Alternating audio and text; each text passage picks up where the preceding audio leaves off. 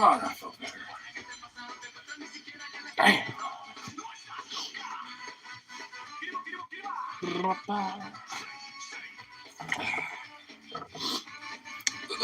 There we go. Damn. Oh, I'm glad it feels way better after that.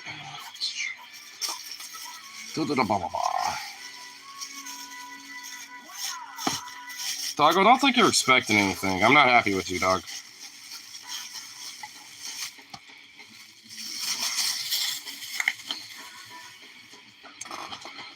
Doc of the Vaccine Day MC. Vaccine Day? Am I missing something?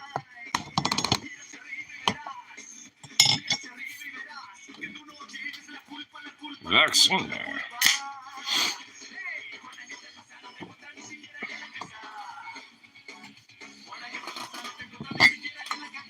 Alright. Get some bowls loaded up and all that fun stuff. Oh, yeah.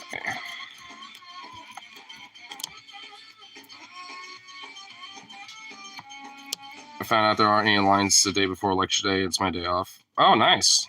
Hell yeah. Yeah, I'm going to probably turn in my ballot later tonight or probably before I go to work tomorrow because I already have it ready to go. Well efficient in and out 20 minutes. Nice. That's some good shit right there. Good shit right there, tell you what.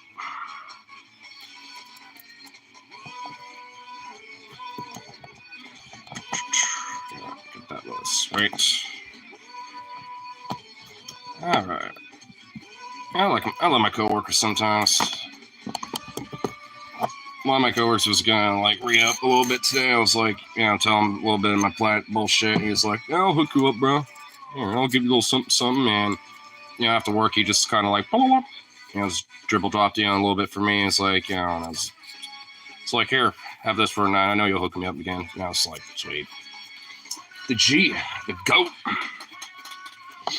So I want to have to be rationing at least, not that hard.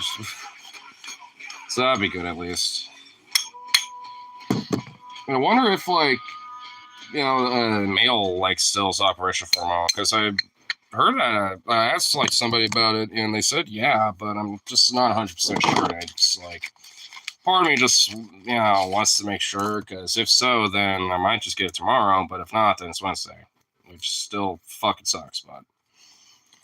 Because it said 5 to 7 business days, and it's definitely been at least 6 now, almost. It's about to be the 6th. Could do a walk and stream to the ballot box. That, dude, the ballot box is pretty close to me, and I'd rather not just because of that factor. If I had to take the bus somewhere to do it, then I'd say sure, but nah. I say that just because then I start to stream after I got off the bus, and then took that, and once I got on the bus, stopped streaming.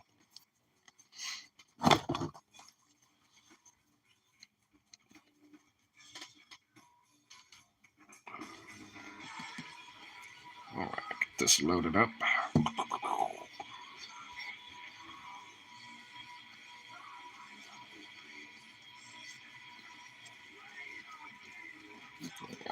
Swoops. Switch on point, they give same day credit cards. I think they're the only place to do that. I know, I've been meaning to do that, but I just don't have like the means right now, if I don't have cash or anything, to at least get a card started up. Which I have heard about that, so I definitely want to do that at some point, that's for sure.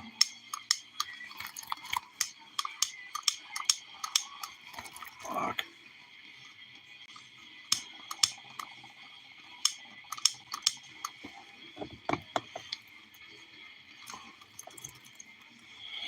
Oh, this thing's seen better days.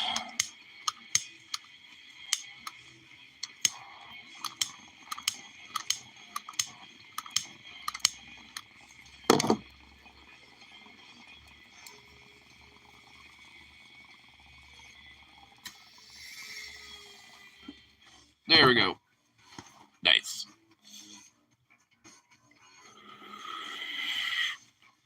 Yeah, how's it going? Hey, what's up, Brian?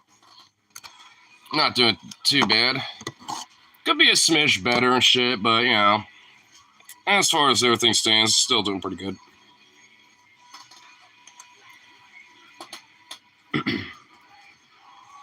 That's good, bro. Oh, yeah. Kind of hoping that I could try to, like, retrieve lost phone here, at some point, but I'm a little bummed because one of my buddies that I might have left it with, doesn't have it, and it means there's, like, 2 or 3 possible outcomes at that point. Well, I guess 4. Like, 1, it probably fell in my pocket at Duffy's. 2, fell in my pocket outside somewhere, which at that point, that phone's probably fucked. And the third option is, Tony's got it somehow. Like, he saw it, and it's like, oh, well, that's probably Andrew's, so I'll pick it up. And then fourth option is someone stole it, which I hit up, because I don't have my, I don't have Jake's number, so I just asked, Logan about following up with it. And, sometime earlier today, Jake double-checked, and, apparently not. There is actually a 5th possibility where maybe it fell in my pocket in Logan's car and it's like under his seat. Because I did take a quick glance, just to check, around his car real quick, but I didn't see it. So there is possibility it might be under the seat, but I don't know. That's what's fucked about it. I do remember, having it before we left, just because I remember that phone falling out at least twice, in my fucking pocket, because the pants I were wearing, it liked to like slowly slide out, and and there's a couple times I just didn't immediately notice, and I look on the ground and see it there. The second time it was like right next to the fan by that big karaoke TV screen, because I didn't immediately see it. And I asked around, and I just happened to notice it there. So my guess is it had to like fallen out at some point during all that, which fuck me, but still. It wouldn't really be as big of a deal to me if it weren't for 2 things. 1, I put good hundo on that bitch, and 2, fucking had some concert videos and shit like that. The phone with the potato camera doesn't like the competition. Well, my phone doesn't have a potato camera. That's just YouTube's processing. So if I'm looking a little jank, that's just because of YouTube's process bullshit. Like after the fact, once the stream's over, it'll look like. I will say it does want to be like reconnecting, a few times. It's done that once or twice. So I'm thinking, I'm honestly dead ass thinking maybe YouTube's having some fucking problems. Because I've noticed that, my twice already within 10 minutes, saying reconnecting. So it's on YouTube's end, whatever the fuck it is. Which I don't understand why it was working really well and similarly earlier today and everything else. Phone brought to MSP. Yeah, that's the one I'm using right now. I would have had that other phone with me if that showed up, on Saturday, but it didn't. So then I got it when I came back, and I didn't even have it that long. That's the fuck thing, and I took it with me because I wanted, take a pic of the little chalk wall because I like doing that because I don't have any memory on this phone to do that with. So, I'd like to use that as a way to at least take pictures in the meantime before I switch it over. And I had the plan to switch it over tomorrow for election shit so we can react to stuff. But nope, I guess not. Unless, maybe me alone later tomorrow, like go to swing by deficit check. Because honestly, outside of maybe asking Tony if he saw it around or whatever the fuck, then I don't know. I'm basically shit out of luck and would have to just get another one. I mean, I know exactly which one I got, so I mean, I just have to order another. But still, it's fucking lame. Like I said, if it wasn't for like some of the concert vids and pics and the money I spent on the fucking thing, which isn't like a lot. It's not like I'm overtly just destroying the bank, but I mean, it's still like, that 100 could go into some other shit. It's like, fuck. And I'm going to have to wait to get another one anyway, because I'm a little fucked when it comes to my paychecks right now. Outside of this week, I'll have to wait until not this Thursday, but next Thursday to even do that. So I'm just gonna have to hope that either tomorrow or some other day, the bartender that was working Cheyenne that night, like if she's got another shift that she's working, I'll have to ask her because she would pretty much be the only one that would know if if it was there or not, because she would have picked it up and put it somewhere. Because I'm not the first person that has accidentally left a phone there. There's been times, so they have like this little like electronic like cup where they have people's like lost phones, lost charger cords, and have like a whole big power bank, just various different cords now because people have lost that shit. So so I know it's not like weirdly unusual for it to happen. So that's literally the last like load of hope, and that's kind of what I'm thinking. That bank has been pretty gaping hole where the ass used to be money be fluffing out in high winds. Yeah. And a lot of that is just because of this bullshit. Like, we're kind of fucked, man. It's been, like, kind of, not just me, but fucking a lot of us over, dude. Dude, one of my coworkers who, for all intents and purposes, should be our department manager at this point, but she keeps getting fucked over. This is legit the fourth specific time they've done this, where they're like, oh, well, you're not, like, quite fit for it yet, but we think, you would do pretty well and blah, blah, blah, but, you need a little bit more work and this and that. And this is like the fourth fucking time they've basically just been like, pushing it off. And like, and essentially, saying, oh, you need to read through, this little pamphlet or whatever the fuck they gave her and like some other shit. And when I was like in the break room, just, grabbing a water, just, for a little bit.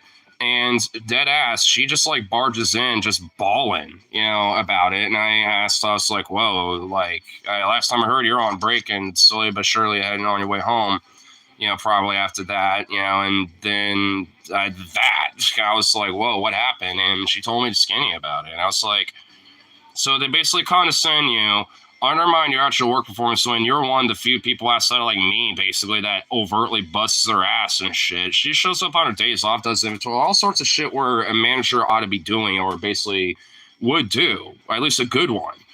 And yet they just are fucking her and saying, nah, tough shit, basically.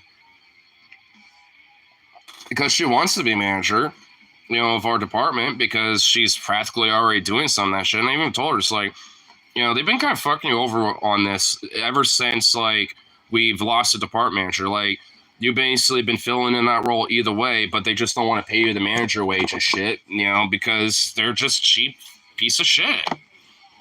It's like she was clone of Corporate Hawk. Yeah, because this is what corporate wants out of their store managers.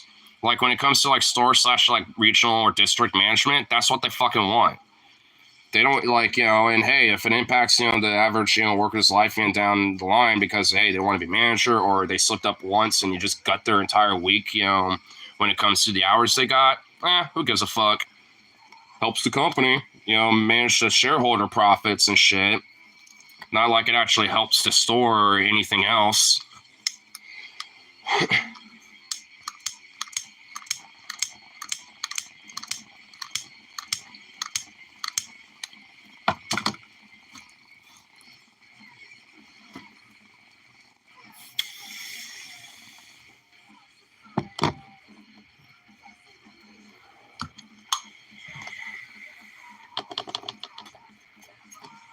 It's just one of those things where I'm definitely like kind of a little peed, about some shit in life. It's Some of it just kind of on my own stupid, foibles. Because, I mean, the phone thing, that's just on me. That's on my ass. But, when it comes to, did I just see you refill with more gas last night? Refill with more gas? Oh, with this stupid thing? Yeah, no, it's this. It's this part. Like, you notice how one of them kind of, like this one, kind of fickles a little bit, and it has kind of a weak, push. It will kind of, flame for a little bit, but then it'll, like, not want to for a minute. I think it might also be, like, the little electrical, like, charge thing, because that's how, these are lit up. It's like a little electrical shock. So it's just a dumb fucking thing. I mean, I do have a regular lighter over here. Like, I do have one right here. It's not like I'm fucked on a light. I just prefer this because it evenly burns everything more and it's more condensed. Maybe the Pizio doodad is fakey. Yeah. Yeah, whatever it is. Whatever you want to call it. Man, I'm a little bummed about not the politics, but about the fucking phone thing because of the politics around. Because man, I was really hoping to do some reacts and shit, and all that stuff, because I wasn't planning on an all-nighter, but I was definitely at least planning on maybe react to some stuff, seeing how polls are and blah blah blah, talking about some shit, seeing how people, were said, reacted, did whatever, throughout the day and shit. Like, honestly, if I knew for a fact I still had that damn thing, I would just call in tomorrow. Like, honestly, and just so I could do that. But because not, I don't really have a strong impetus to it. Stutter into your work at 6 a.m. with enough whiskey to take down elite insurance managers. I would get terminated immediately if I walked in there clocking on with a whiskey bottle in hand, bro. That's how my dad actually used to work at the gas station at that same Safeway, and how he got fired because he had an open container. Apparently, he did that for a while, because one of his coworkers kind of, didn't say anything about it, but, management, when they happened to go out there to check up on some shit, I don't even really remember the whole details. This was, like, shortly after the store opened, like, 2 or 3 years into the store being opened. And so this was, like, 2008, 2009, maybe, something like that. This is like shortly after the Great Recession shit, when he kind of really fell down a lot. It was around that time period. So, not the greatest, time growing up, but, from what I remember in hindsight, at least from, what he's told me in hindsight, at least from when I remember bringing it up, like, he mentioned that, yeah, I would do that, I did that for a while. I was actually surprised it didn't catch me, and stuff, because I would hide it under some bush, and, but I think, management just happened to catch him, having it, on his person or something like that when they walked up while he was trying to sneak it away. I also had, like, someone try to blame me for that once, like, years back. Like, I mean, it was probably, like, maybe 4 years ago. There was, like, I had an Arizona with me, and, just had something to drink, while I was at work. And, some customer apparently saw me have that and legit tried to, like, frame me as, like, oh, I think someone back there is drinking alcohol or whatever, So the next day, I had my assistant manager at the time, who still works at the store, but he's in meat department now. But he came by, it's like, hey, I kind of heard about, like, this thing where, you're, where, you're not in trouble or not, no one's mad or nothing. We just kind of want to make sure it's like you weren't having any, like, alcohol back here, were you? And I literally looked at him, I was like, why in the fuck would I do that? It's like, I might maybe, like, on my way back on, like, right before I'm about to leave, maybe pick some up, because, like, that little, like, end counter with all the, with tall boys like this, like, it's right next to our department. So maybe as I'm grabbing, taking some garbage back, like on one of the garbage bins or one of our U-boats, I might grab one or two, but I'm not, touching them until I clock off and I pay for them and I go home, right?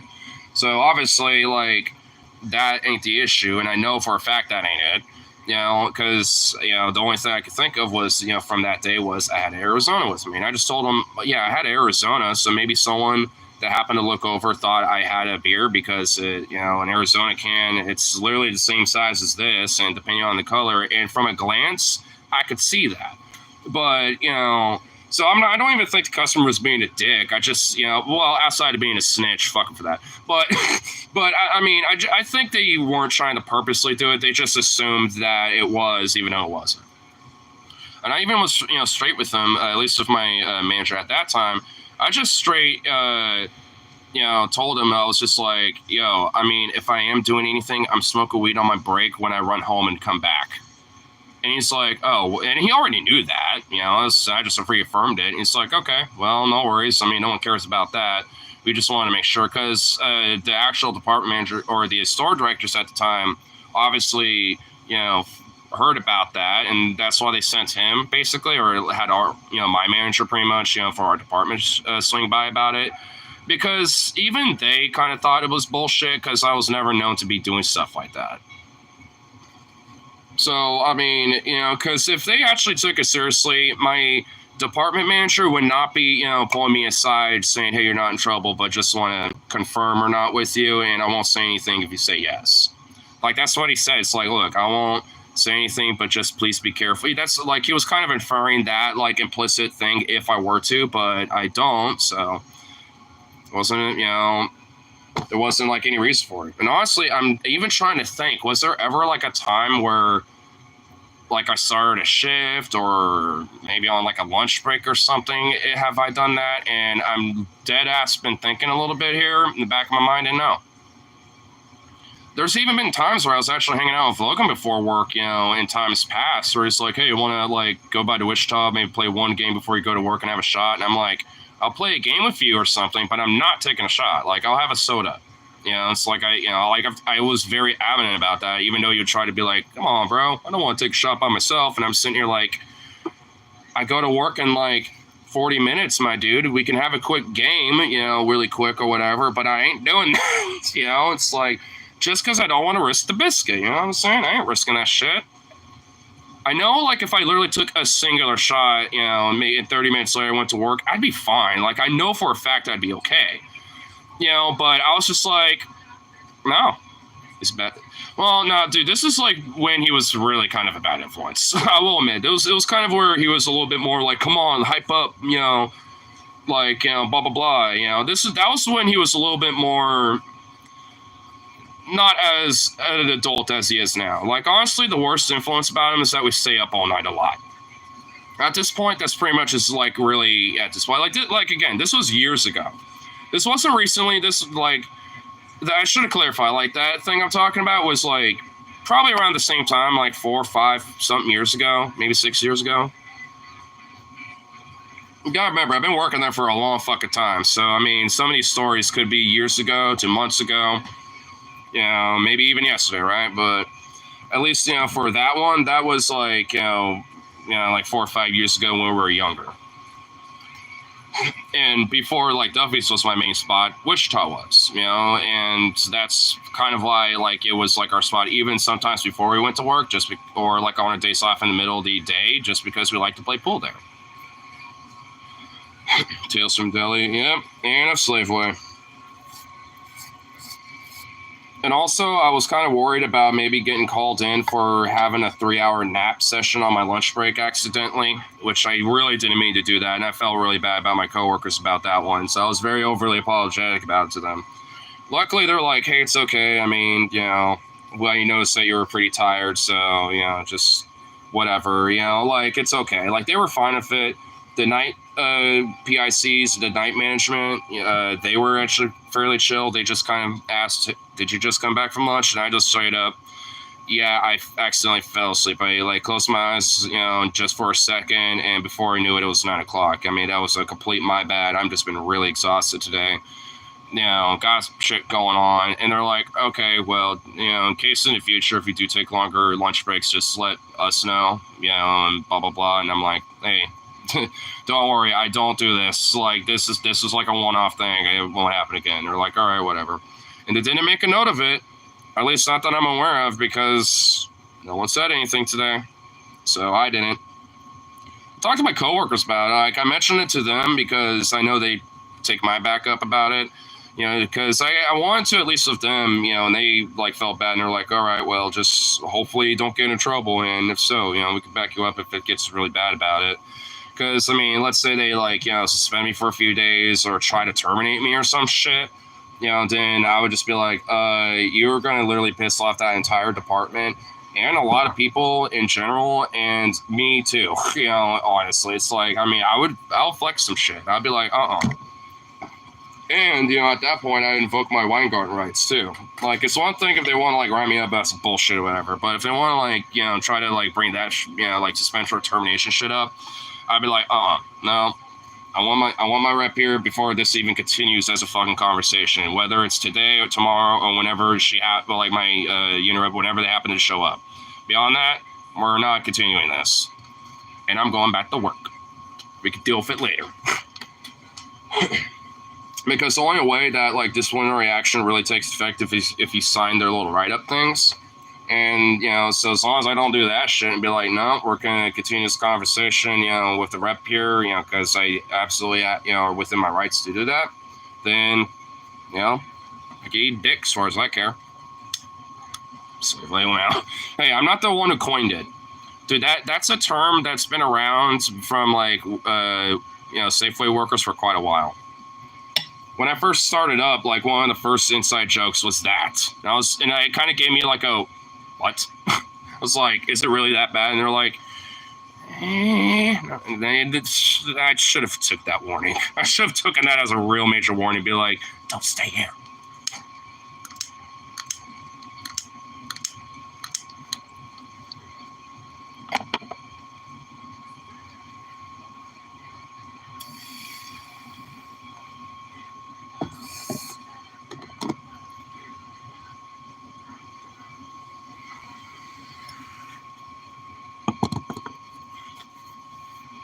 I'm actually kind of wondering if anyone knows about Weingarten rights.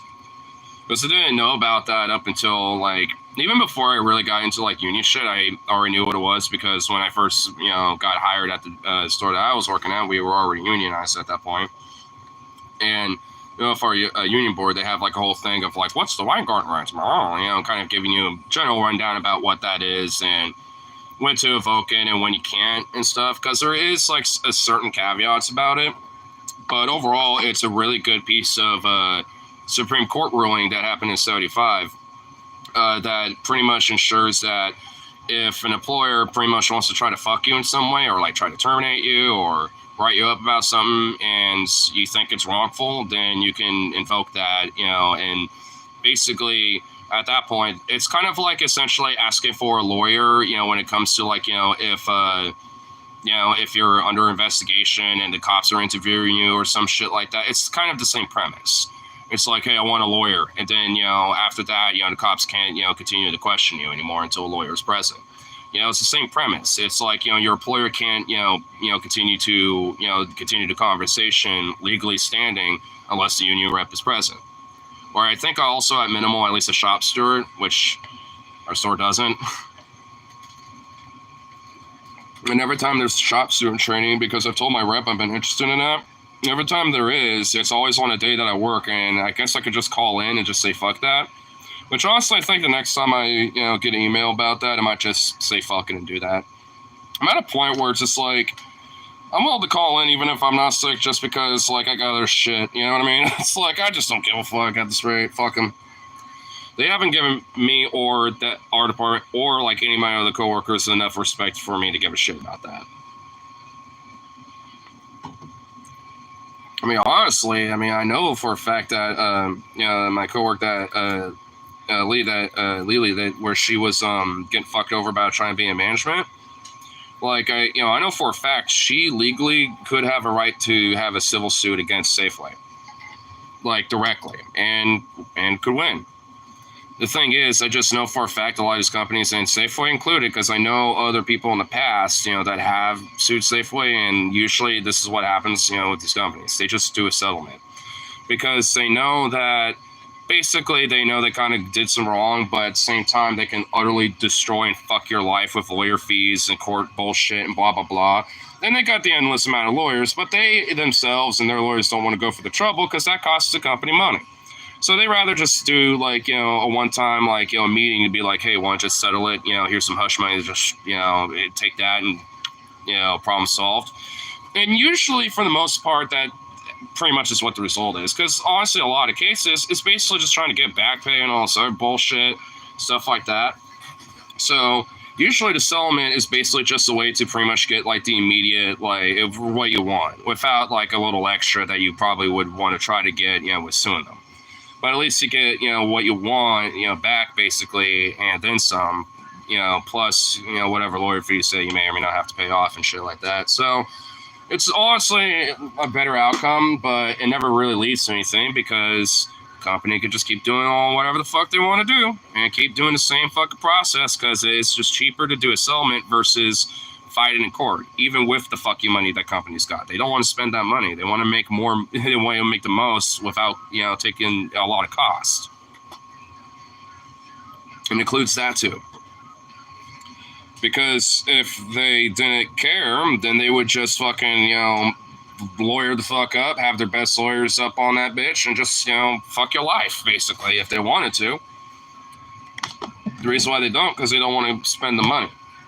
That's basically why. That's also why if, like, there's a lot of, like, federal, like, investigation shit and all that when it comes to, these companies, they also settle, with the government in a lot of ways, whether state or otherwise, out of court, just because it's not, it's not necessarily because they know the government will fuck them, which likely they probably would if they actually followed up and didn't accept settlements and shit, but they do. Mainly because they're partially in cahoots, so it's like you got that, then, and they will do the same thing there, but for more millions of dollars instead of maybe like a 10,000 plus or maybe, 100,000. Or whatever, right? Like instead of, settling out for a little chump change to the company, it would be settling out a couple mil. Because, the bigger the, the bigger the prosecution, the more money you want to settle out, so they shut up and go away. Whether it's the government or a worker or a business or anything else. I mean, it's a fucked thing. Like, our judicial system is kind of broken. Like, I think, especially when it comes to companies, like, I don't know, it's kind of mixed, because I was about to kind of have a take of, like, fuck, settlement, settling shit out of court stuff, like, I was kind of about to be like, nah, fuck that shit, but I think it should kind of depend, like, I think, when it comes down to that shit, if a company is being investigated through federal court via the government or a state, specifically, they should not be able to settle out of court. If it comes to like an individual or anything like that, I guess like it comes to more of a private aspect of things, I can see that. But at least when it comes to a state or the government, they legally should not be allowed to settle out of court and be like, here's like $10 billion, fuck off. It's like, no. Same with this fine bullshit. Can we get rid of fines, for corporations and shit? Like, nah. I mean, they should have those, but as just literally the punishment, and that's it. It's like a slap on the wrist, and they don't change their fucking, policies or how they operate.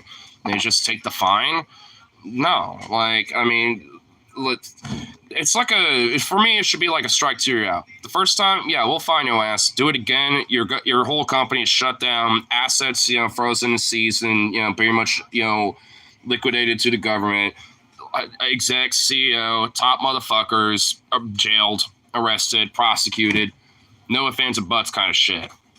It's like, I mean, people on the lower ends, depending on, how intertwined they are when it comes to like the operations of, that exploitation and breaking the law, then they are too. But if it's just like, some average rig work, oil rig worker or some shit, then obviously not.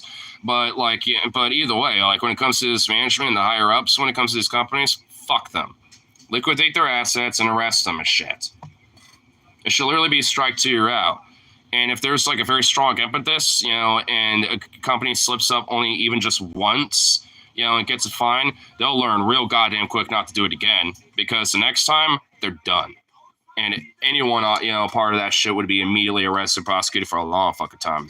If, my theoretical idea would be about it. We also need to get rid of loopholes that allow scummy business owners to fail upward. Well, that's kind of the whole idea of the whole settlement thing that I'm talking about, right? Because you got people like Elon Musk who have billions of fuck you money assets and dollars and shit to basically just settle out of court for all of his malpractice and bullshit, and just fail himself upward and just continue to make a bunch of fuck you money and not give a lick of a dick in the world. I mean, what I'm talking about really plays a major role in that too, to a lot of ways. Because how many times do these major fucking companies, from Boeing to Walmart, to Tesla, to all these companies, how many times do they just keep doing what they do, because they get a fine and they just move along? Happens all the fucking time, even with more smaller businesses and shit. Maybe not your mom and pop thing, but some small regional business or some shit Columbia Sports Co. or whatever the fuck, yeah, same thing there.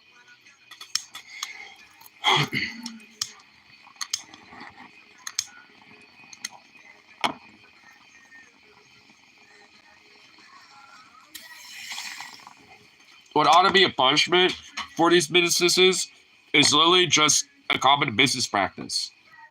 Once it gets successful enough, whether as a failing upward or not, or being exploitative and shit, these companies will pretty much have every impetus to practice it, because it's pretty much like a normal business practice after a certain point, because it's just cheaper to do that. The cost, comparison overall, that's how they look at it.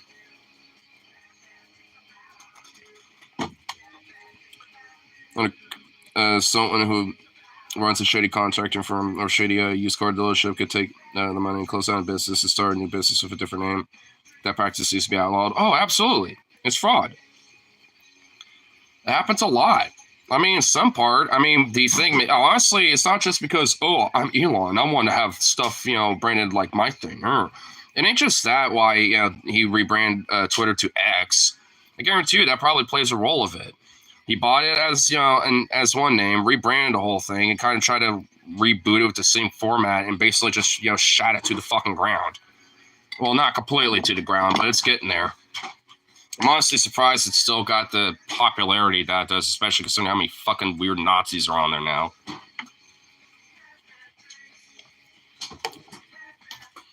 I mean, that's not even being hyperbolic. They're just dead ass are overt, literal Nazis that are just very blatant, on that platform, where back in the day you couldn't be that way. You could be overt about a lot of your politics, but there was a line in the sand where it's certain shit you just couldn't be blatant with. Now, it don't fucking matter. You can literally do Sikh house, have swastikas and shit, and no one gives a fuck. Well, people will, but Twitter as a fucking website ain't gonna do anything about it. If anything, they'd probably just fucking boost it. Because chances are, they probably do. That's why, they tend to be kind of more up there in the algorithms on Twitter more so than not. That's why people see that shit a lot. Because it's just there for everyone to fucking see.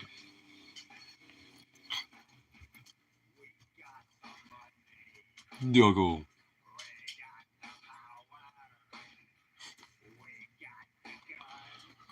I mean, this is fucked.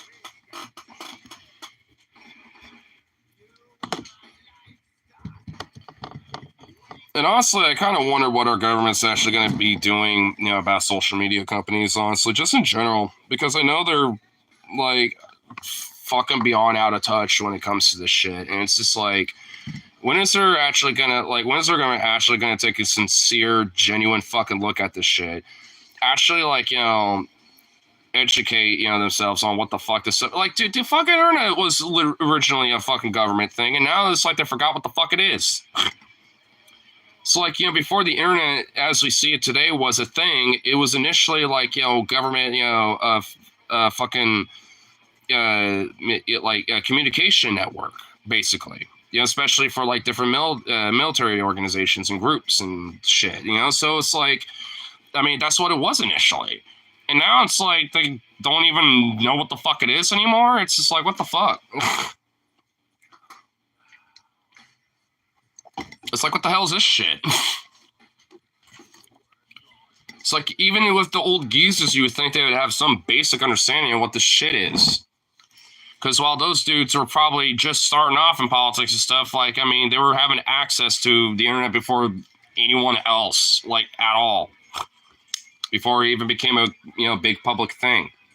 And even when it became commercially available to the public, it took a while, like up until like the late 90s to early 2000s for people to really catch on to it.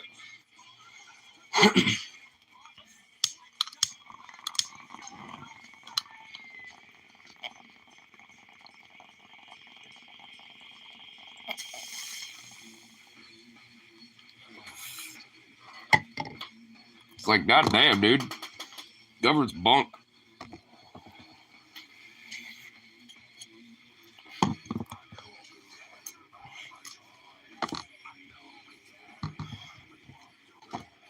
Though, I'll say, I mean, I feel like either way, especially whatever outcomes are going to happen for tomorrow, it's still going to be bunk. Bill's still going to be there. Still got to go to work, you know what I mean? It's just like, I mean, some people are just a little too amped up. There's even like some dude, like a customer, I don't even know how it even, well, I do know how it begun, but I don't know where his frame of, like pattern of how he got here was the thing. Like, because there was this dude who was asking about, like, when we're gonna, like, restock on some milk or whatever the fuck. And I kind of have an idea about, like, when our shipments come for the store. I've been there long enough. I kind of know what their pattern is. So I kind of gave him a general idea about, like, when our loads come in. I just don't know when, like, the milk specifically shows up and stuff, And for some reason, he swung that into, like, the election stuff. And he was, like, saying, like, I don't even know how this even came up. But like, it's like, man, for me, I'm just probably not going to pay attention to much of it until later in the evening because, like, I got a little anxiety about and stuff, and I know that there are certain parties and certain people and this and that just want to, like, kind of stir shit up. Like, there were certain individuals and, like, and some, one particular party that, did the whole Jan 6 thing, right? And blah, blah, blah. Like, I think he wanted to try to, like, not, like, be too blatant with his politics, I think, but I knew what he was talking about. He definitely is kind of like this older, like a boomer that's like a Dem, like one of those like hippy dippy boomers that are not like a MAGA conservative chudball. He's one of those boomers, so I respected that at least. I liked him enough about that. It was actually kind of interesting and cool conversation, but it was just kind of like, I think he's been amped up by other people and like media and stuff about being anxious and amped up and fucking like, oh shit, like the end of the world practically is gonna happen if like Trump wins or something. It's like, I mean, it's a fucking thing that people feel. And it's like, man, we just like, y'all gotta take it down a fucking notch, man. I even told him at one point, it's like, I kind of feel like I know how to react one way or the other about, who might win. I just kind of want the results already, like I'm kind of beyond like, being emotionally fixated on it outside of just what the results are outside of like the local and state stuff. Because we kind of talked about that too a little bit. And he was more like kind of enthusiastic about that more than anything else, funny enough. So, which I think really emphasizes the importance, like if electoralism is like a conversation that happens, fuck national shit. Talk about the state and local shit, because that's really what fucking matters. I mean, on a platform like this, like it's kind of hard to, I guess, like be invested if you aren't in that same kind of area or the state. Like if I'm talking like Oregon politics or like, Clackamas County politics or some shit, like some Joe from like Georgia ain't gonna give a fuck, you know what I mean? Or like some guy from New York ain't going to give a shit about my specific local politics because it doesn't pertain to them, right? But I mean, either way, that's not really meant to be the point because the whole emphasis... Really? But like the whole emphasis is basically that like the fact that that conversation is being had is what's important.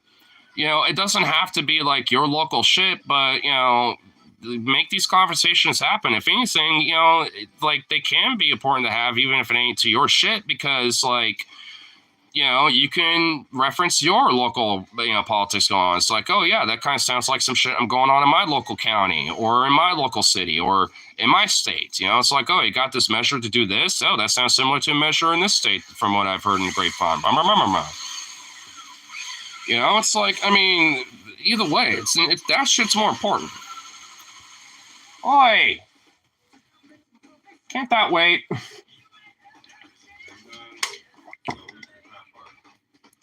Well, hopefully that's it. We have a chance to get a progressive majority in Portland City, County. Yeah. I mean, hopefully. I actually did, finally got, obviously finalize my ballot because I looked up the other candidates that I need to look up, which is just city Milwaukee city council positions because I didn't know any of them. And two of them, one from both seats that are open right now, literally had like fuck all when it came to anything I could find on them online. But there was two others that did, and they already had like some background in like some committees and working with other as like staffers in like city Milwaukee positions and stuff. And I've also had different endorsements and shit. Like one of them I know specifically was endorsed by the my local union, the UFCW, Local 55. So one of them is, at least for city council positions, kind of got a little bit of a flex. I think it was Wes Anderson. I think that's his name. Because I looked up his page and he had a lot of endorsements and not like a full-on policy page, but a good little outline rundown, or at least not a policy page that I could find, but he had at least kind of an outline rundown about different shit. And I was like, okay. I was like, all right. I mean, if my local union endorses a guy, I mean, that alone already is like kind of an impetus. So, obviously that was one dude. And there was like another dude, I think like Colin McCone or something like that. And he didn't have like as big of like a website thing and not as many endorsements, so I think he might be more of a fresh face, but he's got some shit too. And also he has a little bit of a background as well, in the city politics stuff too.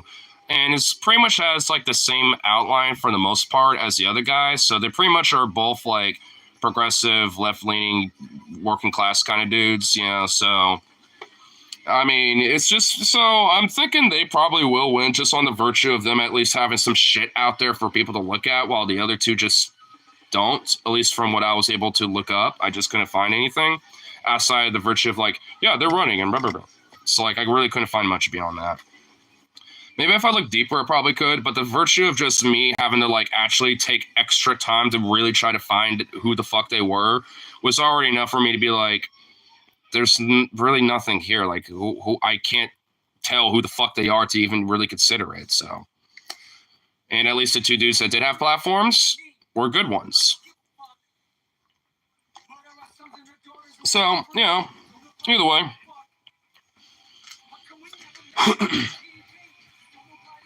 Which is why, despite being in Clackamas County, I mean, I do like, city Milwaukee at least, because we do actually have, like, kind of left-leaning, progressive, like, union, kind of guys here and shit. I mean, Mark Gamba came from here. So it's like, I'm kind of at least glad that Milwaukee's always been fairly consistent about that. It's just the county, man. It sucks. Like, man, especially, man, I cannot wait and hope that Tootie Smith is gone. I know you also told me about Craig Roberts, being kind of a shithead, but it's like, man, I just don't care. I want Tootie gone. Like, I'm willing to take, a little bit of a ding on that, just for her to be gone. I didn't care. I just was like, no, get Tootie Smith out of here. I'm so sick of her. Fucking repulsive, bro. How is she even still there? You know what I mean? Like, she's been there since, like, we were in fucking high school or some shit, bro. It's like, and she's been awful pretty much the entire time. How in the fuck does, like, anyone support that bitch?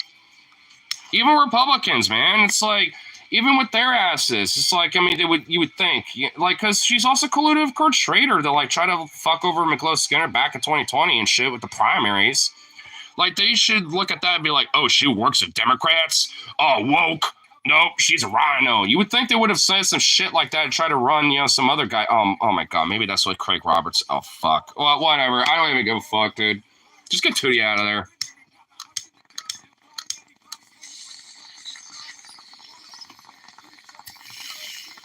But I guess it just shows how fucking stupid the county is, bro. Hate the county, love the town I'm in. And love the state, too. It's weird. It's like I love the town, hate the county, love the state. Like the state's a little more mixed. Like I love and hate it. Hate a lot of the politics around the state. Love literally everything else about it. Beauty, the people, the culture around here and stuff. I mean, even for like world bumblefuck places like in this county, like I think a lot of people that at least especially around my little area, tend to kind of have the right mindset about different shit. They just sometimes are a little too lib, or they just kind of have like conservative takes, or they're like, yeah, well, Trump or something, or whatever. Which again, it's just one of those things where it's just like it's just kind of the broader American politic where there's like a lot of people that really are just kind of like that. I'm in the middle of the road and shit. And there's like a big gray area around that. You might find people kind of a little more leftish leaning, and then you might get people that are more conservative leaning. More likely conservative than not. Because I guess in one way, I'm kind of like that, but I'm just too radical for being in that gray area. That's the thing.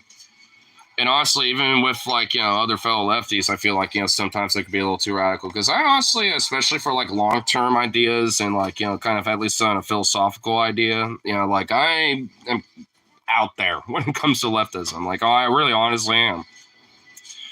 Like, I mean, I think there's even been times where, at least when it comes to the broader philosophical like ideas, shit, there's been times where I think even you and I, Rip, have been kind of like at, back and forth each other with. Like, because I know one hot take that I got that I know you probably don't like.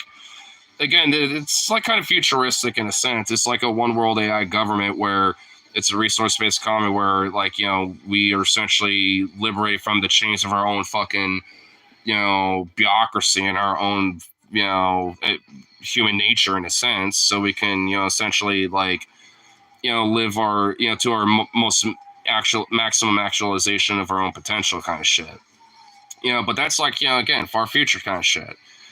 So it's like, obviously that ain't gonna happen anytime soon. That's just like a theoretical idea I'd like to see maybe in a few hundred years, with humanity, if we're able to go for that long, so obviously I don't like, if we tried that now, it would be a disaster.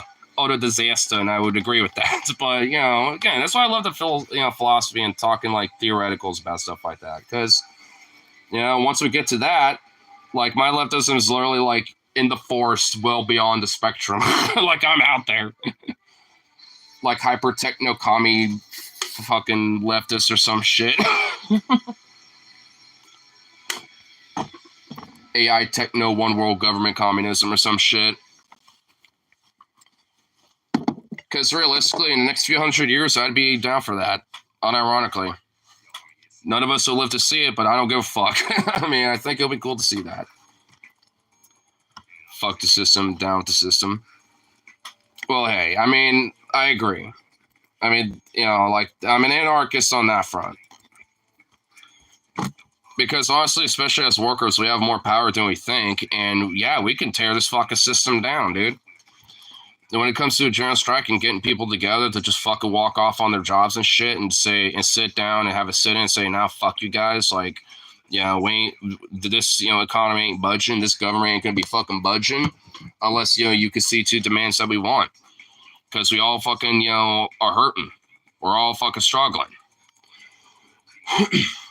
From the longshoremen to like gas station workers to the retail to fucking farmers to, the mill workers, everybody. Like, I mean, we all are the ones that make this fucking system and, economy chug. And even if, like, 10% of us, fucking walked out on that shit, it would bring it to a halt. There wouldn't be, enough, to fill the gap when it comes to that shit, unless they want to, like, bring in a bunch of fucking, like, migrant workers out of nowhere, to do, like, the work for half the cost. So where in the fuck are they going to be able to do that? Like, that's going to be an impossible demand to fill.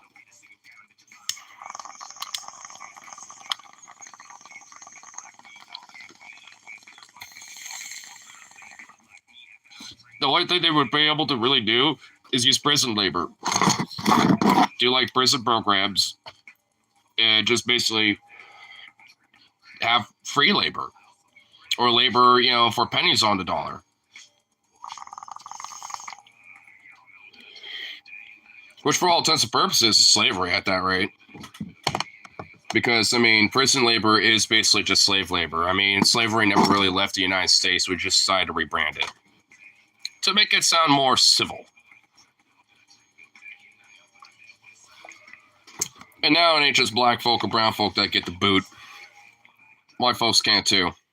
Though they get it a lot more easier sometimes than not. I say sometimes because different prisons got different policies, but that doesn't mean, they don't operate in the same broader format and foundation, because they do.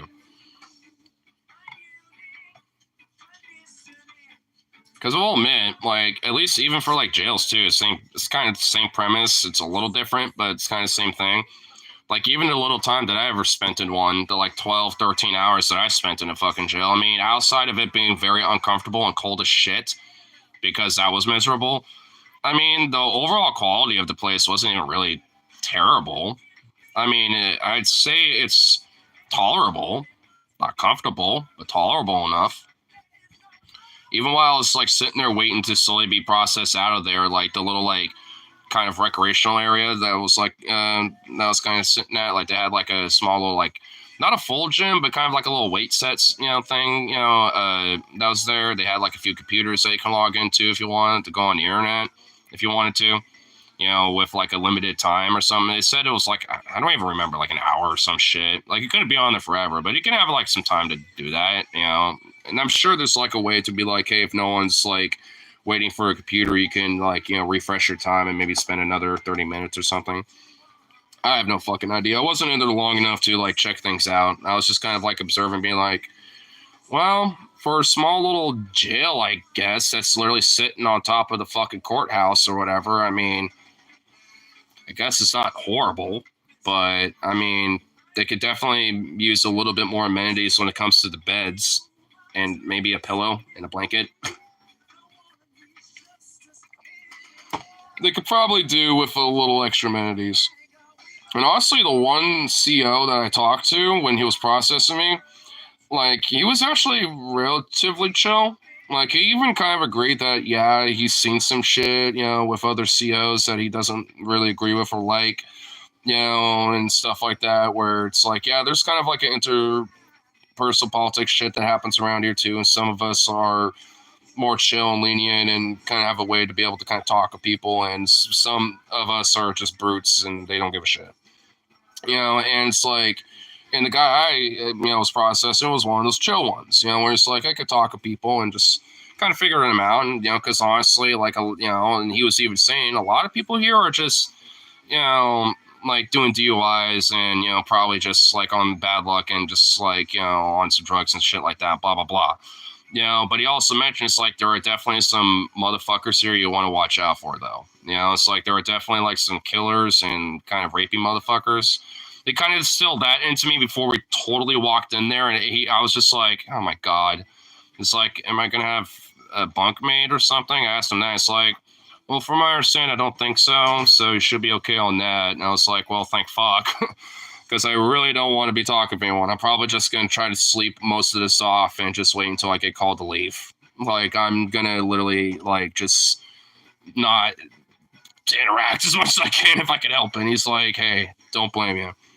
But he was also saying that, like, when it came to, like, shit, when like, with, the prison system and, like, with policing, like, because I was just telling him, like, because I remember this, being like, at the end of the day, I don't want to, like, literally abolish everything and stuff. I just want to abolish the current format of how we do policing and all this, because at least that's how I view the whole, like, abolish the police, like, mantra and stuff that was, especially back then, was being said a lot. And, and he was like, yeah, I mean, honestly, I kind of get you with that, because there definitely needs to be major reforms and this and that, and honestly, it was, at least for me, a little refreshing to see that I think there can be at least some, COs or officers that do kind of recognize that. It's just like when they realize that they have to kind of keep their head low, because if they try to change the fucking system, usually more often than not, they get fucked over a lot. I mean, one of my buddies used to work for the PPB for literally only about like 2 years. And he pretty much just like one of the few that actually kind of gave a shit and wanted to like actually serve the community and like, help people out. And he kind of got ostracized for it. He ended up being kind of an outsider almost, basically, and he didn't feel welcomed anymore. And that's why he left. He never lasted that long because of some shit like that, and realized that, yeah, it's kind of a corrupt game. And like at the time, he was going through a divorce mainly because his wife at the time was very abusive, and his buddies and a lot of the people on the like in the department, or at least in the bureau in this case for Portland with the police bureau, they didn't even really took it. They didn't take it seriously. They just kind of scoffed at him, and if anything, like kind of bullied him about it. They like joked around, being like, "Oh, it's a petite little Mexican beating on you. Come on, bro. It's like you fought Fallujah. Give me a break, bitch." Like kind of shit like that. And it's like, damn, it's like, ooh. So I could kind of see why, he just said fuck it and left. Because he went in there with one mind, with like a sense of like trying to like kind of serve a little bit, and at least, when it comes to the community, but he never even really was able to have that fucking chance, basically, because, basically enter politics is that type of shit. Which is also why you don't really see that many good cops, because even the ones that kind of are and do recognize it a little bit, they just kind of go with the flow a lot of times. I mean, it's like I don't blame that CEO that I was mentioning from earlier, but I don't even know if he still is or not. At this point, it's been damn near 5 fucking years. But I mean, it's one of those things where it's like, I'm sure he does kind of go with the flow a little bit, even if he does try to do his own part to try to make it a little more tolerable for people. But at the same time, I don't know if he would have that same type of mentality if I was a black person or a brown person or not. And, I don't know. I mean, I can only assume. But that's just ultimately the problem when it comes to policing in this country. It's just that even with the ones that are kind of good, they just go with the flow. And that's kind of the whole reason of the whole mantra of ACAB, too. It's like, I mean, even for the ones that, try to do maybe some good here and there and shit, or at least try to do their part that's more positive, like, I mean, they're still kind of part of the broader problem. So they're still kind of a bastard. They're just nowhere near as bad of a bastard in comparison to, like, those that, exert their authority in very oppressive and abusive ways. It's just one of those things where it's just like, they're not as big of a bastard, but they still kind of are, because what are they doing about it, Outside of maybe, hopefully you get lucky and, if a cop gets called, they're the one that shows up instead. But the thing is, why should it be a gamble for, a citizen, for them to maybe hopefully get the one that's actually kind of cool with people because they're like born and raised in town and like one of the very few cops that like can kind of give a shit about people. I mean, it's like, why should it be a gamble for anybody? I mean, even around here, like, I mean, it's like, because I remember, like, it's not even that long ago. Like, a lot of the cops that I actually around here, for the Milwaukee department, like with around here, like they were, like, I actually kind of knew a lot of them. And it was only up until like the last 5 years where that slowly but surely eventually changed very significantly. And now a lot of them are just young bucks that just, are hot shots that want to try to like fulfill a quota or some shit. Like cops these days around here have just been notoriously kind of shitty. And mostly just because of, traffic tickets, bullshit like that. And honestly, even certain levels of intimidation being way more of a thing, because like I remember when, me and my dad were tiffle and shit, kidnap me with a rake or whatever the fuck. Like, and when they showed up, like they mentioned, it's like normally in these circumstances, somebody would be arrested tonight. But considering this is a one-off and it seems like you two are kind of cooled off now and you're going on a walk and stuff, whatever. We'll head out and blah, blah, blah. Just, if we get a call again, though, they were mentioning, I'm just like, are you implying that you're going to arrest me? Because, he was looking at me kind of directly about it, and I'm just like, and I wanted to be like, I kind of want to say something about that, but I was like, I'm going to watch my lip a little, because I don't want him to get, I don't need him to have an excuse. Because I was just kind of mentioning, because I wanted to mention, be like, well, given the circumstances, he kind of came at me with the rake. Like, yeah, I knocked him down a little bit because I, like, grabbed it, because it's not that hard to grab a rake that he's not, like, going, wham! It's like, It was like that. It was like a very slow lunge with it. And it's like, and also it wouldn't even hurt me, but still, like, I mean, when it comes down to it, ultimately, it's like, it wouldn't be my ass. And even then, I don't want him the rest of it either. I just be like, I would want him to just chill the fuck out, which he did. So I'll grant that. So it's like, it's whatever. If anything, I just kind of find it funny outside of the fucking cops being there. Like, fuck them, because, like, that weird little implicit, like, yeah, someone normally would be arrested tonight, and you're the young buck, so it's like looking at me, basically. And the dude kind of looked like a wannabe Freddie Mercury because he had kind of like a Freddie Mercury mustache. And, and I'm just like, I was just kind of looking at this bro, like, dude, I have never seen you before as a cop, so I don't even know who the fuck you are. But it's just like, wow. It's like, I mean, you just want to be a hotshot. You want to try to be like, yep, that cool. I got myself a domestic violence thing or whatever. It's like you just want something on his record where he can look like he was a good boy or something. It's like, fucking bastard, dude. The other guy that he was with, his partner, I've recognized before, but he's also fresh too. I mean, he's a fresher face, but it's been around a little longer. I recognize him, and it's like, he seems fine. And he was even like, well, seems like it was just kind of like a massive argument that kind of escalated a little too bad. And he said it's not a normal thing and probably a one-off. So whatever, bro. You're good. Just, looks like about to walk it off if your dog goes. So it's all good. Do your thing. And the other guy was a lot more chill about, but that new dude who I've never seen before, he kind of wanted to try to like prove himself a little bit. And it's like, dude, it's like, put the fuck down. I kind of wanted to almost be like, you're kind of being a chihuahua, bro. It's about the size of a chihuahua. I'm not going to lie, it kind of was. But anyway, like I'm saying, though, it's just like, they just don't really give as much of a shit anymore, because even if they haven't recently moved around the area, here and shit, they're not motherfuckers I recognize. They're not part of the community yet. And even if they are, they're not really exactly looking like good, upstanding citizens that are protecting us in the community as public servants. More like being fucking annoyances and nuisances.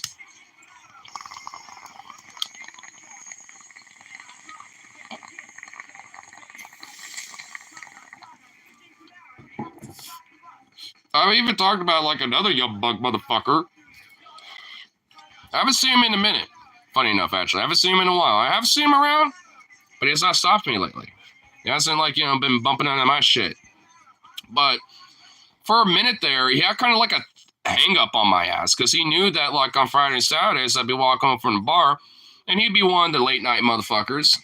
And I swear to God, this guy would follow me sometimes because whenever he saw me like maybe cross the street, while it's still red light or whatever, or just like maybe be ever so slightly off on the edge of the road, he would stop my ass. There was like 3 or 4 different fucking times where he's did this shit. And I'm just like, I'm just minding my business, listening to music, just kind of vibing a little bit with my dog going home. And after that, I'm going to have some food and chill. Like, I mean, why are you bothering me, dude?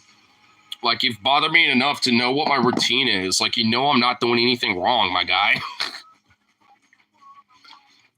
Like, the last couple times, I was, like, kind of being assertive about my rights and shit because he didn't have a reason to detain me. Never was detained. But, like, because I remember the third time, it's like, I invoked, the law about, like, where I know for a fucking fact in the county and in the state, it's not illegal to jaywalk. It's not. There's nothing in the law where it says it's illegal. So at least in this state, so I reminded him about that. It's like, I know for a fact, because he wanted to ask about my ID, just because I mentioned, I just came from the bar, I'm going home. He's like, all right, you say you're safe and blah, blah, blah, because that definitely probably wasn't really safe. I'm just like, yeah, there was no cars, and they're like, and it was quiet and silent. So, basically, like, I have one earbud in and, just, so I'm listening to music, vibing, and so I knew there was no cars around. It's like, all right, well, can I see your ID? And I'm just like, I mean, I don't necessarily need to, but I will. It's in my inner coat pocket, and also I know for a fact that it's not illegal to do, what I did earlier, because I know, like, I've looked it up before. Because the first few times he's done it, did that shit. I looked it up because I was like, why in the fuck? Like, I mean, what's he trying to prove here? Like, is there actually a law around it? And then I looked it up and there wasn't. So I was like, okay, whatever, fuck him. I'll just invoke it next time I see him. And of course, that happened. And then the other time it happened, I was just like, bro, I mean, unless I'm being detained and unless you think I'm being suspicious of some crimes or something, and I'm being overtly detained, like, why are you bothering me, bro? Like, I don't necessarily have to listen to your orders and I could just keep walking home. Like, dude, like, you've done this enough to where you know that I hang out at the karaoke bar, come home, and that's it. Like, bro, maybe I'm bumping and vibing a little too hard, but am I bothering anybody? No. I'm going home being safe. Like, you've seen my idea before. It's like, come on, like, because he did it again then, but of course I don't want any problems. I'm just like, all right, fine, here you go. Just because, like, I don't need him to give me an reason or whatever the fuck, to be detained or some shit. He just knew he couldn't overtly do it because, I asked about it. And it's like, no, just make sure it's so sus, blah, blah, blah. And it's like, if you want that, do that when I'm being reckless. Like, because I would look both ways, make sure there's no cars. I would hear and see if there's like a car coming up or headlights. And if I don't, I'm just going to cross the street. I'm not going to wait for the lights to turn when I just can just cross. Stupid. If it was legit illegal in this state, I wouldn't do it. But, I mean, it ain't. So who gives a shit? Besides, just, trying to have something to prove. It's like you're trying to prove something, bro. Because you're acting more like a Chihuahua boy more than anything else. And that guy was like, also had like that weird, like, Freddie Mercury kind of like, 70s, like, well, actually for this guy, it's more accurate that he had a 70s pedo stash, basically. And, and basically had like, the same kind of blonde hair as me, but also was kind of like, I don't know, like kind of like that 50s, more like puffed up, like kind of side comb over. But it's not like, thin, like he's like an Aryan or something. It's like more poofy. It's like a more poofed, version of it. Or it's like a little longer. And it's like, bruh, you literally look like some office nerd that is like also like, oh, inside to lift weights, bro. And you just like flex that like every 30 minutes, which I guarantee this dude probably is. I bet you he probably was like, in the office and he was like, come on, man, I want to like, get out there, at least deal with some drunks or something, bro. And they finally just put him on night shift to be like, just shut him up or something. I wouldn't really be surprised. Because I bet you that dude probably wanted to try to be like, oh, we got some drunk guy and blah, blah, blah. Let's kind of knock him down and blah, blah, blah. I guarantee he was probably thinking that because, oh, if he's jaywalking, obviously, he's probably not paying attention to things. He's delirious and blah, blah, blah. Like, I don't know. It's just like, confirmation bias bullshit. Probably saw like some dude high on meth once, that was doing shit like that and freaking out or something and, detained them and all this other bullshit, but then, little old me that might have a little buzz going on, walking on my dog, gotta stop that son of a bitch. Fucking dumb, dude. That's why cops suck. Like I said, even though they're, every now and then could be some good ones and shit, I mean, they just suck way less. Or maybe just a little skosh less. Just depends. But sadly, they're kind of a rarity. You mean the short-shaved comb-over type haircut hipsters wear? Yeah. Well, no, because he also had the same thing going on the sides. I mean, I know what you're talking about, but no, it's not that. I mean, it's kind of, it's not like, it's not like my shit. Like, how, like, a little bit right here is a little bushy? Because I'm kind of letting the back right here grow out a little more. So now this is kind of like at the, oh my God, my hair's fucked. But yeah, like, kind of like this length. It's like that all around, basically. Maybe the top of it will be slightly longer, but yeah, it's like that. And oh my God, I need to brush the fuck out of this. Like, what is going on here? Like, what the, not to like derail it too much, but what the fuck is happening here? Like, what the fuck is this? Like, what is this madness?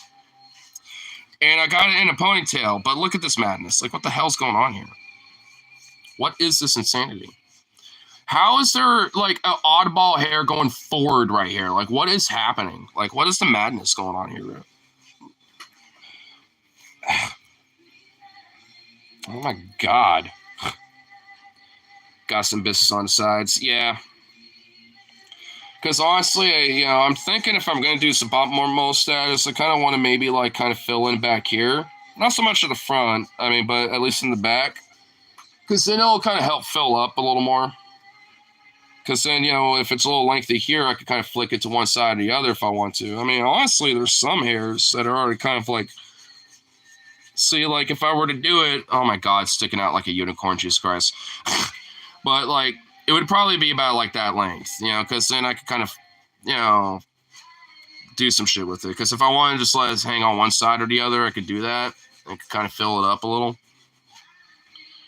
Because that's kind of the whole point of pompadour mullet, because you can still look a little lengthy, but professional on the front. It's like, you know, a little like lax business in the front and then some extra party in the back. That's kind of why I like to think of a pompadour mullet. You know what I mean? Like, it's not like full-on business in the front, party in the back, but, you know, it's a little laissez-faire about it. A little more lenient on the party side.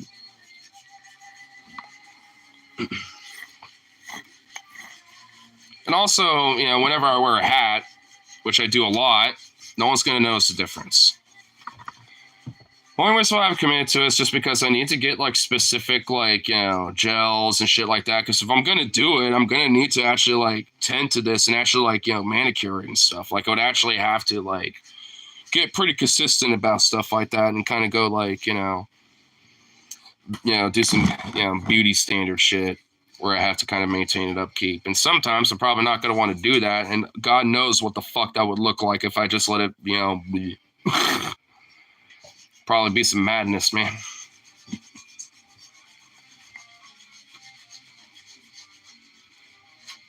I mean, honestly, more than anything, I just want the fucking facial hair to, like, you know, actually, like, do its thing already. Because even when I, like, you know, shave it down a little bit, it takes fucking forever for it to grow back. Because, like, I trimmed this stuff up a little bit not that long ago, actually right before I left for Minneapolis, and it's, well, I guess the sides are coming back a little. It's starting to even up a little bit now. This is still patchy, though. But this shit, though, it comes back in full, but it's slow. It's like, bruh. It's like, goddamn. Goddamn.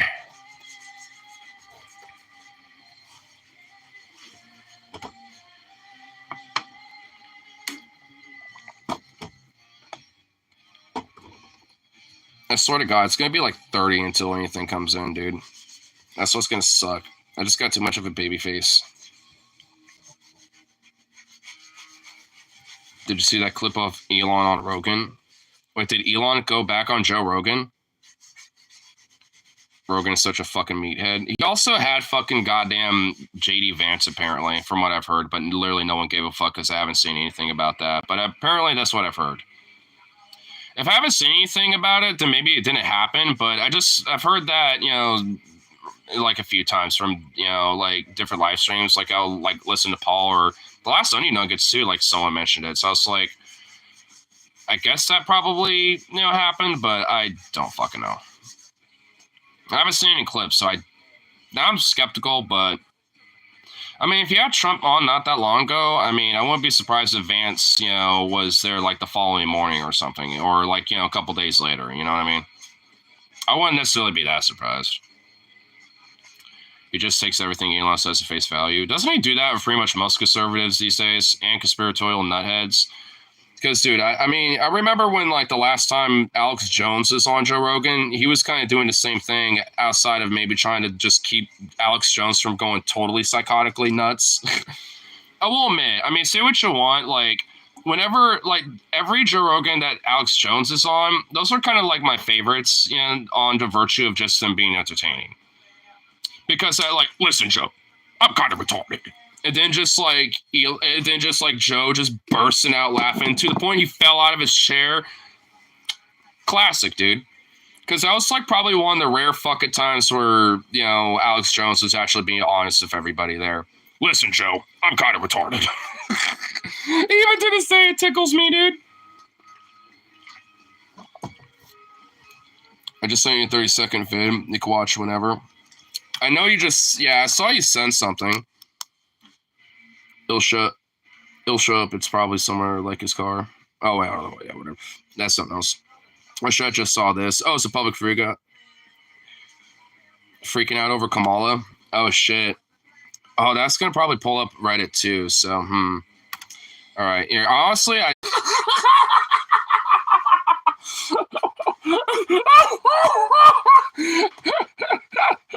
Oh, okay. I could not help myself, dude. I'm already just dying, dude. I'm dying.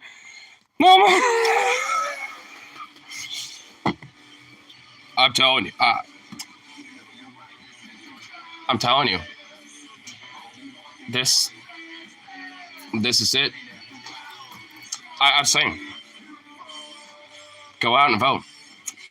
Go out and vote, because if not, we'll all be like California. We'll be California. We will all lose our sons to the woke mind virus. Did I tell you I lose my son? I lost my son. I lost my son to the woke mind virus. I lost my son. Epsilon, theta, gamma, alpha, 2 minus 84.6 squared to the power of 8. I lost my son. I lost my son to the woke mind virus.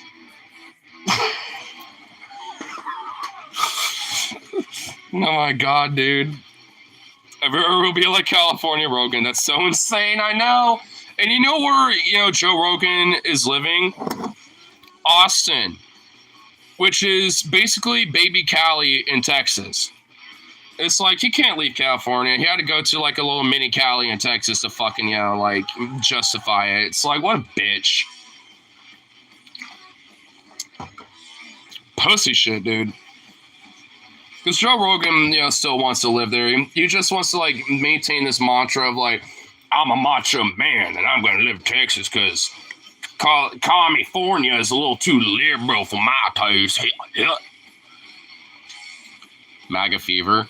He doesn't really have a case of MAGA fever. He just has a case of chimp meathead fever while literally looking like a thumb. That's more accurate. I mean, there's a garnish, like parsley to, a dish. There's a garnish of MAGA fever. I ain't going to deny that. But I think, being a chimp meathead thumb is more accurate. They never talk about why it costs so much to live in Cali. Dude, I mean, Paul streams, dude, he's straight up, will flex Cali hardcore. To the point where I'm just like, man, dude, the whole West Coast is kind of like that, bro. It's just that Washington is like the little nephew of California and Oregon's the little brother of California. You know what I mean? We're all kind of like all in the same boat in a way. It's just California is so fucking big, it's just like it makes the bulk of the West Coast. It makes sense, but it's just like, you can't leave us out, But honestly, a lot of what Paul says, it's kind of like, it's like a hustler's game. You need to fucking hustle to make your buck in order to live there because, their economy is off the wall insane. We're actually the cheapest of the 3 states. Yeah, honestly, that's why I kind of wonder why in the fuck you don't flex on Oregon a little bit too, at least as a consultant, hey, you start, like a little brother kind of thing. Because straight up, dude, it's it's just, because it is a little cheaper here. We don't got, sales taxes. The only thing really is rent prices and property, shit, buying property and stuff. That's really the fucking problem. And the fact that wages are shit, but that's literally everywhere else. Harley, that's rage bait, and I know it, and you know it. Mr. Shits His Pants, orange fucking dorkball who was literally best friends with Jeff Epstein, to the point where Jeff Epstein, while in prison, was scared of Trump because he knew he would kill him and whack him and fucking have all these come on. Try to do an insurrection in the fucking, our element of government, may or may not attempt it again, depending on what happens. Did not do anything for the working man besides stiff him and fucking more and more. Continued wars and rumors of war. It's come on. Not saying, Mommy Milk Kamal ain't necessarily better on certain aspects, but, when it comes down to the brass tacks, Trump's a fucking shit stain. I'm just not so heavily invested in national politics to give that much of a fuck because, ultimately, fundamentally, nothing is going to change that much. At least especially when it comes down to the bread on your table and the fucking bills you pay and, the money in your pocket. All that ain't going to change that much. Maybe in certain elements, and I think Kamala will be more likely to maybe change certain aspects, or at least things changing in certain aspects when it comes to that. But I ain't holding my breath. You know what I mean? It's like, it's kind of like what Biden said before 2020. It's like nothing would fundamentally change, and so far, that's basically been fucking true during his tenure as president, because he still is. And pretty much everyone's moved the fuck on from him because of that, because that's a problem. And a lot of elements about our economy, and certain elements domestically when it comes to, the United States, is going to kind of maintain status quo. I'm not saying shit won't change or there aren't differences, because there are for sure. But, because, at the end of the day, are Democrats better about, like, civil rights, social justice, or, like, maybe certain elements about economics, like, being more pro-union, not just in verbiage, but also at least in certain elements, in practice? Yeah, sure. There's different elements there. When it comes to, like, foreign policy, when it comes to taxes, or when it comes to other elements of politics, especially when it comes to flaring up, like, certain culture war bullshit, or, certain elements when it comes to, like, ramping up, like, fear, about, like, the opposition and all sort of shit. They're just as fucking guilty. Just as guilty. There's a lot of fucking problems where, honestly, like, the differences are starting to get legitimately smaller and smaller while the similarities are growing. It's really starting to look like that now more than ever, honestly, when it comes to that party. And that's why I tend to not be so invested as much these days. For now. At least, hey, maybe shit will be a little different. But when you got, like, Kamala, like, parading Liz Cheney, the daughter of the fucking Darth Cheney himself, it's just like, who pretty much was running Bush's fucking presidency more than Bush himself. It's just like, it's just like, there's like, if anything, arguably, that guy's more of a scum fucking fascist, warmongering, criminal piece of shit more than Trump is, arguably. Debatable, but arguably, I think he's worse because he's an architect of a lot of the problems that we do have today. Especially when it comes to wars and the rumors of war and shit like that. And Kamala's sucking right up to those teats.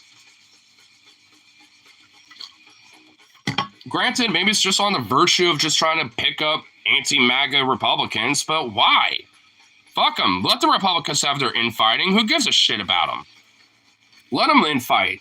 Let those, like, anti-Republican MAGA, or those, like, anti-MAGA Republicans, let them form their own party or some shit. Let them, have, like, the Lincoln Party or something. The Lincolnite Party or some shit. Like the Lincoln Republican Party or whatever the fuck. Let it just be some offshoot of the Republicans because, they got too MAGA now. And basically let the Lincoln Republican Party or some shit, just basically literally be, the fucking, like, Rhino Republicans or whatever, who gives a shit? Fuck them, Democrats don't need the Republicans, at least those particular Republicans. Those Republicans need them. So it's like, why, cuddle up with them?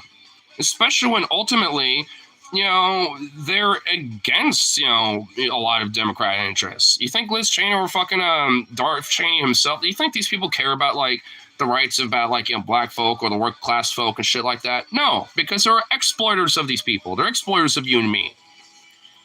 So why is she buttering up so much to the people like that and saying that she wants to put a Republican or two in her administration? Why is he saying shit like that? That doesn't exactly, especially for me, give me a lot of confidence about, her and, the broader Democratic Party as a whole. It does not give me a lot of optimism about how they're operating right now.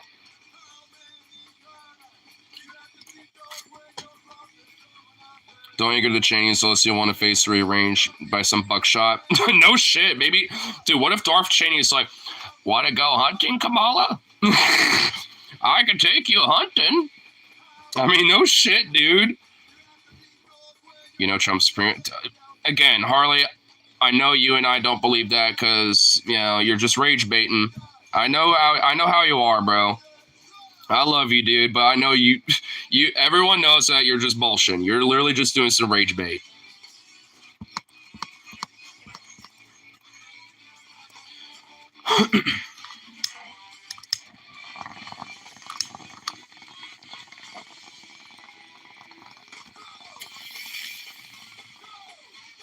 Because you're like, because you look, I was just talking to the Debs there for a sec.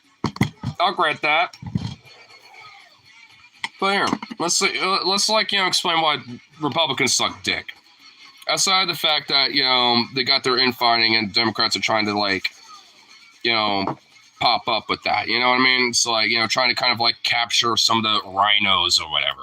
The Cheney's included. Did the other last semesters. The buckshot one, yeah. But let's see. I like to see them try. We'll continue to fight for a better candidate, but for now, yeah, yeah. I know. I mean, because like the thing is, like, I mean, the only reason why I'll say this, the only reason why I personally didn't vote for Kamala was just because Oregon's a blue lock state. My one little vote is not going to make Oregon suddenly turn red. When it came down to down ballot, that was different. But when it came down to the president one, like, I'm in a blue lock state. If I was in a swing state, I mentioned this before in another stream, where if I was in a swing state like Michigan or Pennsylvania, I probably would vote Kamala. Maybe. Honestly, I'm like, I feel that way. But in a blue lock state like Oregon, or if I was in California or even New York or some shit, I mean, I don't really feel like I have a strong impetus about it because, like, my one wee little vote ain't going to change that. I sure hope you would. Well, yeah. In fact, I know there's, like, a program out there where you can get, like, people in, like, blue lock states to maybe vote third party to convince third-party voters. Like, there's some website or some shit where you can kind of get in touch with people. I think Logan actually told me about it, where it's like, let's say people like me, can get in touch with, potential other third-party voter and convince them to vote Kamala.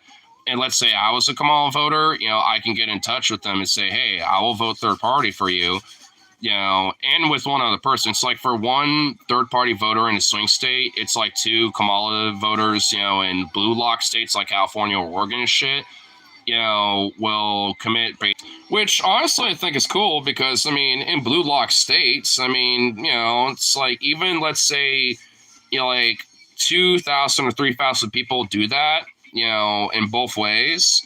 Let's say it's 3,000 people, 1,000, swing third-party voters in like Michigan or some shit, or in these swing states, go to 2,000 different people in blue lock states like Oregon, Cali, etc.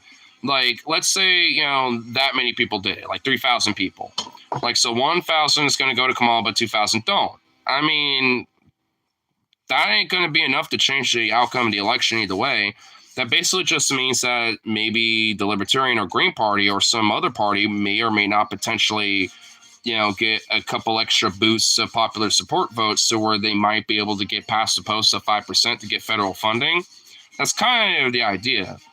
And honestly, when it comes to third-party voting, my main argument is, when it comes to that, is that, really. It's like, I mean, if we really want to see, at least on a federal level, one of these third parties to have at least some sort of traction, even if it's very small, I mean, getting past the post, I think, will at least be a start. It's not, that doesn't necessarily mean like it's the end all be all, because obviously, if a third party is not willing to commit with that, money and budget and use it properly, then the next election, they don't get it anymore if they get 3%. Like, they have to maintain 5% and more in order to keep that, budget, basically federally. Because any party, third party or otherwise, is, entitled to a federal budget. I forgot exactly what. It's like a minimal of, I think, like 10 million or some shit like that. I forgot exactly what number it is. But if you get 5% or more of the popular vote, then you're entitled, at least, the party is entitled at least to basic minimal funding from the government when it comes to at least, like party campaign shit and stuff like that, like, for running in elections and shit. Which, if in these parties, were able to at least like invest a lot of their abilities into something like that, or even if a new party sprung up with very specific key issues in mind, then I think that's possible. And honestly, I'm kind of more on the idea of having a new party, like, or maybe even reviving an old party that existed at one point, like a farmer labor party, I'm kind of on the idea of like if we're going to have a third party, let's call it the Farmer Labor Party or something like that, because it is partially appealing to a rural vote a little bit, and it's partially appealing to working class blue collar people, because overall it's a working man's working class party. Ultimately, that's what it's about, and it puts union slash worker rights and worker politics first and foremost, and social justice stuff like that are intertwined with it, but it's not like the main forefront of like the talking points that are put out when it comes to the party like that. And honestly, if there was a party like that, even if it's not called the Farmer Labor Party, whatever the fuck you want to call it, like the Workers' Party of America or some shit like that, you know what I mean? Like whatever you want to call it. I mean, if it's first and foremost, broader politics and talking points are about like working class issues, specifically like the money in your pocket, like the bills you got to pay, and lessening that price on that, and all this other shit. Like, I think, a lot of people will really pick up on that genuinely. And maybe in some states, especially maybe in states that are like right to work or these more deep red states, it might be harder to kind of like crack that a little bit. But honestly, it might be easier to crack, more so than people think. Because, look, I mean, there are a lot of conservatives who are, frankly, a bunch of dipshits. I mean, they really are. But, I mean, it's not inherently a fault of their own, because they still have to pay the bills, put food on their table, all this other shit. Like, a lot of my family, like, especially a lot of my cousins, like, they're conservative leaning, they're very Christian and shit like that, but politics aren't, like, things they really give that much of a shit about. But one thing I know that I've tapped into with them sometimes is working class issues and, like, talking about unions and stuff, because a lot of them aren't really exactly informed on shit like that.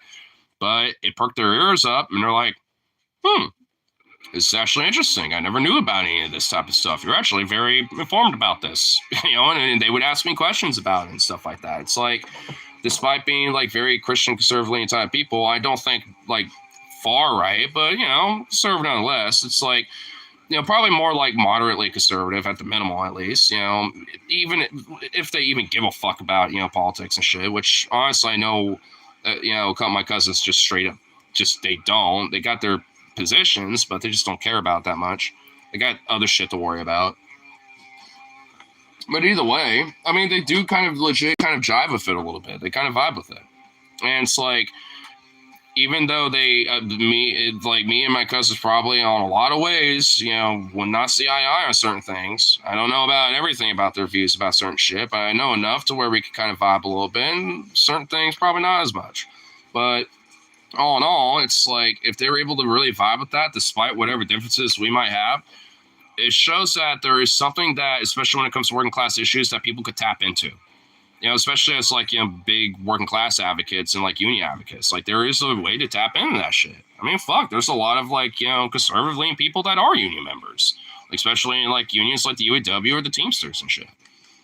Are they, do they sometimes, politically go against their own interests, or against their own interests? Sure. But that's why you want to try to inform them and let them know, like, hey, like what Harley said. I mean, it's all rigged. The thing is, like, you don't want to say fuck politics, and here's why. You cannot give a fuck about politics all you want, but politics gives a fuck about you. I mean, and if it does and you don't, then it's gonna bone you and fuck you in every way. That's, in a way, honestly, that's kind of why we're in a position that we're in. Because some people just kind of say, fuck it, don't pay attention to them getting fucked, and before they know it, now they're struggling to pay rent, and now they're struggling to get groceries. They're struggling to fucking pay the bills. They're struggling to fucking pay off the car rent or whatever. It's like, oh, now they got a medical issue, and now they're paying off their medical debt. It's like, now before we know it, we're struggling for this shit, while our fucking parents are able to fucking buy land, build houses and shit for their families and shit off of one income, let alone two. And it's like, now at this point, like, good luck fucking getting that shit on one income, let alone two. I mean, that's kind of why, it's like, you can, if you don't give a fuck about politics, politics is gonna, and it always does, will give a fuck about you. And if you don't, it will fuck you. I mean, but that's why, I mean, shit needs to change ultimately, one way or the other. What about, FBT party, Freedom Beer Titties. Might need to reframe the last one. Freedom Beer and what would be the T? Freedom Beer and Toast. I don't know.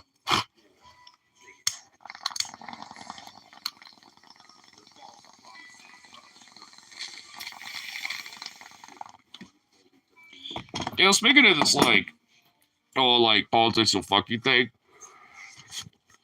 Actually, I picked this up in my break room because it's on the union board. Because I actually wanted to take it, just to actually read it a little bit.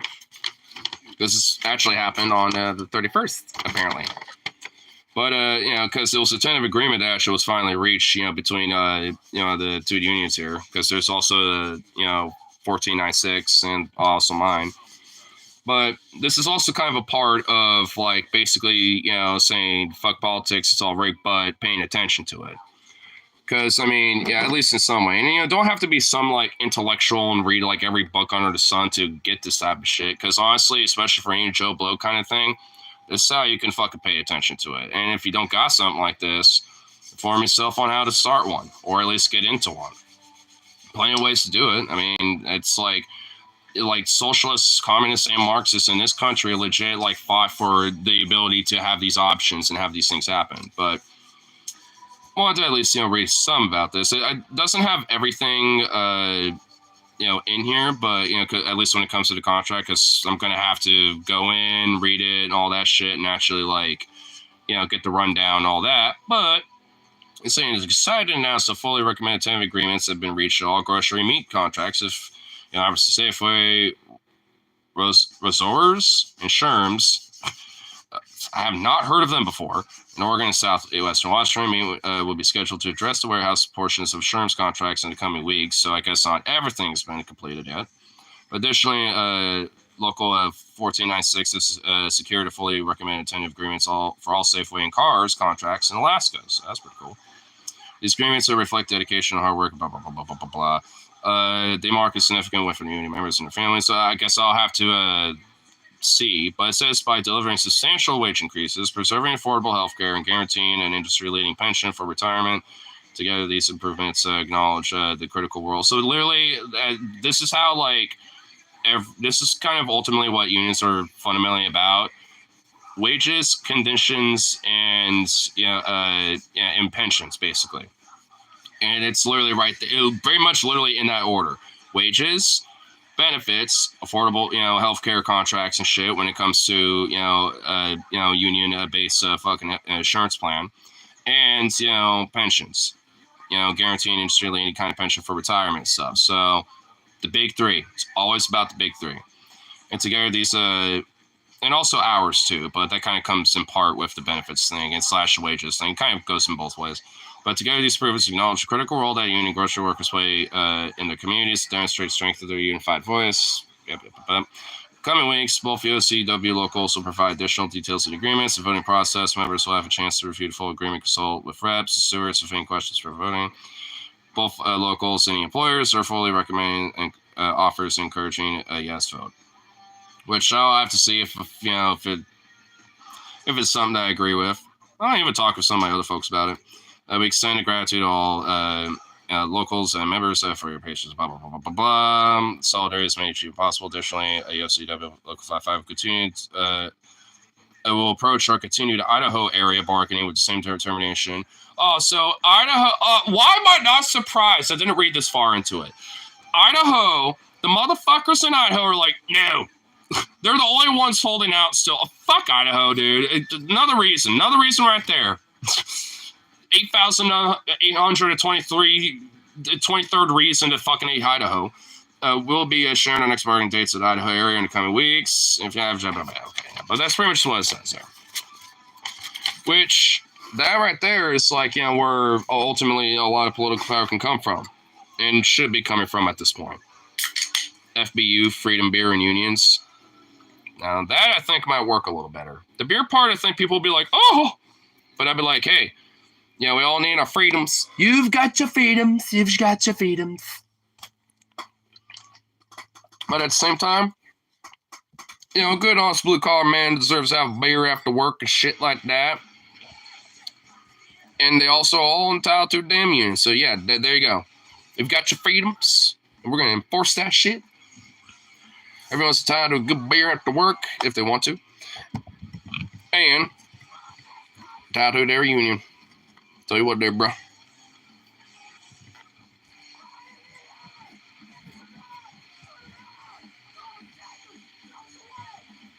Boom.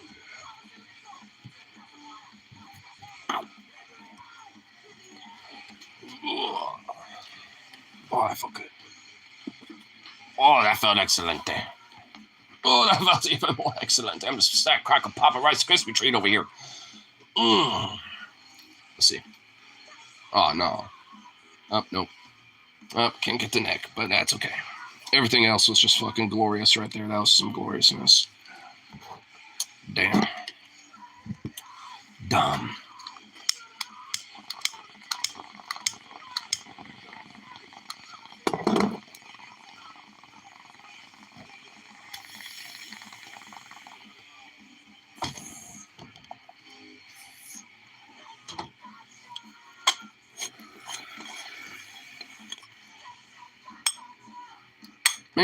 My coworker came in clutch tonight.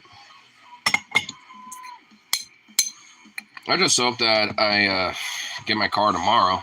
Because I guess, UPS or USPS or whatever the fuck, should be running tomorrow. Hopefully.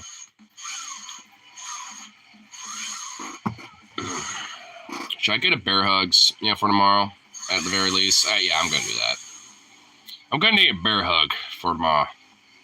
That's going to be for sure.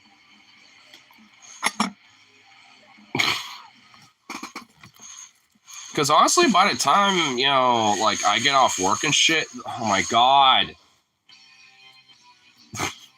I mean, by the time I get off work, most of the results are going to come in outside of, a few, states.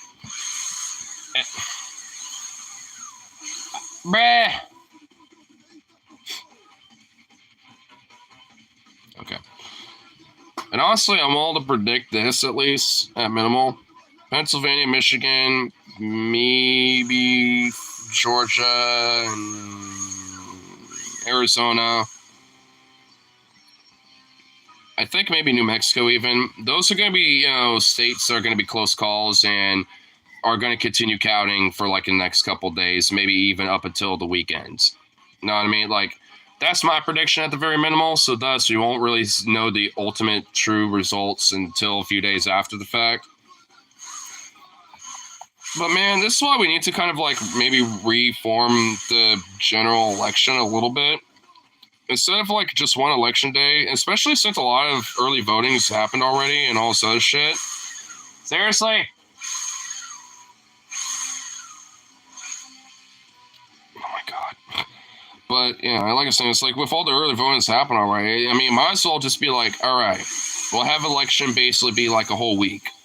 Obviously early voting will still be a thing, but at least it'll be one full week still to just get everything done. And while during that election week, basically that's going on, just let it basically, be fucking, just tally up everything, as it goes on. And once that final day happens on a Friday, let's say from Monday to Friday, then, you get a little bit of that weekend from Saturday and Sunday to count everything up, the final little tallies. And then Monday, you get the results. What the hell's your dad doing? I know. What the fuck are you doing?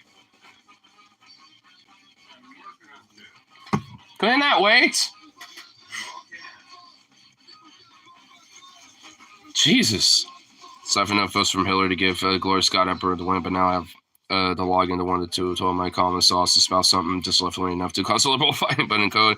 So other right when you saw not being serious, of course I finished up my warning about evil's transition after that. Now what? And I'll wind down by watching some trans incest pegging. What the True. Message above. Was there another one? Oh, there was. Man, I'm glad you're here because I need a vent. As a fellow Secret Trump supporter, I need. You know how tough it is, right? It was easier back in 2016 when we successfully used Bernie to siphon enough. Oh, okay, I see what you're saying.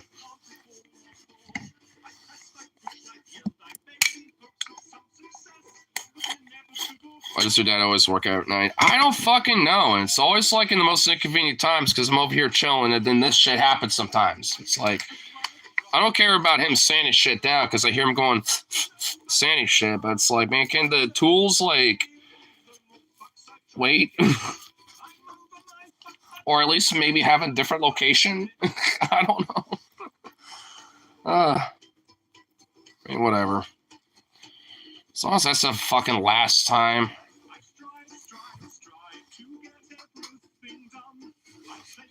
I like how this song just popped up. I forgot that this is on my playlist. This hasn't played in a long time.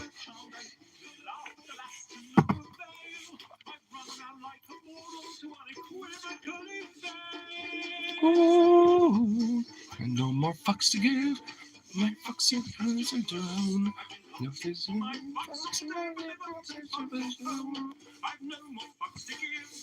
Perfections are deleted. Nothing for me, but they've been defeated.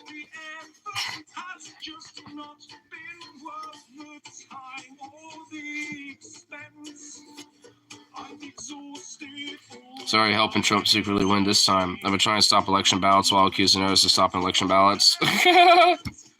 I voted third party in a fucking red, in a blue state. So hopefully that state becomes red. Because, you know, Oregon is the absolutely 100% dude. I remember when you guys used to get super pissed about me using power tools and, like, what the fuck, bro? Dude. That is some hypocrisy shit. Next time it happens, I'm gonna fucking use that, dude. I'm putting that in my pen, dude. I'll literally be like, bruh, you used to yell Harley about this.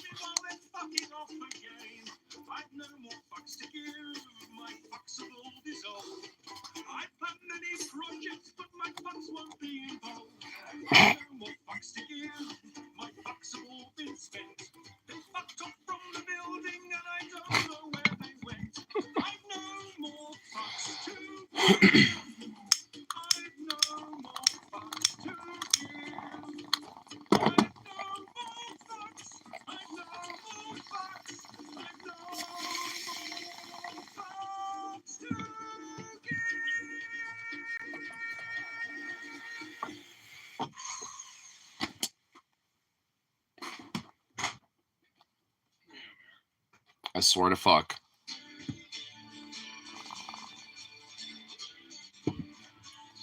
Leftists and libs are counting their chickens before they hatch again. 2016 did not humble anyone. You really think 2016 humbled anybody? Dude, I honestly, like, let's just be honest. Like, it's kind of like a miracle that Biden even won in 2020 because people kind of had the same vibe because they were sick of Trump and there was that anti-Trump shit. Because that's still there, but honestly not as hard anymore.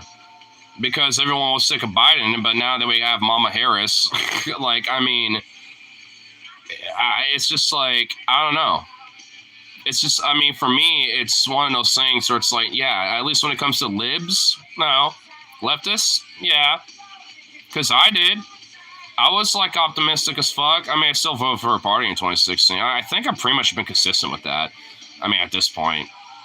Because, like, honestly, I was like, dude, like, I mean, I literally, I will say this, like, when it came to 2020, I literally looked at fucking, like, you know, Biden and, you know, some third, you know, Howie Hawkins at that time, and I was like,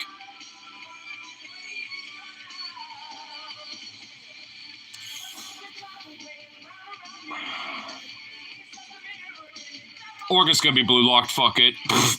That's what I literally sat there for a while.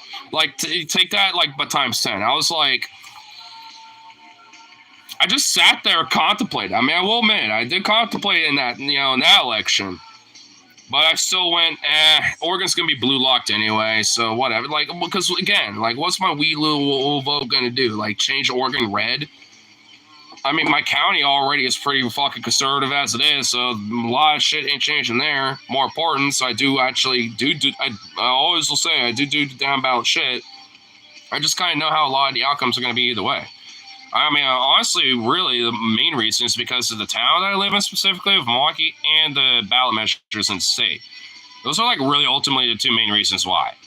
And I guess, with state representative, because now Mark Gamba is a, state rep. So, I mean, honestly, those are like basically the three main reasons. Mark Gamba, like it's the, city township bullshit and state ballot measures. But that's all local state shit, though, because that shit's important. I just wish my county was a little better, and even my fucking, congressional district of District 5, I wish that was also better, because it sucks. It's lame. Bonk.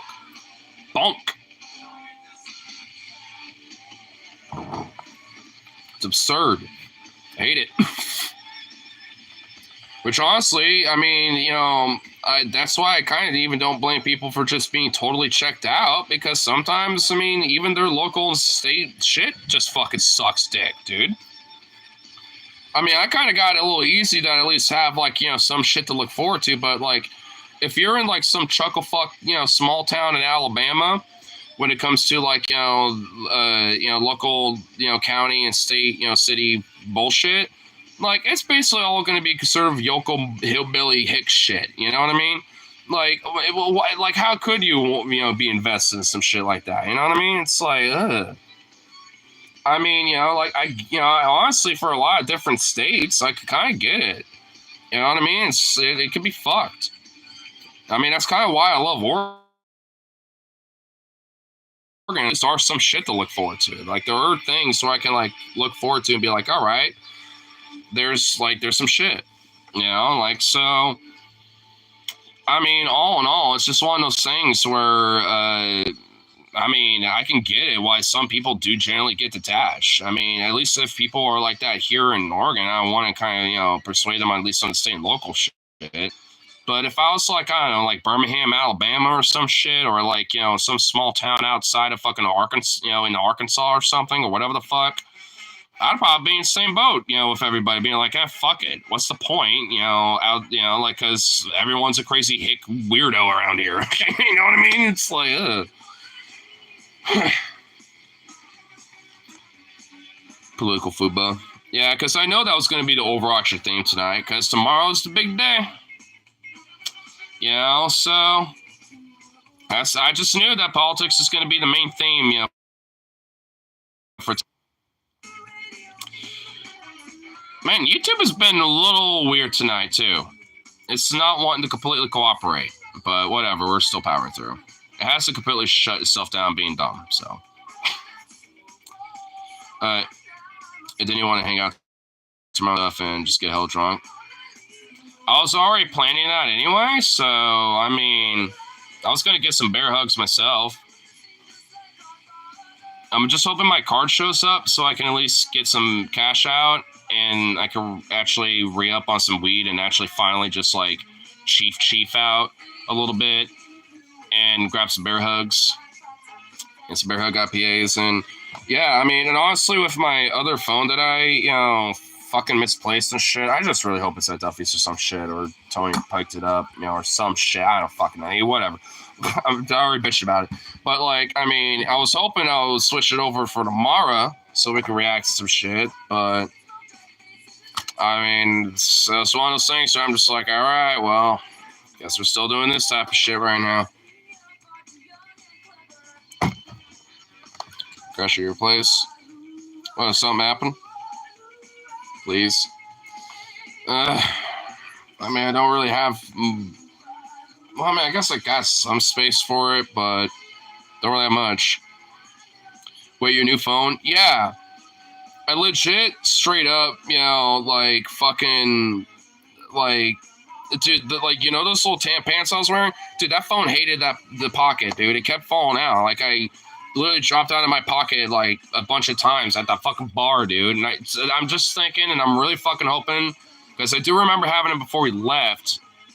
I'm just hoping that it fucking just fell out and it was on the floor and then the bartender found it or something, or someone found it and just, like, dropped it off and made sure it's over there. So I'm gonna have to go over there really soon, but I also really hope that the bartender Cheyenne, because she was the one working that night, is there, because it'll make it way easier. She'll be like, oh yeah, blah, blah, blah. Fuck those pants. I do, for real. If there's, like, the crazy miracle that it is like discovered or like I get it back or whatever, I mean, I am like keeping it here, and we'll also just, I'm just gonna transfer it over anyway, because then, let's say it happens again or some shit, then we can just call it or whatever. But like, I mean, dude, I really hope that it's just at Duff's, because if not, dude, like, I really ain't gonna be happy. I wouldn't care as much if it wasn't for the fact that I kind of, put some money on it, and I already had, some photos and videos and stuff, that I wanted to put out and blah blah blah. And it's like, it's just fucking annoying. From Ace, well, dude, if you're waiting, it's gonna be a while before you even get here, dude.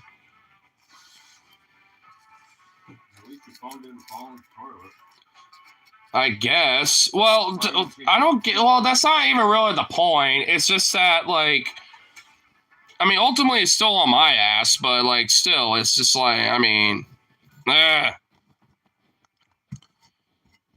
because I put like a hundo on that thing, and it was like, it was actually a really decent little phone. I was excited for like tomorrow, to like fucking, switch over, fucking like, do my thing with that, shit. Because I mean, like, there's also like a weird oddball chance it's probably like somehow like on the streets of Milwaukee. But if that's the case, then someone probably picked it up, and at that point, it's just like literally long gone. But oh my god, I hate it. Like, I already have enough stress as it is, and now it's just that, because now it just feels fucking annoyed that like that's just like a Benji and some change down the drains. Like, what the fuck? I just dead ass hope it's just like at the Duffmans, because if not, then I'm really going to be extra disappointed. I mean, I guess, we'll say this. There's still a little karma out of that night, because, like, I didn't even really spend that much, if really anything at all, when it came to my drinks. I only, spent some, money on some jelly shots. Brought a couple home and stuff, too, for me and the boy. Yeah, so it's just like, I mean, it wasn't like totally fucked. I mean, it was like, it had its like, it was a good night. It was just that pretty much, like, once I realized, I was like, oh. And I had options, because I do remember, like, because I know Logan's probably still in here, because, like, when you hit Jay, because I think I remember mentioning, it's like, you said, it's like, yeah, I think, you might have lost. I remember him, I think I mentioned something before we totally split or something. And he said to keep an eye out, so it was just one of those things where it's like, damn, and honestly, now I'm thinking about it, it's probably at the Duffmans, and if not, then someone probably picked it up there and just snagged it. Like, that's kind of what I'm thinking, because I know we, before we left, with everybody, we were kind of hanging out in there still. So, that's what I'm thinking. Because I almost did, a couple times, but it was just on the floor. And the last time I actually asked Ella about it, but when I realized it was just literally right next to the fucking fan, by the, karaoke, spot and shit. So those pants were a curse. At least with that phone. I mean, it was just a fucking curse. Question place. I mean, if you want, if you do, if you have, the moolahs, the taxes, you give me a brewski. Give me a twee at the Sevies or wherever the fuck. That's the tax. If not, if you can't, then don't worry about it.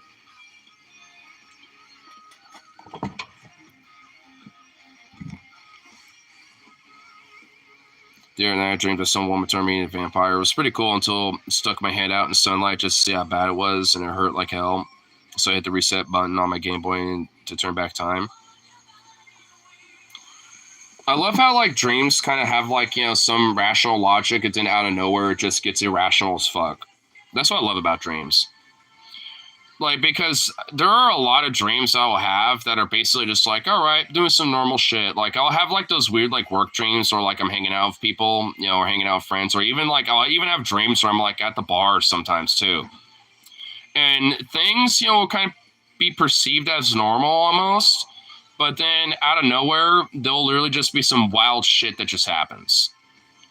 Like, I don't always remember them, but there was like once where, oh my God, I was like, so it was like a weird dream where I was at the bar and basically everything was all good up until one of the regulars that I'm friends with there, like, came at me being like, yo, like, I don't have a thing for you, but it's just like, you know, but I don't even remember what. Like, I don't really remember a lot of these streams, but there's always like some weird shit where I could tell it's all of a sudden going wacko. And I was, you know, or, you know, because then I'll be like, huh? You know, or something like, you know, kind of confused with what's happening. And then I'll like look around and all of a sudden it's just like, it's a completely different bar now. Or it's like, we're just in a different environment, or somehow we're now at my place. It's like, it's almost like teleportation shit. It's like, sometimes there'll be some shit like that. Or it'll just be some random other concoction of a, you know, of a environment. It's sometimes it'll just be some wild shit. And then every now and then I'll just get some dreams where it's like, oh, the shit's going down. Like, I mean, and some of them are very fucking vivid. I remember once when I was out, actually, funny enough, a lot of the dreams I very vividly remember, you know, from like the last, like, I don't know, couple, like 5-6 years. Always been in Texas, probably because I'm doing talks breaks while I'm out there. But they're always like alien invasion like dreams and shit. Like the first one I distinctively remember being insane was, I was, you know, I woke up, you know, to like crazy rumblings like it was an earthquake, you know, in the same bed that I was sleeping in and shit. And then like I kind of sat up and I looked out the window, and off in the distance, it's just this gigantic like column thing, you know, that's just like blooming and just like every, you know, just like dust of like, you know, the, you know, of Texas and all this sort of shit, just like whoosh, and it's just like all this, you know, you can barely really tell what it is. I'm just like, whoa. And I'm just like watching it, being like, what the fuck is going on? You're looking out the window, and then before I knew it, all of a sudden I saw these like little silhouettes of different sizes, you know, like basically what were the equivalent of like, you know, maybe some like heavy bombers, fucking like, you know, transport ships, fighters, shit like that. All of a sudden, just like a swarm, you know, I'm being unleashed, you know, with that type of shit. And as soon as I started getting, you know, like some details about what that, you know, when the dust was kind of dispersing enough to kind of see what it was, you know, enough for me to know like this is like alien shit, bro. As soon as I like, you know, like the dream got good and we were like, you know, crescendoing to like an intense fucking like Battle of Los Angeles ass fucking like crazy fucking like plot, I woke up to smell bacon. And I actually was a little mad. You would think I'd wake up to smell bacon and be like, ooh, bacon. I woke up being like, oh, that bacon smells good, but god damn it, my dream was just getting good. And I literally woke up being like, and I even looked out the window really quick, being like, what the fuck? And I even went downstairs immediately as I'm smelling that bacon, like, and be like, oh, about time I woke up. We're about to call you for some bacon. And I was like, for breakfast and bacon and eggs, blah, blah, blah. And I was like, low-key, I wish you didn't. I wish you weren't doing this right now because you just disrupted an insane dream. They're like, wait, what was it? And I basically just told them what I told you guys. And they're like, wow, that's crazy. Man, now I feel bad. I'm like, yeah. Because I was insane. I was kind of like getting into it. I was about to I knew, you know, there's probably going to be, you know, something in my dream. I'm like rush into my family and be like, yo, if you all got fire somewhere in this house, gather that shit. We got to go. There's alien stuff going on, bro. I just knew that it was going to be like some apocalypto, like survivalist shit going down, you know? Like I knew that dream was about to get intense. And that's just one example. Like, I don't know why, but I get alien dreams, you know, or like we're exploring the cosmos after some crazy shit. Like, and then I could kind of tell these dreams kind of have like a little arc a little bit because it's all kind of tangential, you know, from what I can remember from the dreams. Because every time I was out in Texas, you know, the couple times I've been there, I always have those weird dreams. I don't fucking know why, to be honest. Maybe there's like, I don't know, like some theme or something, or maybe just I don't know what the fuck it is. I know having a tolerance break probably does play a role to it. I mean, to be honest, because I know, with people that do kind of smoke weed on a more regular basis, when they take tolerance breaks, they have way more vivid dreams after like, a few days of not smoking weed, like very fucking vivid. And I do. I mean, and honestly, I don't know why it always goes back to that shit. I always have a fascination with like the cosmos and sci-fi and shit like that. So I think, my interest in shit like that, plays a role to it. Like, my love for Dune, Star Wars, Star Trek. Well, Star Wars not that much anymore because Disney fucked it. But, but, but, like Star Trek and shit. Like, I mean, my fascination with sci-fi and stuff like that probably plays a major role to it. So a lot of it just is like one of those things where I think there's a lot of things about my own interests and my own things that probably plays a major role to it, but all of them being kind of overarching is kind of what makes me think, is there like some sort of a thing here? And if not, like, since there is, should I even like maybe like write a book or some shit, like some sci-fi novel shit, but whatever I haven't dreamed or don't really remember, just fill in the fucking blanks with some other shit that would work with it. So I'll be able to say, yeah, if you want.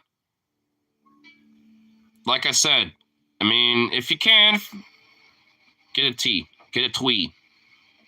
Wait, what time is it? Yeah, you got time. Yeah, get a twisted tea. I mean, one for yourself too if you want. And I'll get you back some other time because I'm a little short of funds, or else I want to ask. Talk of the Trump is going to deport you to Canada, MC. Good. I'd rather be in Vancouver, BC, but than here. I will admit, just because America sucks. But if not, I would fucking love to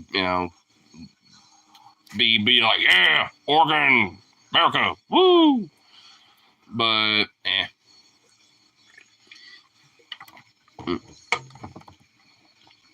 a dream makes weird ass shit super normal. Yeah, so I was hanging out with some friends and we were just celebrating our friend Jimmy's engagement. Naturally, Abraham Lincoln was outside fist fighting armies of predators and his xenomorphs. Then Harriet Tubman served us around and drinks on the house, and it was a pretty chill time. And also Richard Nixon was there because he was trying to wire, tap everybody for some reason because he thought everyone was, going to try to frame him on something. And the security at the, venue had to escort him out because he was a little drunk and he was saying, I'm the president, and when the president does it, it's not illegal. It's not illegal. Dude, dreams really do be like that. I did actually, I don't even remember the context of it, but I do remember having a dream where I literally sat down with Bernie Sanders and fucking, I don't know why, but Bernie Sanders, Zelensky, and Putin, I don't know why, but I was like a mitigator with Bernie, on trying to defuse the war, dude. And I was just like, there wasn't really much of the dream that was going on. I just remember that there was some negotiation table, a few other 5-star generals and marshals or whatever, field marshals or whatever the fuck, you know what I mean? That were around, there and all that. A few other diplomats. I mean, there were other people. I kind of vaguely remember. Obviously, whatever dream it was or whatever was going on, it was obviously an alternate universe that my brain was trying to tap into or some shit, apparently, because that is the alternate universe where Bernie won 2020 election, and this is leading up to his second term. Whatever dream that was basically what it was, and honestly, that dream was a vision of of a better era, of a better time. You'll be having some gay furry dreams. Dude, I do honestly, look, Harley, look, you bring it up, but you're not wrong. I mean, dude, there are some dreams where I'll be at some sex party or some shit at a furry con, and half the time I will be like, what the fuck is going on? And half the time, yeah, yeah. I mean, dude, I'm not lying. That shit has happened before. Still pissed about that doppelganger dream ending. Damn. My dreams are always lame, like my work is blowing up or something. I mean, dude, I get some lame ass dreams, but usually those are the ones we don't really remember. I mean, like the ones I'm talking about are ones I vividly remember or at least have some recollection of.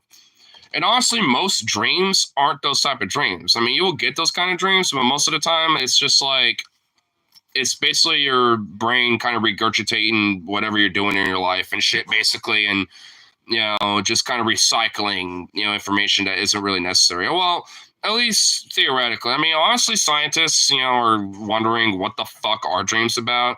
And there are a lot of theories as to what they are, but ultimately, like, no one really knows why we dream. And, well, or any animal dreams, because, I mean, like, I've seen Zukov straight up dream a full on storm where he's like,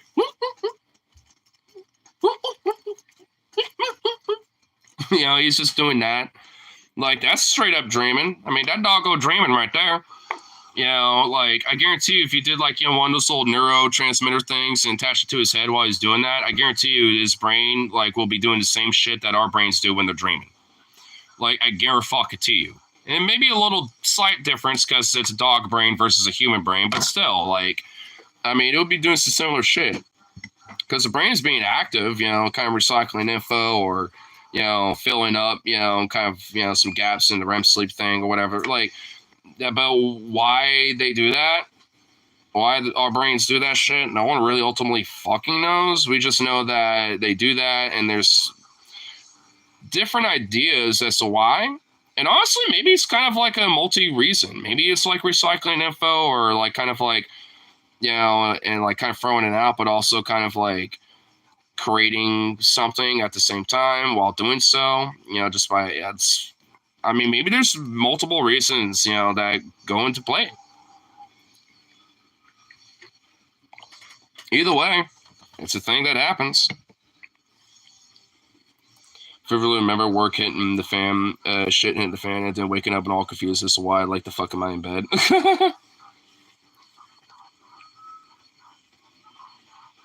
We're talking about election shit, then went my phone with frustration, and then until we alien dreams, and no, I dreams be anything, bro. Because that's just this convo be evolving. Yeah, that's what happens on these streams sometimes. I mean, we'll, talk about one thing, and something gets brought up, and then we just kind of like, go into our topic, and now dreams are a thing. Yeah, and now we're talking about that. Yeah.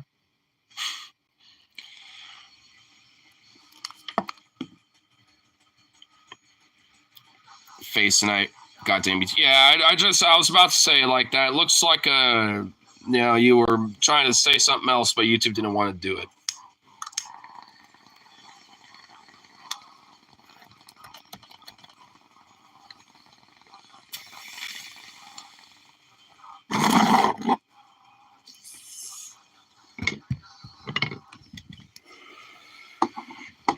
Officially election day. Yep.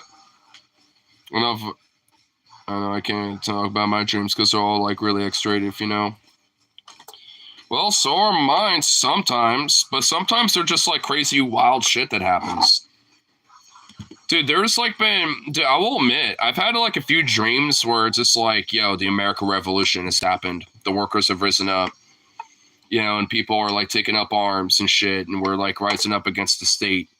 And I'm partaking in that shit. And sometimes it's like out in the mountains. Sometimes it's urban warfare shit. Sometimes it's all sorts of wild shit. I just realized I actually probably should charge my phone here pretty quick. I just realized I got 10% warning. I don't want it to die. We're still vibing. There we go. There we go. But anyway, it's just like I've had some crazy dreams like that. And those dreams are kind of X-ray because in the sense of like, people get murked, seeing people die, and all that shit. And I've also, seen, fucking, like, people get murked because I took them down, you know what I'm saying? But they're in dreams, so it's like shit, bro. I've even had dreams, like at the protests and stuff, but I guess for me personally, I just kind of think that might be a little maybe minorly PTSD related. Because I have seen some fucking shit at those protests back in 2020. There was some fucking shit that happened, at those protests where it still sticks with me. And there are some memories, and some things that very vividly still stick with me to this day. So, I mean, I'm not diagnosed PTSD, but I know for a fucking fact I got some of it. I'm able to at least, like manage it, like it's not something that plagues me or like impacts my life. It's just sometimes I'll be like, oh, fuck. I remember that shit. Damn, that was intense. It's more kind of like that. It's like, because there's really some wild, intense shit that happened. On Jubilee channel, Shabibo was on recently. Yeah, there was Shabibo. Holy McShit, I need to see that one. Yeah, and also Charlie Kirk was too, not that long ago. Dude, Jubilee's got some shit that we need to react to. Dude, Rip, if I didn't lose that, dude, Tuesday would have been it, Murrow. I would have, honestly, if that phone was still with me right now and just hanging out right here, just charging or whatever the fuck, I would just call in tomorrow and, dude, we will be going the long haul for streaming, but no, I guess not, so, I just, whatever, I don't want to bring it up again, but still, it's like, I just hope Duffman's got it, because if not,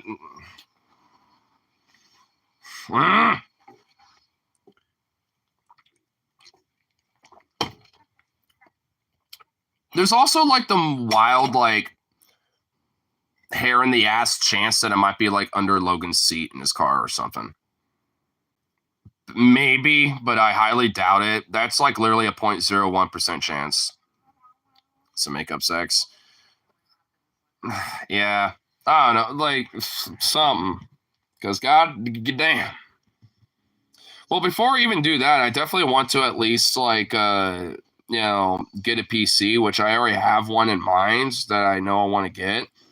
But obviously I have financially, I got other shit going on and I've been kind of getting fucked when it comes to that either way. And I also found out my next week's schedule is really the same thing as this week. So I don't know why I'm getting Wednesdays and Fridays off. And my schedule is so weird. But I'm going to try to ask, them about maybe switching, at least maybe Friday and Saturday off or like Thursday and Friday. Because, I mean, I don't want split days. I mean, I don't give a fuck if my days off are going to be like on those days. Well, I kind of do, but I mean, because I can't really hang out with my friends that much, not as much as I would be able to. So it's just one of those things where it's fucking annoying. I don't care so much about Friday, but I'd prefer to maybe have Friday and Saturday off because then that basically be karaoke weekend. And at least, every other Saturday I know that I can still hang with Rip. And plus I have all day to just do whatever the fuck and then, head to Duffman's, after that, basically around like 9 or something. So that'd be preferable. So I'm just going to kind of wait a little bit though, because I know I've kind of fucked up a little bit recently, and I know if I like probably approach them, like either tomorrow or some other day about that, they're probably gonna bring that up. And honestly, there's a chance they might bring it up tomorrow. They're like, hey, which I hope not. They never said anything today, but I just hope they don't do it tonight. Probably be at Duffman's next Saturday. Yeah, I'm definitely at least gonna try to swing by there. Kind of tempted tomorrow to do that, but honestly, it's probably just for the best to do that. Honestly, maybe tonight, because I mean, I know that I'm gonna turn this in. What the fuck even fell? Okay, whatever. But like, I know I'm gonna be turning this in tonight anyway, so maybe I'll just ride my bike and go a little further. Maybe, obviously, Duff's would be close, but see if maybe it might be somewhere where I know it probably could have fallen, because I know there's at least like an area that I think could have possibly, but thing is, it probably would have been picked up, in that case. Call the bar. I mean, I could. Which but the thing is, like, I know other people have, left their phones there before, because they have, like, this little, like, lost electronics bucket where there's a couple other phones there. So they'll be like, yeah, we have, like they're gonna say, yeah, we have like, some lost phone and phones here. So I mean, I would have to be there to verify to make sure that the one that I got, is the one that might be there. Because I know that I've seen it before. Whether someone is a little drunk, they leave their phone on the bar table or whatever. Come back the next day or some shit. So I've seen it, happen. Or maybe not the next day, but like the day after or whatever. So I mean, because hey, some people are a little klutzy and shit. And honestly, I blame my fucking pants on that one because the phone literally kept falling out of the goddamn thing. Even when I was like hanging here and shit, it's like I'm definitely. I need some upgrade. I need like new socks and like another like pair or two of pants. I got plenty of shirts. I don't need that. I just need some pants and socks. If you leave soon, well, I mean, yeah, I guess I could. Oh, your dad does that, Rip? Oh, yeah, his luck's gonna run out with that, man. That's not good. My excuse is that I'm streaming, and people have moved my shit before, but they usually just leave it at the, like the front end of the bar, like, right next to where, like, where, the bartender is, right? Like, because it's happened before. Even Rose can attest to it. There was one time where he was at to carry, like on one of my streams, and while I went to the bathroom after one of my songs, someone moved it, and I was looking around for it for a minute, and then I looked and saw where it was, and went, oh, someone moved it over there. Because for a second, I thought someone snagged it, to be honest. Like, I was like, what the fuck? I was about to kind of be like, my phone's just there. Did anyone pick it up? And did anyone see that? Like, I was about to fucking flip a biscuit. But then I saw it, and I was like, oh, okay.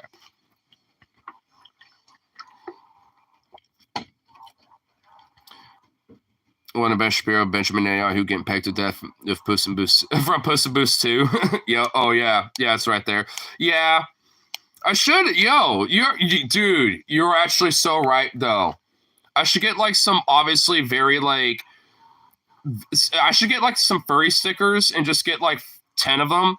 And over the years or over time, if I have to replace the phone, just put a new sticker on the back of that phone. So if I happen to lose it, it's like, there's a furry sticker on the back of my phone that I, misplaced it. Does someone pick it up and this and that? Like, because then at that point, you can't miss it when there's, like, a furry sticker on the back. Dude, Rose, holy fuck, you just like, dude, if honestly, if somehow by the grace of the cosmos or whatever the fuck, like if I retrieve that other one, because it's at the Duffs or maybe Tony picked it up or whoever, whatever, I'm doing that. I actually have one that I could do it with right now. I have in my little envelope full of stickers. Bro. Dude, you just like, you just like,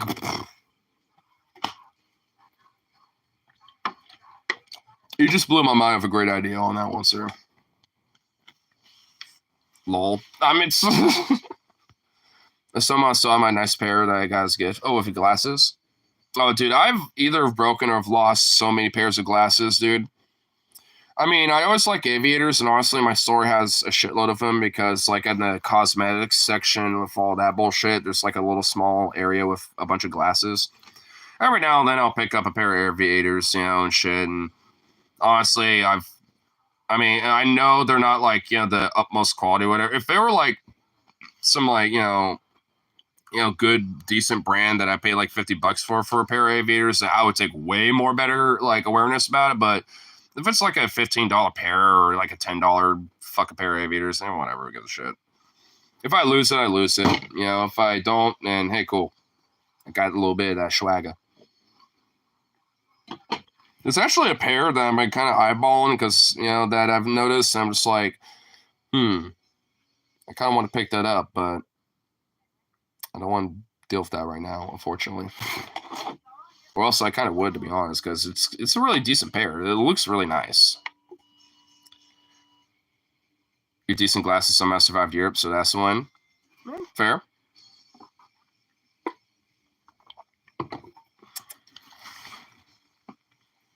I wish my hat did. My little Icelandic hat, I wish that survived. I'm still a little butthurt that I lost that. So I know for a fact that next time I do an Icelandic trip, I'm getting another little rabbit fur hat. That's for sure.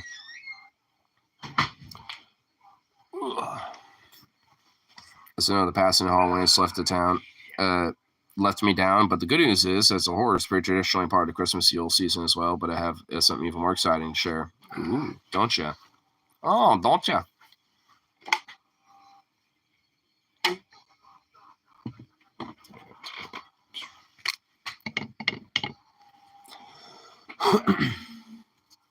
Register Iceland state is in no uncertain terms. If you go check out the volcano, you're on your own. Well, next time I go, I definitely want to check out the volcano, but I'm not going to be a fucking idiot about it.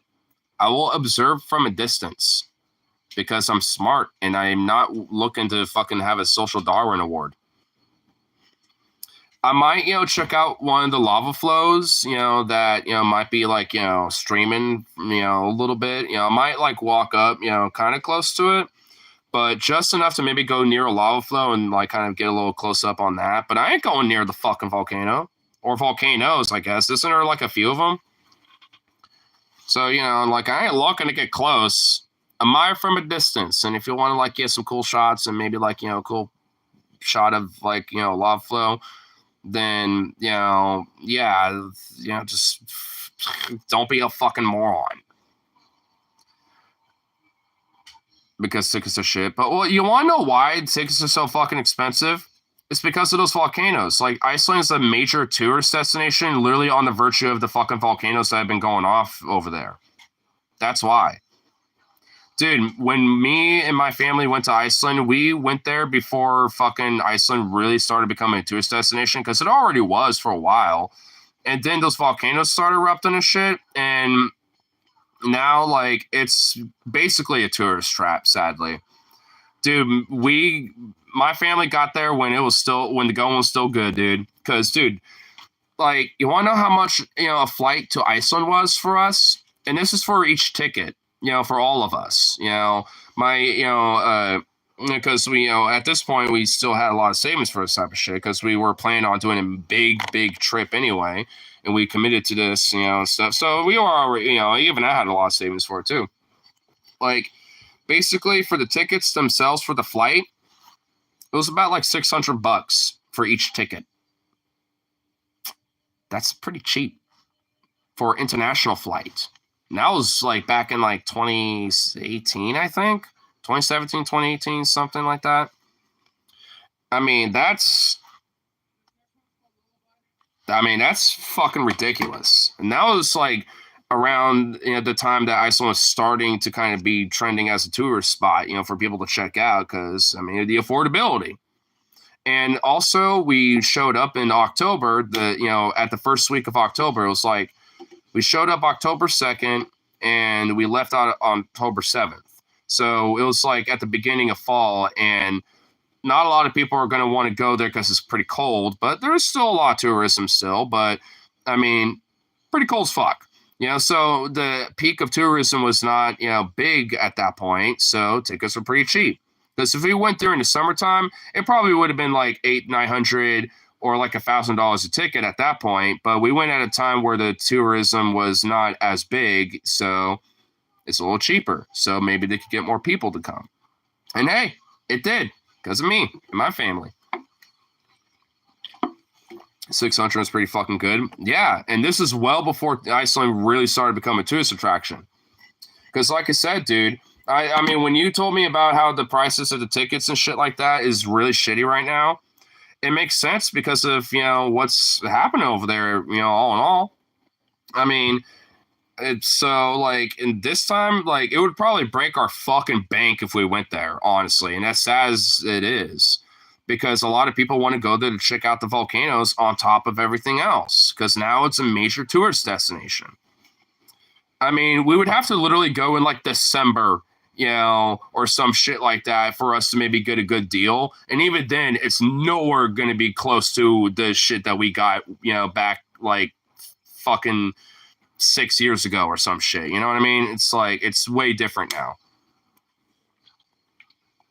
That's why I talked up Iceland so hard, especially like pre-COVID and stuff, because it's like, man, I kind of felt, I had a hunch. It's like, if we were going to do it, we have to kind of do it. You know what I mean? But Like, because look at it now, it's fucking fuck expensive. Because it was cheap to go there. Here's the difference, though. The tickets, to get to Iceland were good, but once we were there, like the Icelandic kroner is more valuable than the US dollars. So our dollar doesn't go as far, if we were to do the transaction and shit. So I spent a lot of fucking money just being there. And the little money I had left was like in the last couple days, and I was starting to kind of penny pinch at the end of it, like in the last day or two, because I was like, shit's spendy here. I was like, I mean, and honestly, depending on how you look at it, there were some places, if you use your debit card, they have the option to use USD, and then it will just transfer later.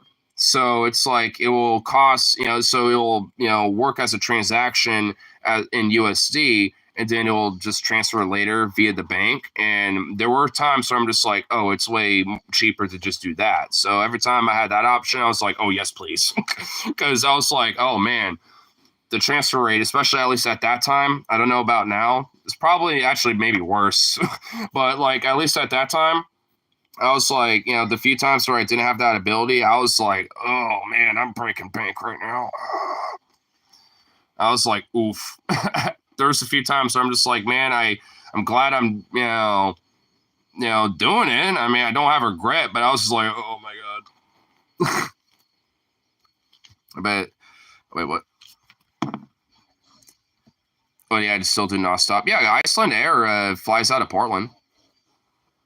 December in Iceland. I mean, look at the prices for just for the flights. I mean, look for what a singular, ticket for December, like December 10th or some shit. Just, I mean, not saying we'll do it, but I don't know. Let's just kind of look.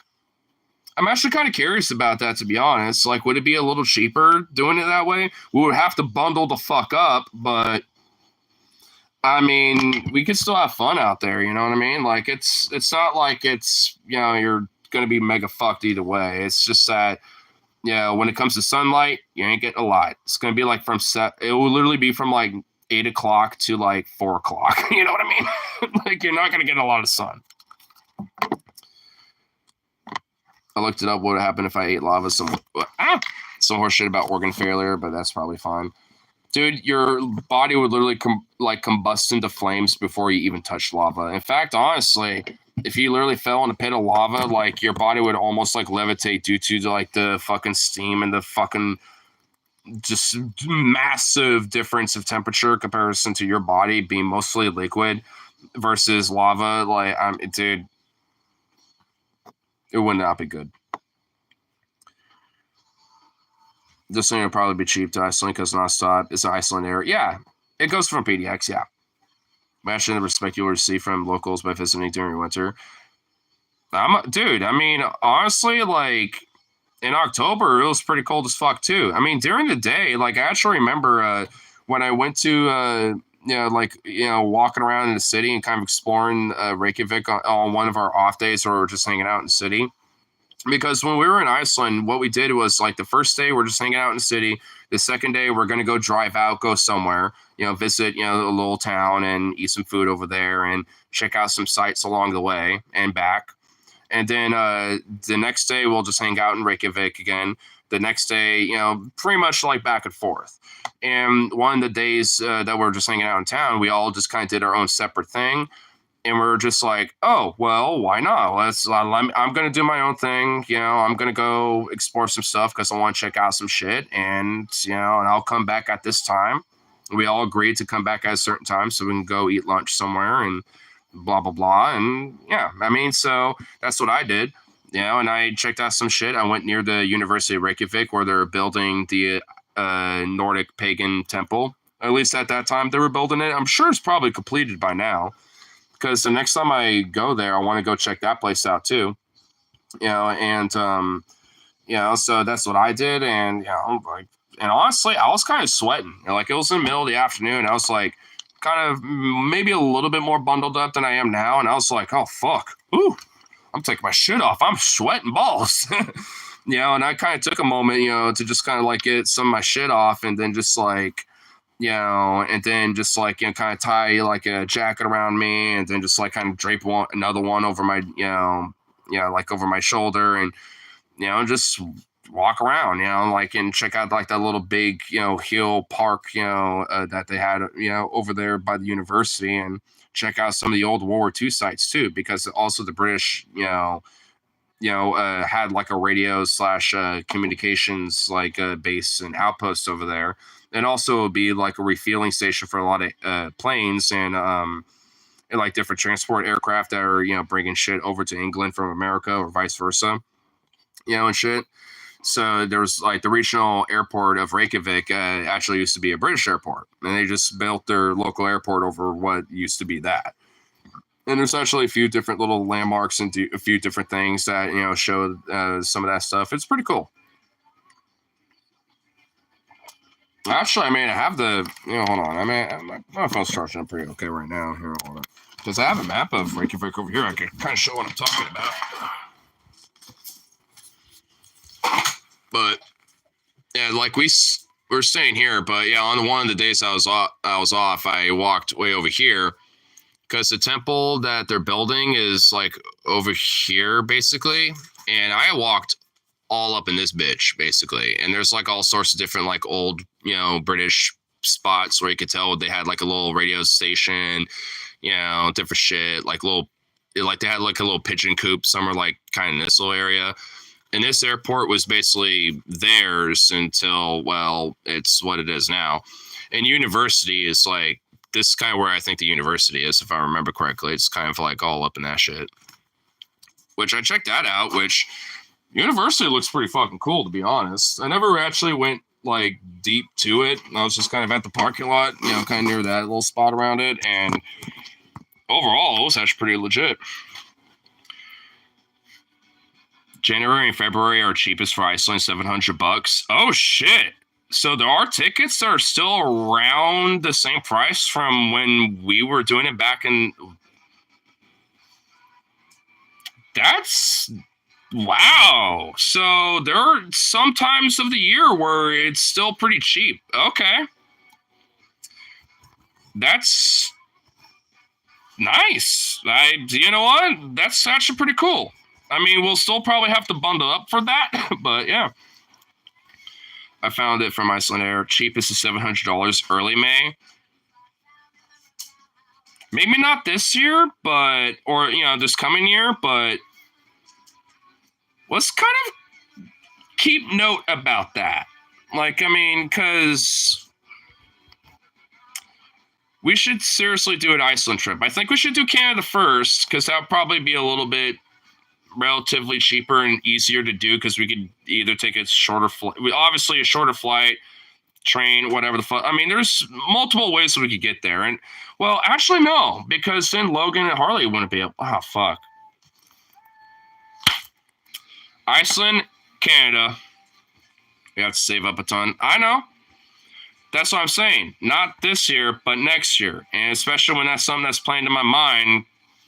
You saw how I was about the, that Minneapolis shit? Like, I prioritized that shit pretty quick, I mean, so look, hey, when it comes to committing to some shit like this, look, I know I've slacked in the past, but, I've been trying to be a lot better about that. And at this point, I feel like, kind of definitely have, like, committed up to being more better about it overall. Can you search international flights from cheapest to priciest? Curious which city is cheapest except Canada and Mexico. That would be interesting. What would be like the cheapest, like, well, how about like, let's keep it to Europe. How about that? Like, what would be like the cheapest, like, European city to visit / country? And what would be the most expensive European city / country? Or like even Central South America even. I mean, like, for an American, what would be like the cheapest like city / country to visit / like, the most expensive, when it comes to that? Because well, there's going to definitely be a lot of countries going to be pretty fucking expensive for sure, but depending on certain circumstances, because like I imagine it'd be very expensive to try to visit like North Korea because of like all the different places you need to go to first and all the like there would be so much fucking shit you have to go through, that it would probably be a lot of money just trying to do that in itself, right? Just as an example, or maybe even like I don't know, like fucking like Rwanda or some shit, because you also have to like consider like fucking, like the certain, vaccines you gotta take, which probably I don't know how much that will cost, if anything. But also you have to consider like, it probably like you might need some, not just tour guide, but maybe some, chink, kind of armed security kind of shit. You know what I mean? There's probably some shit there where you're like, you might want to kind of take an extra precaution. But I guess if you're visiting, like, like depending on which country, I suppose, like in Africa or something like that, like you probably wouldn't necessarily have to, like, worry about that. Traveler's insurance. Yeah, traveler's insurance. Yep, pretty much. You got to pay into that because, like, some countries, like, you need to kind of do that because there's a chance that, hey, you kind of need to visit this place at your own risk. I mean, it's not like it ain't safe depending on where you go. And if you stay in the very specific, like, tourist spots, and even if it's a tourist trap, basically, for all intents and purposes, your money, you're pretty much a fucking king there anyway. So whatever, just treat yourself like that, I guess, basically. Like, don't try to go for the local authentic experience for certain places because you might literally get kidnapped and have your organs harvested for fucking, like black market money and shit. You know what I mean? It's like, probably don't want to be like, like, it's something you want to avoid certain places. And what's sad about like Mexico too, I mean, for example, is that like, there's a lot of places in Mexico that are relatively pretty okay and safe. I mean, despite even like some of the cartel country around it. But like, certain places are controlled by cartel, you need to mind these goddamn cues. And if you avoid, or if you go away from tourist trap areas, you're kind of fucked. Like, I mean, it's just one of those things where it's like, it's kind of a mixed state of affairs around there, unfortunately. I mean, just because like some places are fine to visit. I mean, before my department manager at my work left, and went back to her old store, like she went to Tijuana and visited there and even checked out outside of the tourist areas, and she had an excellent time and had a great time and had nothing bad really to say. She and her friends and stuff, got a little hella tipsy and drunk and stuff, visiting some locals, blah blah blah. So I mean, it's one of those things where it's just like, there's obviously very safe places to chill and hang out, but you just gotta do your research, and I'm pretty sure she did herself, because hey, there definitely are some sketchy places out there in Mexico. As long as you just kind of stick to the places that are okay, you'll be fine. Cheapest corn to kayak for March is Dublin, just under $500. Ooh, go to the Edinburgh Idols there, boyo. Oh, why don't we go to the Emerald Idols? Oh my god, dude. Get Tyler drunk enough and he starts doing his fucking weird Irish accent. How much, Stefan, how much you want to bet, Tyler might get his fucking face canned in by a troop up Irishman because he does his fucking fake Irish accent? Including me, too. I just did it. I would probably get slapped across the face, but at least I got a quarter Irish. They would call me not a true Irishman because I got mostly that fucking Brit Anglo-Saxon in me, but I like the more minority aspect of my genetics, like the Norwegian, the Irish. Fuck the Anglo-Saxon shit. I don't care about that, but, I mean, if I'm going to care about my genetics, if I'm going to care about that, then I like the Norwegian / Irish, European, like Germanic mutt aspect, about myself. Beyond that, fuck that shit. Honestly, that was the speaker, but I dead ass thought that was like my dad popping off in the background. I was like, wait, what the fuck? But he's not in there. Hey, Zuzu. Hey, chair. Sit in your chair. Hey, buddy. Oh, that's so little. Hello. Oh, you smelled the pork buns. Oh, look at you. Oh, you sweet little baby. You're just like, pork bun. Oh, my God. Got a little Irish from my... my dad's mom's side. So your mom's dad Or no, your dad's mom. So, okay. So your dad's side from your mom. Or from your grandma, from your dad. Oh my God. I feel like that could have been worded a little better there. So you just brain fucked me. Goodness gracious.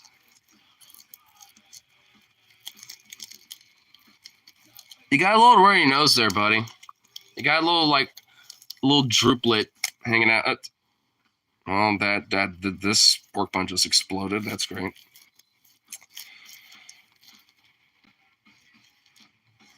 There you go. Right. I was hoping you would just stay in the chair, but okay.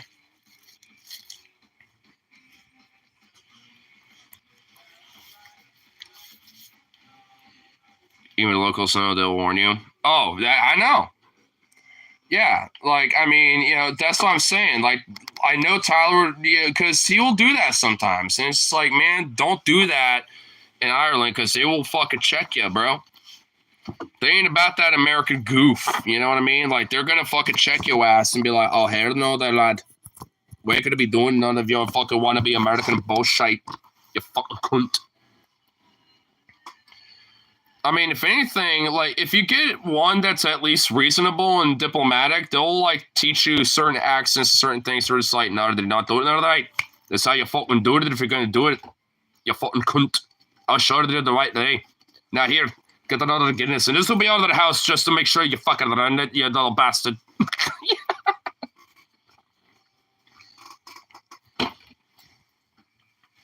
I mean, because, dude, I've seen videos of, like, the thickest Irish accent. Like, there are a few videos like that. And it's always, like, some rural-ass, like, Irish farmer or some shit. And, frankly, they're not... You can't understand them. They're like, oh, there's one, the one, not a lot. I tell you, one about the phone, the way you've done this shite, I tell you that. It's like literally Irish boomhauer shit, bro. It's like, you can maybe decipher some stuff here and there, but beyond that, they're illegible. Like, you're not going to be able to understand a fuck of what they're saying unless you're Irish. Because other Irish people can understand them. It's kind of like Hank Hill boomhauer, bro. It's like, straight up. Like, you literally have to, like, just be them to know that. I mean, dude, there's, like, straight up a bunch of boomhauers out there in Australia. Not Australia, fucking Ireland, bro. Okay, now I straight up have the IRA fucking car bomb me for that one. Oh my God. Well, maybe not, because honestly, like, a lot of the fucking Australians basically were like Irish and fucking Scottish and Welsh and English criminals that were literally like sentenced to death by transportation. The ones that survived were just sent there. So maybe not. I don't know. They'll just be like, we're not fucking Australia. Fuck you. They'll probably still slap me, but not get the IRA on me.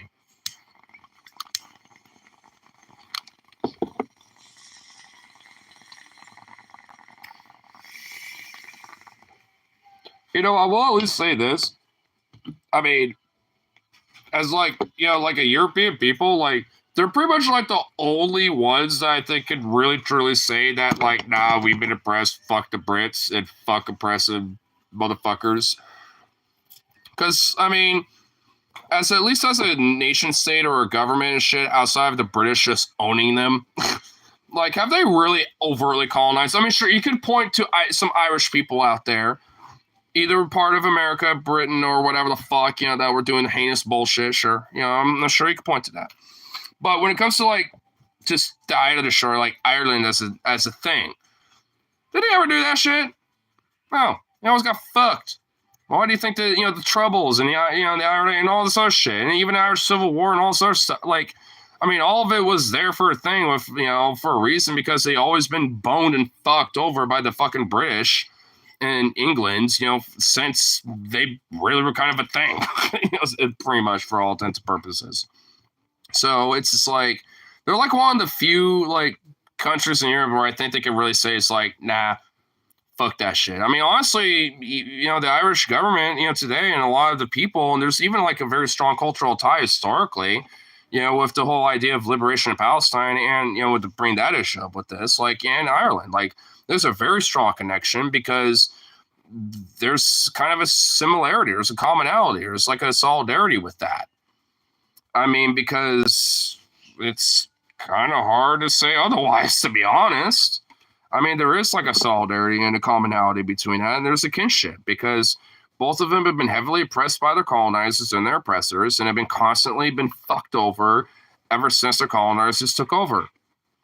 Like when it came to the Palestinians and Nakba, when it came to like, all this other, shit with the Irish, like with the potato famine, all sorts of shit, which a lot of the potato famine was predominantly because of the fucking British. It wasn't just because all they grew was potatoes. The British like kind of forced that. Like, I mean, because a lot of, because there was a lot of fertility for potatoes and they're very hardy plants to grow and hardy, things to be able to grow and eat. And pretty much use Ireland as a massive farm for potatoes, and pretty much fucked Ireland immensely. And when the famine hit, most people obviously were going to other shit. They were growing potatoes. And when none of that was being able to, bring any, fruit for harvest, basically, then yeah, a lot of them starved and fucking died because of the fucking British for the most part. I mean, it's just like, I'm sure you could probably nitpick and find other groups and other, maybe like other countries and shit. But for the most part, it's like, at least when it comes to the consistency and like, the and the constant back and forth. I mean, I guess to a lesser extent to the state because you have like Northern Ireland and Ireland, and there are people that do advocate for like a unified Ireland. And so it's like, I mean, to a lesser extent, but even today, there's still like, a bunch of politics, back and forth between like England's ownership of the Emerald Isle versus like the Irish. And it's like, I mean, hopefully and luckily it ain't going to go back to like the era of like the Troubles, but I mean, it's definitely something that still kind of an issue. Because colonizers don't know when to fucking give up their bullshit. Shocker. They just want to continue to take, and take. Why are you looking at me like that? You want these other pork buns. That's why you're sitting in that chair, you little shit. Oh my God, look at him. Speaking of colonizers, he just wants to colonize these buns, dude. Look at him. Here, let me blind off the light there real quick. There we go. Look at him. It's like, Daddy, I want more buns. I like my buns that I cannot lie. One devour them, I can't deny.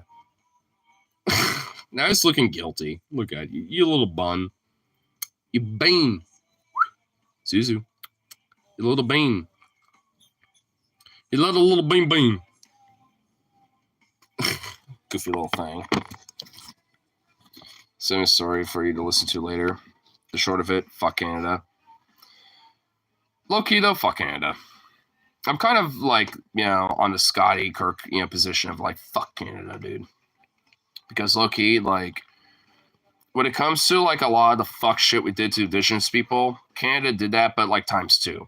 I won't say times 10 or like, something hyperbolic like that. It's just times 2.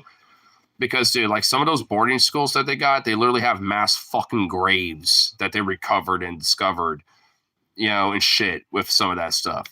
America's fucked, but I don't think we literally have mass fucking graves of like at these boarding schools and shit. You know what I'm saying? It's like, again, horrible fuck shit. We literally had like, the March of Manila, that the Japanese did and shit, to us in World War II. It's like, we did that to Native Americans with the Trail of Tears. Like, there's a reason why they call it that.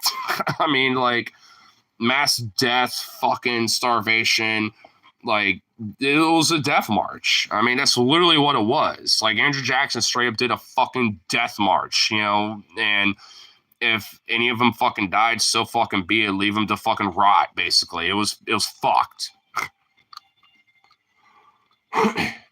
Like, I was about to say borderline, but no, it's not even borderline. It's like straight up Hitlerian shit.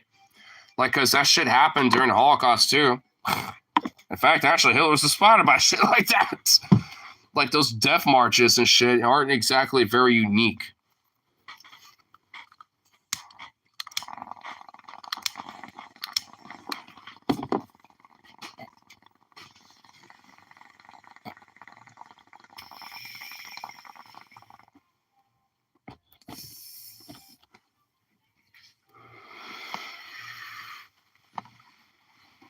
Dude, if the story I sent you like actually happened, I wouldn't even immediately full scale and finish it. No, do you want? Yeah, if you want. Yeah, I'll take a little piss break real quick if you want to do that. I'll be right back here. I'll kind of turn the music up a little bit to at least fill the air. It's a little doombia. You pop up. Ah, damn.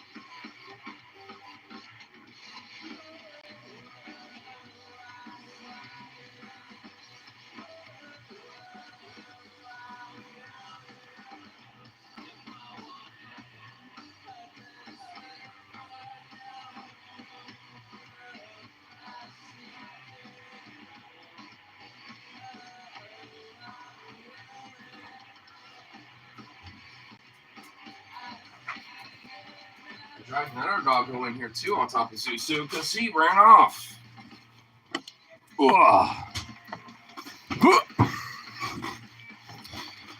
Those goddamn Canadians kidnapped Santa and have been holding him hostage for a century and they've been torturing him to get. Oh, well, you know what? That's why we need to fucking, invade Canada. Well, now I'm chilly as shit. Tell me about it.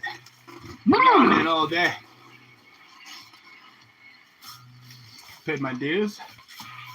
Nice.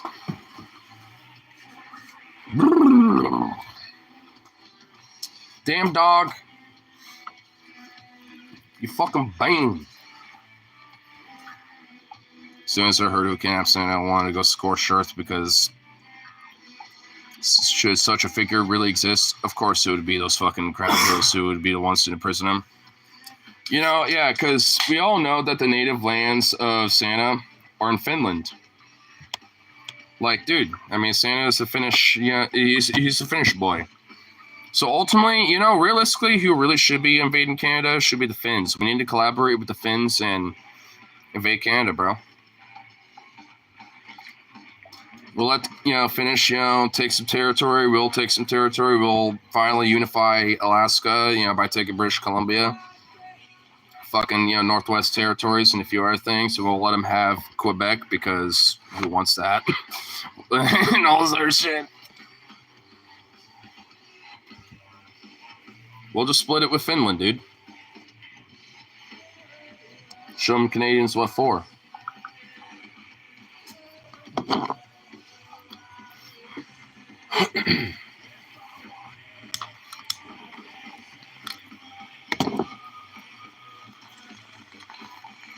Hey, Zuzu.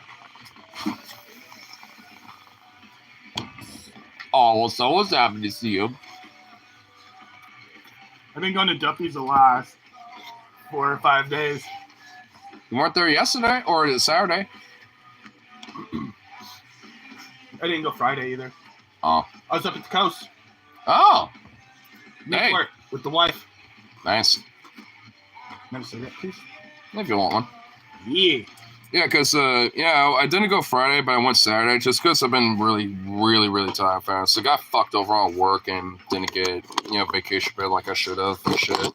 Oh, shit. Yeah, so What happened to your... So you lost your new phone? Well, because my pants, like, it fell out of my pocket a bunch of times, and I'm thinking I'm now narrowed it down to a couple possible scenarios. Mm-hmm. Like, and one of them is, like, maybe you know, Tony, like, he maybe might have picked it up, you know, potentially when he left and thinking, oh, you know, so left this, or someone left it, I'll, you know, probably see him again and ask him, blah, blah, blah, whatever, you know, or, it was at Duffman's, you know, or at Duffy's and shit, you know, and maybe Shiny Shit was working on Saturday, I picked it up and it's now being held over there. Or fell somewhere on the street somewhere because of my stupid fucking pocket, and like maybe when it got out of Jake's car and shit because he didn't have it because he, you know, looked for me because the night leading to Sunday, you know, we called him a little bit, you know, after I realized, oh shit, I don't got it, and he said to look out for it, and earlier today he looked and didn't see it, so it's narrowed down basically to a few spots, and there's also like a weird, very minute chance that maybe it's under my friend Logan's car, like under his seat, like in the passenger side where I was sitting. So there's an off chance for that. I mean, so like if it ain't no spots, and I'm kind of a little peed because I put a Benji and some change on that bitch. Plus I already had like some concerts, a few other things. Like if it was just like, you know, a couple pictures of my dog and like the few Halloween pics I took or whatever, I wouldn't really give as much of a shit as I've just the money spent on it, but it's like there was like a few concert videos I wanted to upload and shit, and it's like, god damn it.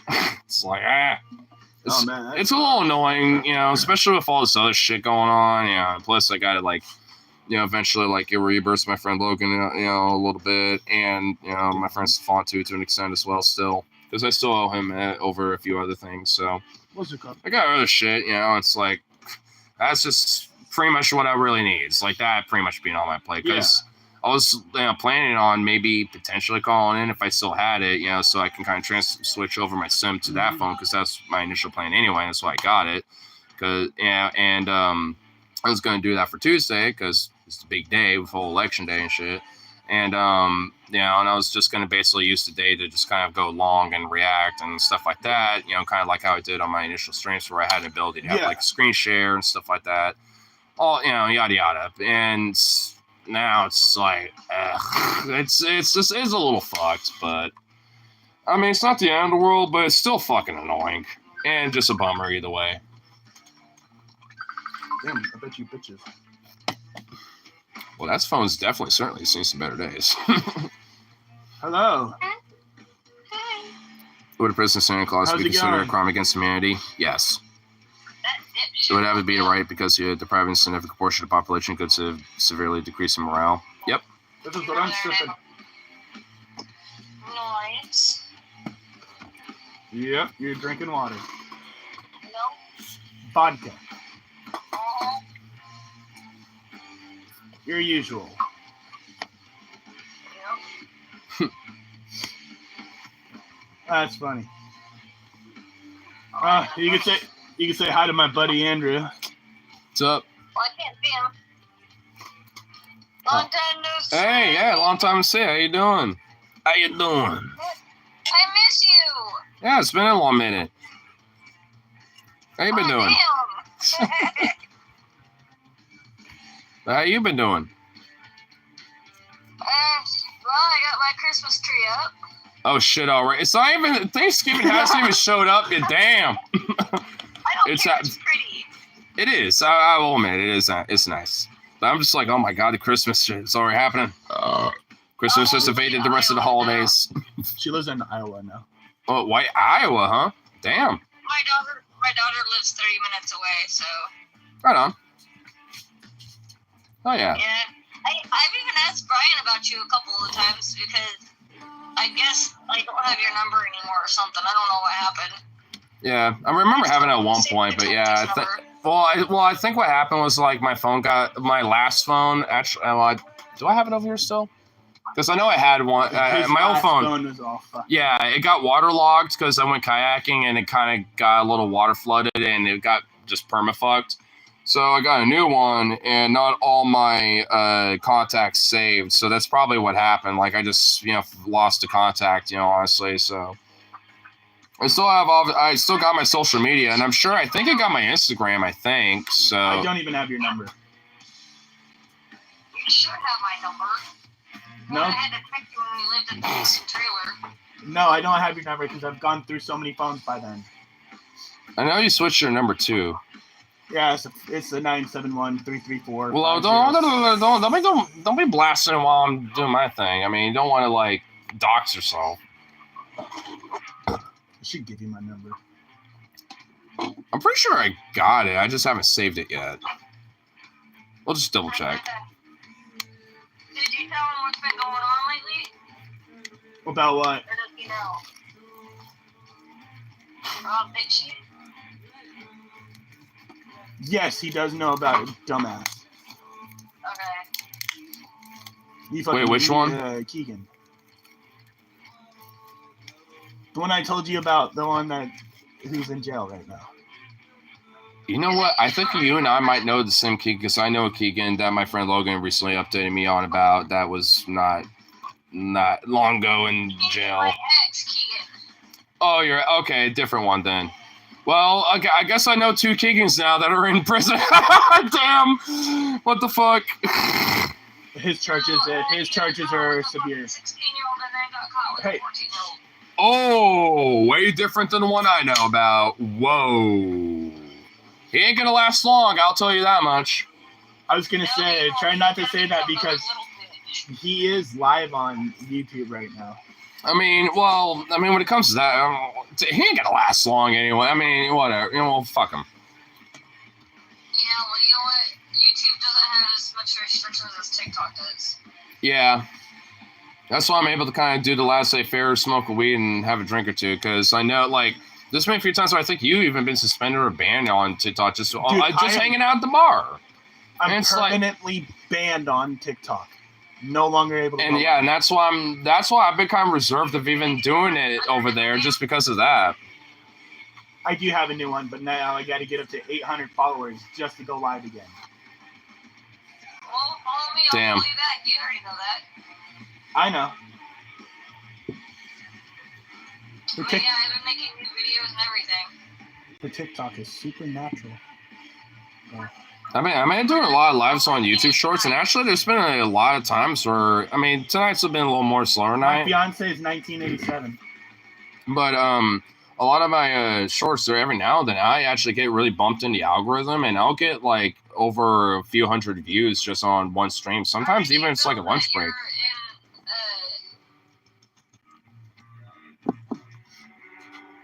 Oh fuck! I forgot the name of the town already. Yeah, well, speaking of which, she's calling me right now, so I'll call you back. Alright. Damn. Wait, cockaloogie. Wait, what? Damn it! I hate that when my phone does that. I had to unlock my phone just to answer the call. I got to Andrew's 5 minutes ago. Oh no, I'm gonna talk to you through your last little bit of your break.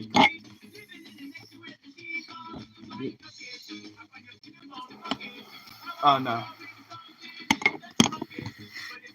Oh, hang on. Me and him will hang out, but I did tell you to call me back after you got done eating. How was your food? Fuckle. I'll give him the other 4 pounds. So you were actually able to eat it without any problem. So there's nothing in there that you're allergic to.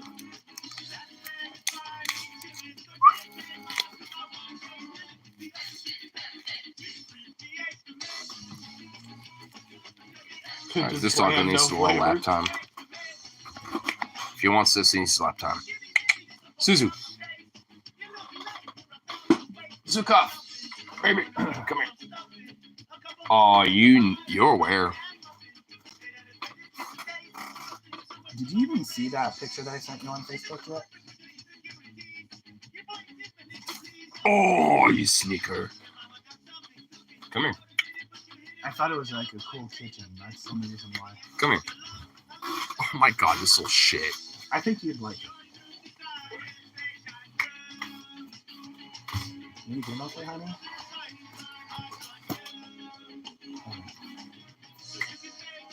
Go. Get it. Go get it. What were you gonna say? Go get it, boy. Isn't that a cool kitchen though? Up. That a boy. Finally. Damn.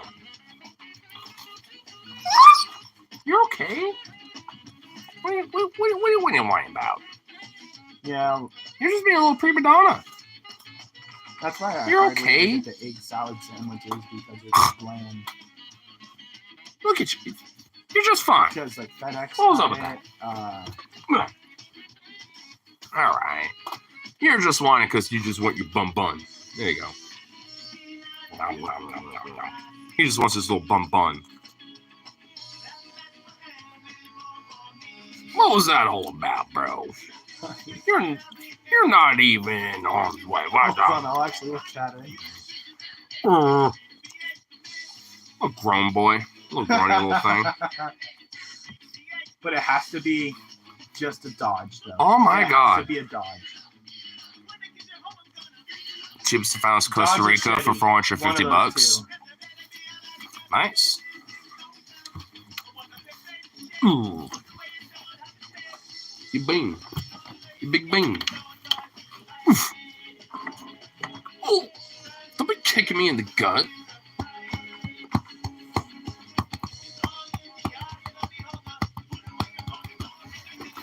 And sublimity. That'd be kind of cool if you did it. Bogota. Sublimity, that'd be Oh, Bogota is awesome. surprisingly affordable. Oh, Colombia. Dude, I would love to visit Colombia, to be honest, dude. Want to do a trip to Colombia and South America? Look at this bean. Yeah, Look at I can understand you guys are out. Grab it. Are you In going to the get grab it? Almost a boondock. Whoa! Dumb dog.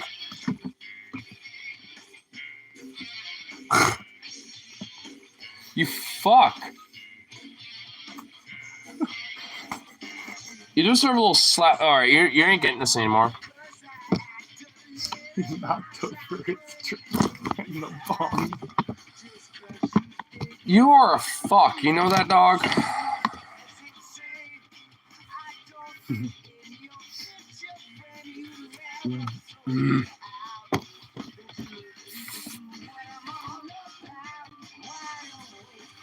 Yeah, you don't get it anymore. Yeah, that's right. Emo boy. Fuck off. Hopefully it didn't lose that much. Alright. I just want to make sure, because, man, if you want, you can take a sip or two out of this if you like. Little turd.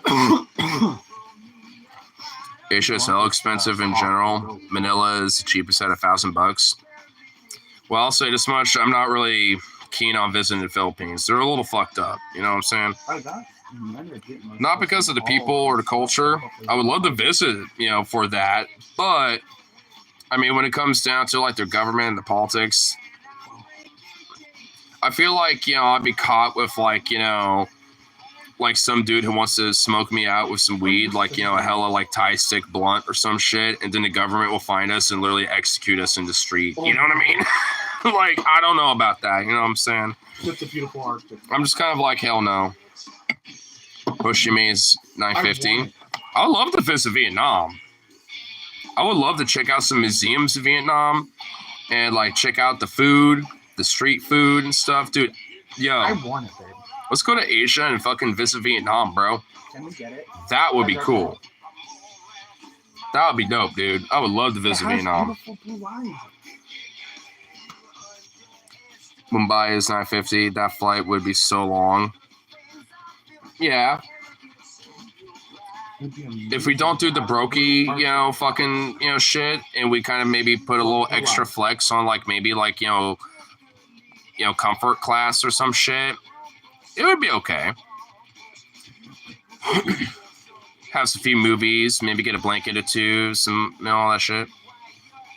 Yeah, and also India requires extra visas, I think. Yeah, you're right.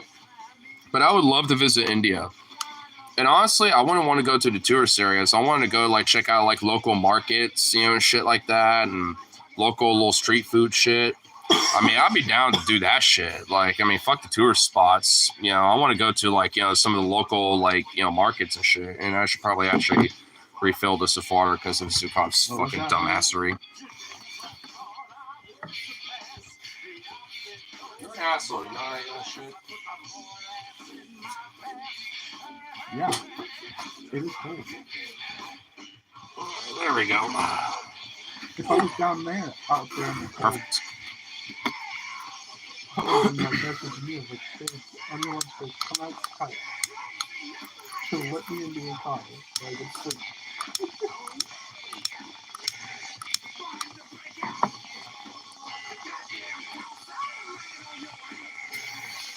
Yeah? Guess the cheapest country there? Jeez. Egypt. You know what? Egypt or Morocco. Hopefully you don't get snow anytime soon. Morocco's near Spain, so you could get like a layover in Spain and then go fly there. That'll probably be cheaper. Or Egypt. Those are my guesses. A country between the two. Libya? Tunisia?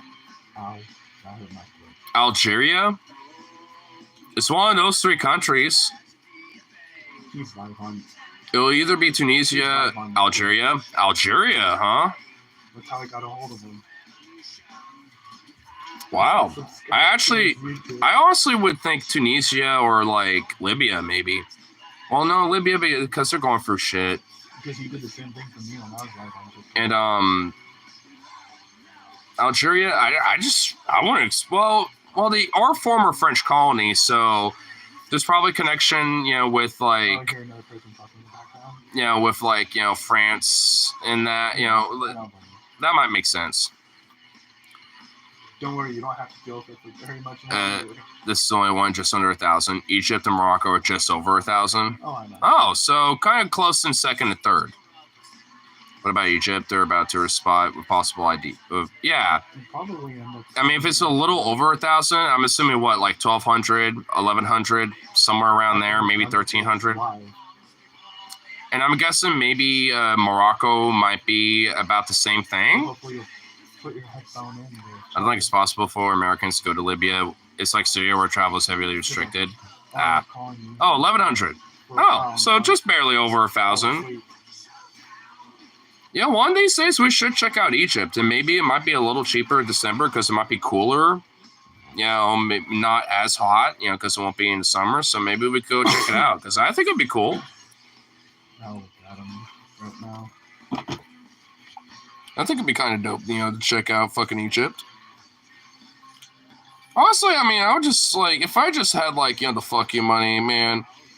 I mean, I would just love to fucking visit the world. I mean, there's like I like having my roots, but at the same time, like The first I just want to visit the world. You know what I mean? What was up? Oh, I was just reading what my fiance sent me. I don't trust their government. I would probably pass. A husky on a camel would be pretty hilarious. Yeah, dude, I would do it. I want to go horseback riding, and there's ways to where you can rent out horses and do that here, and I want to do that. Next time we Rip, next time we do maybe a trip out on the coast, like even if it's like a weekend, maybe we go camping near the coast or something. We should go fucking horseback riding, bro. Go horseback riding? I want to do it. I've never done it before. Me either. So it'd be. I mean, I've been around horses. I know how they are. I mean, I haven't worked with them, but I would love to honestly work on a ranch and tend to horses and stuff because I mean, I love them. They're really cool. Horses are really cool. Yeah, they're awesome. They got a lot of personality too, as well. A lot. You can get some that are really cool and very chill, and you can get some that are kind of assholes. Well, in Long Beach, Washington, they have down there. Well, yeah, they have it here on the coast too. Here on Oregon. Yeah. There's even a lot of spots where you can have trails where you can walk horses on top of just hiking trails. I also do have my friend Darlene. She has her ex-husband has a farm with horses. So all I would have to do is message him and I kind of grew up a little bit because my mom's dad he used to have a little ranch with her stepmom, but when he passed away, her uncle he passed away probably because my mom's uncle or her brother killed him probably.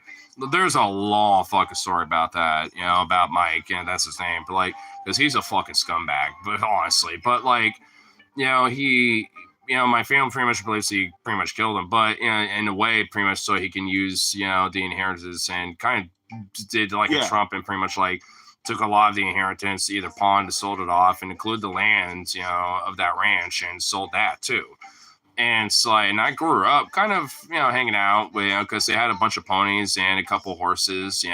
Growing up, my very very early memories were hanging out that, and there's even a few pictures of me feeding them and stuff. And it's man, if in some other alternate universe where maybe my family inherited it and still had that shit, I mean, I would totally part-time live out there, maybe during the summers or some shit, you know what I mean? Because I would want to totally do that type of stuff. That'd be kind of cool.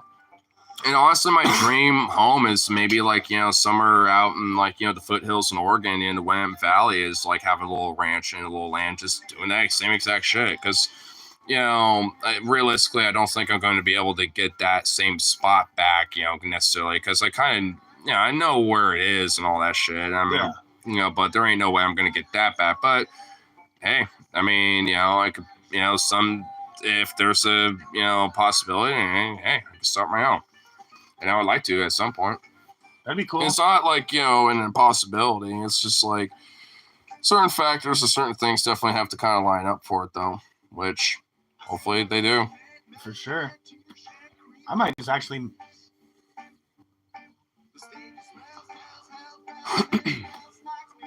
Oh, baby. Alrighty, honey. I love you.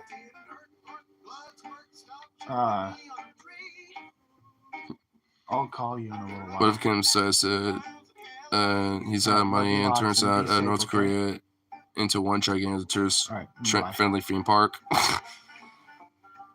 I mean, in a weird way, it is kind of a tourist destination. It's just because America is so restrictive with travel there to where you can't get there directly unless you go for China or maybe Russia, if you have Vladivostok or some shit.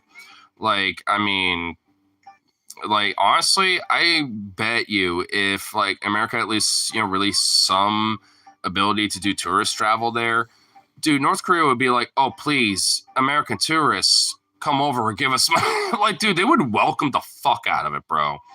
For real, dude. No, seriously, because the few times that people have been able to record and show their experiences, like when it comes to like checking out museums and stuff, dude, they love the fuck out of it. They're just like, oh yes, blah blah blah. I mean, obviously a lot of their things like some propaganda, some silly bullshit, but whatever. Who gives a fuck? Let them do it. Who cares? Let them have their moment.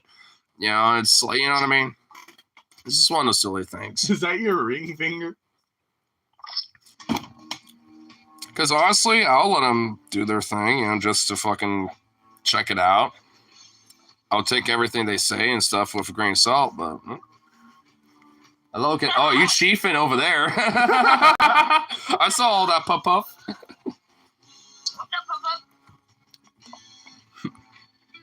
She wants you to add her on Facebook, so I'll have to send Well, I don't use Facebook. I only have an Insta. Okay, he uses Instagram. Well, if you have a YouTube, like, which I'm sure you probably do, you can follow me there. I have a YouTube, and that's usually what I watch all my mukbangs on. But I don't remember my name other than just Plain Tomorrow. Well, I mean, if it happens to be kind of like auto logged in, because it'll be kind of attached to your Google account, so it should probably be logged in. I can watch it down here, and I can watch it upstairs on my other TV. So you can cut your TVs. Yeah, I'm sure, Brian might be able to, share you, link to one of my lives or some shit. Then, you will have my channel. You can just subscribe from there, and you'll probably at least, you'd be able to pop in from there at least, because that's kind of where I predominantly, social media-wise, I'm at, but... I was gonna say, dude, Facebook, I usually mostly use Facebook to chat, like I am now. Look at you. Watch my Facebook videos. I don't get on TikTok that often, or I don't get on TikTok live that often, but I do make videos when I can. I've been really hesitant to go back on live since 2 years ago. Yeah. I've only been on live 4 times. I sent you his link for his live. No, by the way, that beer is actually all the way. It was pretty full right to here. Oh. And a lot of it ended up on the floor. Fucking Zukov. Yeah, that's why he's been denied the bun. All I've left in my name is $1. Well, I'll be able to hook it back up, at some point, but I know you're struggling, aren't you? I know. Yeah. Are you holding a light? No. I have a big lamp over here to light me up. Well, the reason why I'm asking is because it looked like, right there. See, it looks like you. It's just the reflection. Yeah, because I have a lamp over here next to my safe, my gun safe. I'm not getting him up at about. Oh, that was nice. It's 3:30. He's got an hour to get up. Oof. Rip. Yeah, then I can go back to sleep. I don't think we're doing anything today. I'm just waiting for my packages to arrive for the next week. I got 12 packages coming. Oof. I've been Christmas shopping on freaking Amazon for Desiree for Christmas. I already got one for under the tree. There's only certain people that is getting my Amazon discount.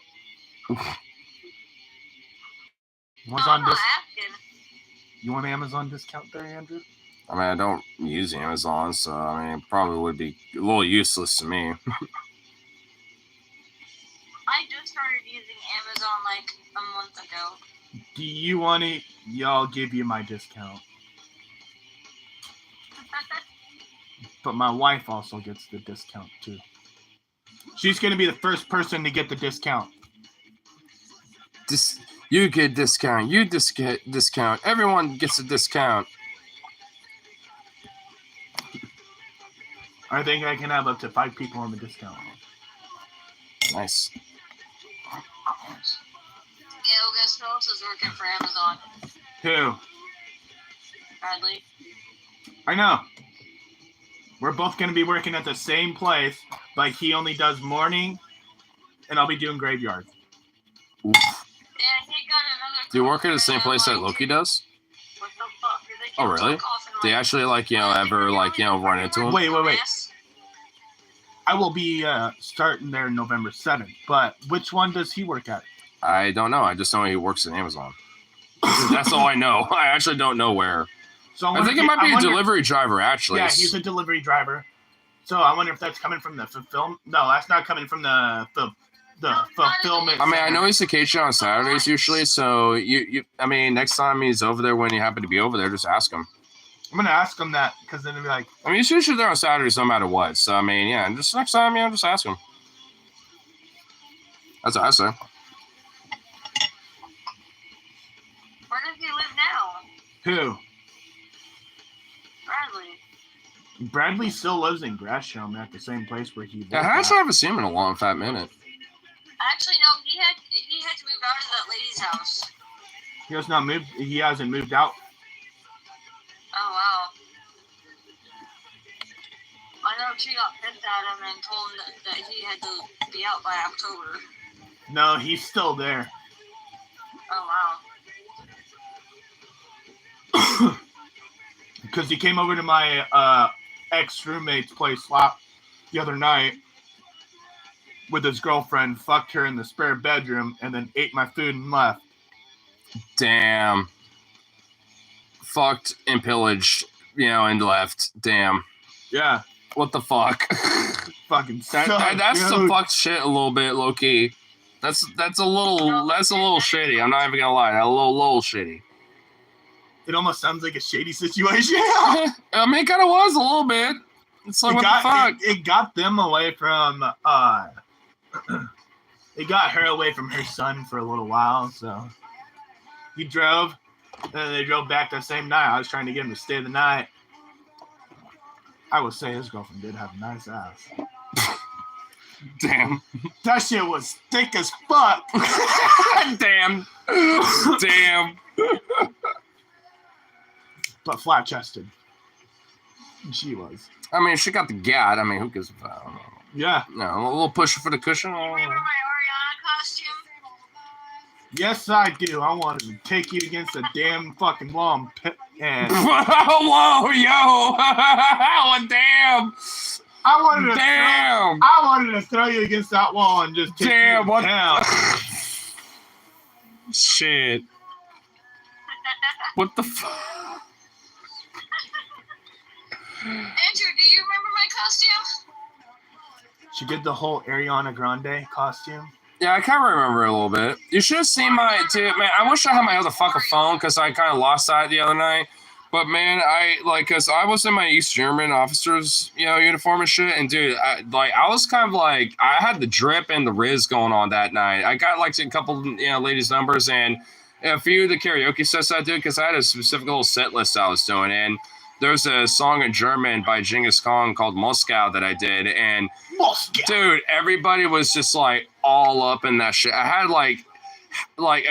at least 3 or 4 different chicks, all cougars too, just fucking recording me, just and all this shit to send to their friends. I'm just like, damn. She's a cougar. My girlfriend, my fiance is a cougar. I know what it is, but dude, I'm always risen up like the older ladies. I don't know what it is. I don't know what the fuck type of charm I got, but I always do, dude. Oh, she's turning 37 this year. Oh, well, that's not quite cool. Well, for my age, I mean, I'm, 28 now. I mean, that's not necessarily cougar set. I mean, for me, for my age, a cougar would be 47, 8, 9, so on. At least 20 years my senior kind of thing. Or 15 years my senior, I'd say. I dated a 50-year-old. No, excuse me. Sorry, I'm 35, not 38. I don't know why I said 38. When I was 33. It all meshes together at a certain point. You also realize that I dated a 24-year-old. I dated a fucking 20-year-old. I mean, for me, anything under 21 is, for me, it's at least off limits because then there's a lot of limited places that we can go hang out and do shit like that. Well, I mean, because the reason why it's there's some concerts I go to that are 21 plus. I like to go to karaoke bars, stuff if I'm gonna have a partner, I want to, maybe bring him along or let him come over after work and this and that. Oh, I didn't even realize that another one. I did, but the good majority of them went away. Well, hey, I mean, hey, I'll say this: I owe you one because of this little shirt over here. Some of you over at Duff's, and especially if I got funds, I'll give you 1 or 2 little rainiers or whatever the fuck. Their cheapest ones are the Miller High Lifes. Well, yeah, whatever. I bought a new wallet. It's Deadpool. Oh, that's nice. That's pretty cool, slick. What was that, Talina? I said, how does your girl feel that you're all the way in Milwaukee? Oh, she's okay with it. I'm going to see her tomorrow, and I'm taking her out to dinner. Nice. I thought you guys lived together. No. I had a roommate that I was living with. Where are you living now, then? I'm still trying to figure that out at the moment.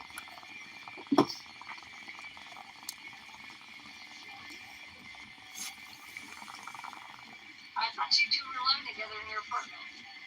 No, I was living with roommates at that time. Yeah, weren't you like crash surfing at the apartments just right up the road? Mm-hmm. What happened with that? She felt like I wasn't the right fit for her. Huh.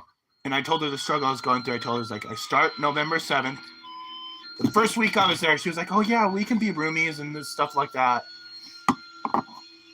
And then pretty much that same week, I think it's just more that her girlfriend kind of situation. Like her roommate, like her other roommate was just not. No, Like- she was by herself. It's just more her girlfriend might have put in some shit in her head and saying shit. Like just kind of saying, well, blah blah blah. Yeah, I mean, I guess we'll never know, but that's still kind of shitty. I mean, just kind of literally like within the same week to be like, yeah, sure, I'll give you a little place to crash surf for a little bit if you need to, and then like not even a few days later, it's like, never mind. It's like that's shitty.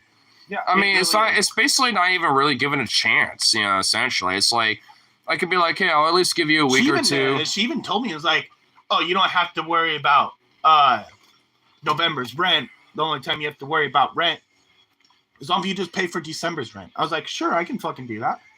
Sure. I mean, it sounds like at least initially, yeah. So it really just seems like backstabbing that really is just kind of shitty. But now I ended up finding out the money that I gave her, that she has to relocate herself. Oh, so she also has to move. Mm-hmm. I guess now that I know that, maybe I'm wondering, maybe she was like, well, instead of having... I felt like she was just using me for the money. Yeah. Because, I mean, but also maybe saving you the shortfall, being like, hey, we got to move anyway because I got to, and blah, blah, blah. But still, she could have given you a chance because she could still see you as a roommate in the future, for another spot. Yep. It's stupid. I even told you that when me and Keegan lived with you that I'd pay you rent money. I do remember that. And I did give you like $200-$300 for me and Keegan. Yeah, but I told you guys to keep it. Yeah, and Keegan didn't want my money either. And I'm like, dude, shut the fuck up. You don't have a job. I don't mind helping. You're my guy. I don't mind helping. I basically, she was more than willing to give me the money. I told her to keep it. I ended up going. Yeah, you ended up going under for it. Dumb shit. You know, I had a good chance with her when Keegan broke up with her. I would have been like, all right, dude, I'll take your sloppy seconds. Damn. What the fuck? The thing is that I wasn't sloppy either. That's not love. Damn. It's a joke. It's a guy joke, Dave. I mean, Talina. I don't know why I called you Dave. I'm sorry. Even when we lived together, you still call me that out of respect. I did. I think Keegan got jealous about it. Yeah, because you're like, don't worry, babe, I got you. I'll turn on the heat. Remember when I had to stay home due to my knee? Mm-hmm. Yeah, Fisher. And then that's when me and Keegan would go out and party together. Another ballot box burn in Vancouver. Whoa, really? Dude, what the fuck is with these ballot boxes being burned, dude? Is it the same culprit? View if you're going to the bathroom? Or is it a different person? Bruh. Dude, the big day, bro.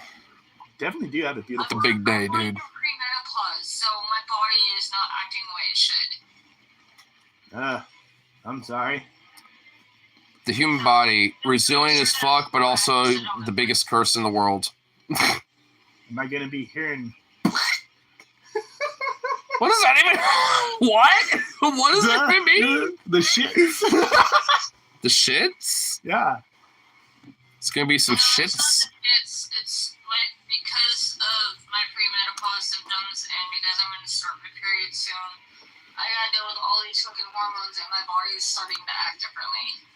Just sounds like you need to get laid. Yeah, it's been a long time. Well, and also that's just like Hey, how... Andrew. I mean, that's...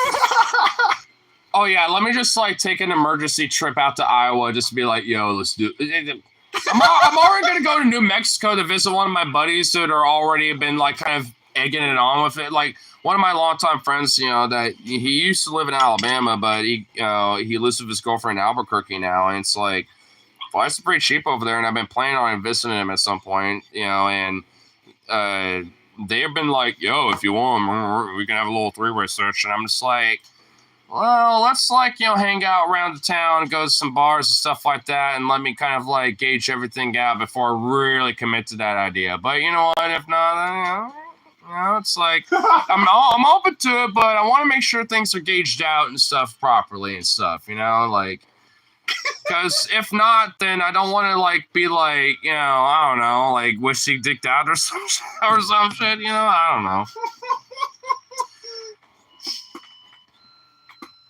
She already told me, I was like, if things don't work out between my girl, she wants me to Venom's move to been after Iowa. you for years. Well, that's why I think, well, not only that, but, you know, they're also kind of like It almost just sounds like you have a crush on me now. I mean, also with Venom, I mean, he's also not just that, but also, like, you know, they're in a semi-open, you know, relationship just because they're willing to do that within reason. I would totally date and put a It's not like an open relationship. It's partially within reason, like, you know, if they like someone enough, like me, right? Which, yeah, I know. and that's considering that Venom is also pretty protective. He's always talked about being pretty overprotective about his, you know, partners and stuff in the past. So it's just like, if he's willing to open up like that, at least with, you know, a close friend like me, then we did try. It is saying something, which I think, you know, honestly, I think that is a sign of respect, you know, and honestly, I do appreciate that in a way. I actually am kind of, funny enough, flattered, you know, by that. I'm just more of a in-person kind of thing. Yeah, I told you to fucking move to Washington. Oh, trying to get right here. I did try. My buddy was more than willing to drive me, but then half the time he changed his mind. Oh, that's me. If I'm somebody that would be willing to do it for a little gas money. Yeah. But now I'm 2,000 miles away. Ain't that far. It's like 2,000 something miles to get to, like, Chicago or something. I'm 3 hours. I'm a 3-hour drive from Chicago. Fair enough. Fly to Chicago, Andrew. Well, me and my friends actually want to go to Chicago, so I just recently went to Minneapolis. You know, and that was a pretty fucking awesome trip. Got to get, you know, General Pit tickets to see Iron Maiden and The Who, and that was fucking badass. My buddy Cam Majors, he went to 36 hours from the Olympia Greyhound Station all the way to fucking here in Davenport. How much did that cost you? We actually had to stop off in Portland before we hit fucking Eastern Washington. How much did that cost you to get out there on Greyhound? $216. I feel like that would be a little cheaper to take, like, a train or a plane at that point, and quicker. The thing is I didn't even have my ID at the time. I just got my ID last month. I'm gonna look it up right now. Well, I mean, if the lack of an ID does make it more difficult when it comes to travel like that. I mean, that is actually a fair point. I couldn't use my phone's QR code. I had to actually print out the tickets and then have them scan it because if they were gonna ask me for ID, well, I have a picture of my ID on my phone. Yeah. But now I think in certain circumstances that might be acceptable, but yeah, sometimes that ain't. Yeah. That's why I'm kind of glad I have my passport at least, because that's still good until 28. How long has it been since I've had my ID? No. 8 years. And here in Iowa, Damn. you know how in Washington and Oregon you have to renew your ID like every 4 years. Here it's every 8 years. Oh. Wow. Yeah. About the same amount of time as like like passport or something like that. It's about like 8 to 10 years. How the fuck do you spell Iowa? IOWA. We just said it at the same time. Damn. Davenport is DAVENPORT. Also, my dad went to the University of Iowa too when he went to university. Funny enough, for entomology, for research of bugs. Yep. The Hawkeyes. They were still the Hawkeyes back then, just as they are now. If my dad was in here, he would probably start talking that up right now and start like going on like literally an hour and a half rant about his college years and shit, like at Des Moines. To look up plane tickets on the internet. I hate how everything's online. Hey, you want me to help you? I could probably look it up. See, the fucked up thing is the closest airport to us is in Moline, which is about, give or take, a half hour away. Yeah, well, I'm helping out my boy. So wait, what were you saying? I said the bad thing is the closest airport is in Moline, Illinois, which is about a half an hour from me. Oh yeah, okay. Here I actually found like some basic, average. This is like the average. It's about like 387 from Des Moines, which is about a 5-minute flight. Cedar Rapids is about $338. So a little cheaper to go to Cedar Rapids, even though it's a little longer flight. Sioux City is $438. Is about an hour and a half, 2 hours away. Damn. So maybe do that, rent a car out there, and fucking travel up or something. It would be taking a bus. Yeah. The best thing to do would be getting on a Greyhound. Yeah, that wouldn't be bad at all. I've never actually done a Greyhound. I've done trains. I've done I've planes. done Greyhound. I've done trains, planes, and automobiles, but I've never done full on Greyhound. It cost me $30 just from Portland to Aberdeen, Washington. Why did the music fucking go to my earbud? What the hell? Bring that shit back. And from Greyhound doesn't go to Aberdeen anymore. It would be like 25. Well, it goes to Olympia, and then you have to take a bus from Olympia up. Yeah. I should have done a comparison to see what a Greyhound over there was.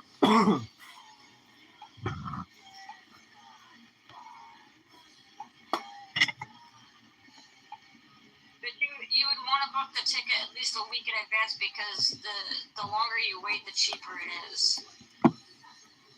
Yeah. Well, yeah, the sooner ahead you pay for a ticket, the cheaper it is. If you do shit last second, it's more expensive. Mm-hmm.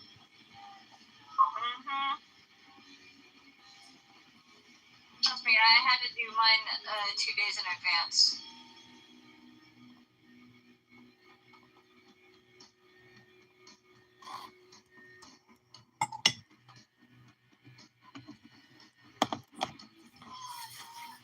Take a little pee break real quick. Be right back.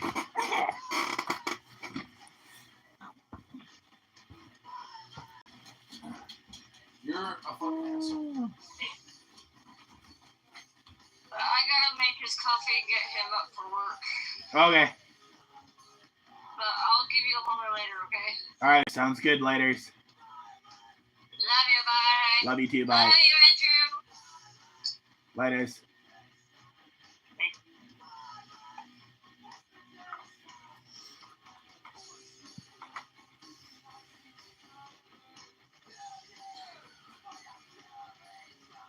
Iowa.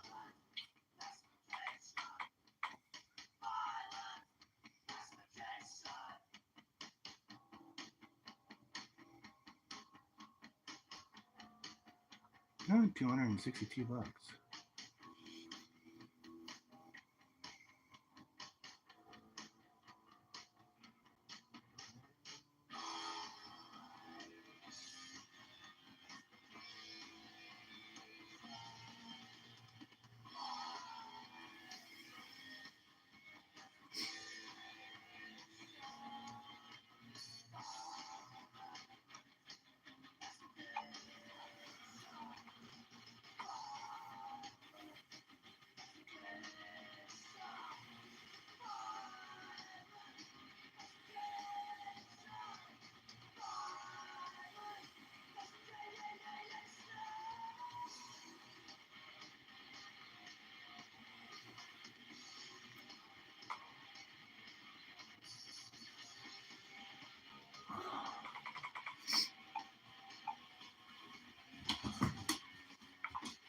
Should be like $250 just Greyhound.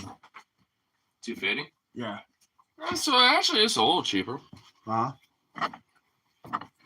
but probably way longer of a trip. A couple days, 3, 4 days. 44 hours.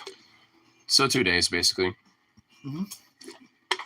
I'm assuming it's probably including like little pit stops and shit like that. Yeah, 5 different transfers.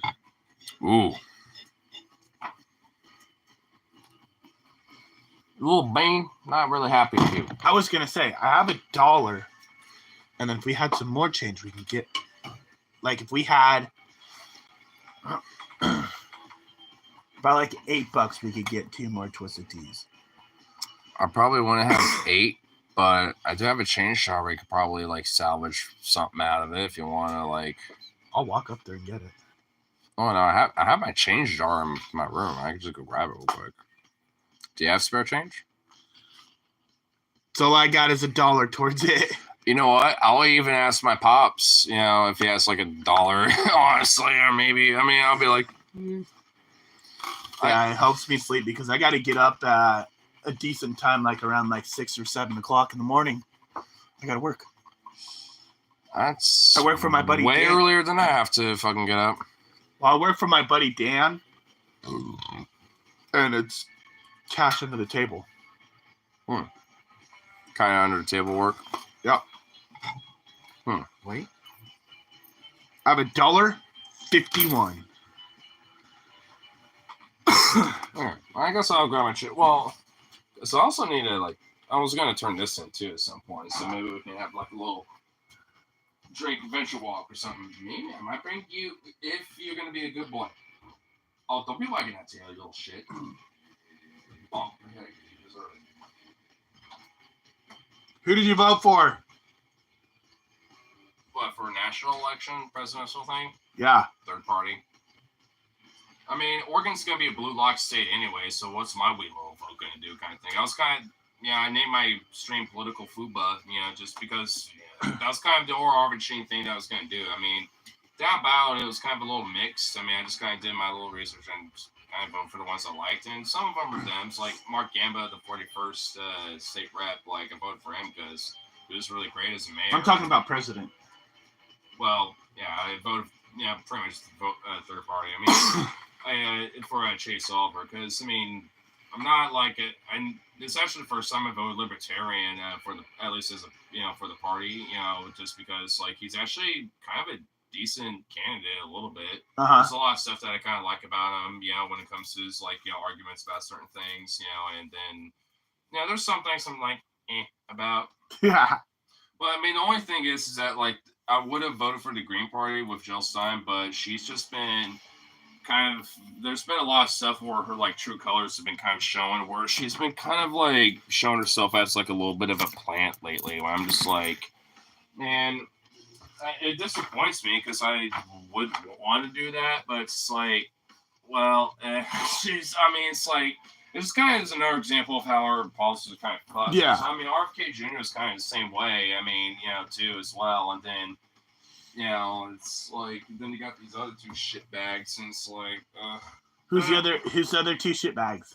Yeah, because at this point, I'm just kind of ready for the results to be done at this point, because it's going to be 1 of the 2, and either way, it's hey, the bills are still going to be due, you guys still got to get bread on your table and all this other bullshit. Oh, yeah. And so, what fundamentally, ultimately, is going to, change from one to the other kind of thing. Hey, let me grab my change shot.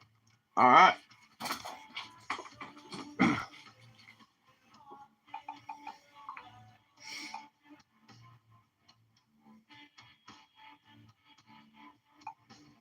Giggling is one thing, but you got a good mouth too. Baby, I'll die about you. Good giggling is one thing, but you got a good mouth too. Baby, I'll die about you. Does your tang ever get randomly wet and you're just what is it, girl? What do you see? Does your poo-tang ever get randomly wet and you're just what is it, girl? What do you see? Huh? That video?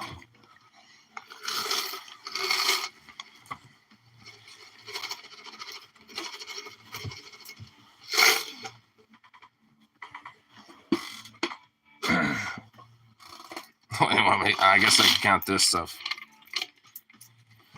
Ay. I guess that's what's happened. Field trip? I suppose so. Why not? I mean, my phone's been charging up pretty nicely.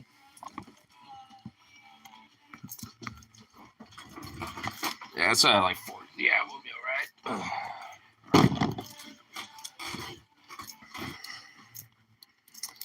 Yeah, I'll collect this as well. So we know that's a buffet. You know, you're like, you know, a poor blue collar working boy when you're doing like literally counting change and change jar kind of situation. All right. Oh, you know what? I can use this tray actually to help me. Here we go, because I can shift out certain things. I'll shift out all the dimes because those are more valuable than. Right, so I got 84 cents right here. All right. Now right there's 2. So we got 284. Yep. And 94. Here, if I want to, yeah, just put it in that little pile. Oh my God, so many pennies. Oh, Jesus Christ. 284. I know who it is, and he's going to be like, bro. He's going to low-key be kind of like, bro, on us right now. Oh, yeah. Okay, so 294, 304, 314. Wait, that's, yeah. All right, there we go. Actually, you know, here. Just to make sure it all stays contained in one spot, put it all on that tray. Yeah. There we go. All right. I'm going to actually shift the pennies out right here because fuck the pennies right now. Those will be the last ones I look at.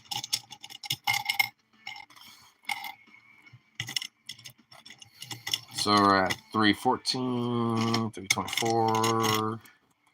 You know what? 330, 335. That will help round it up. 340.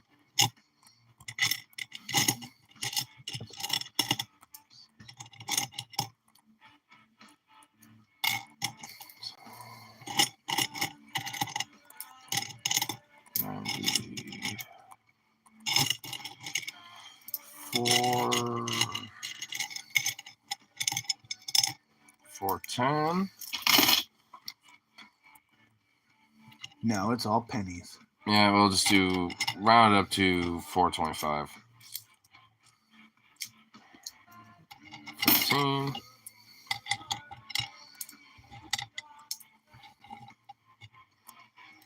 16.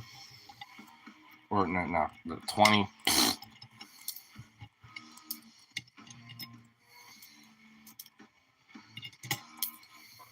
25. There we go.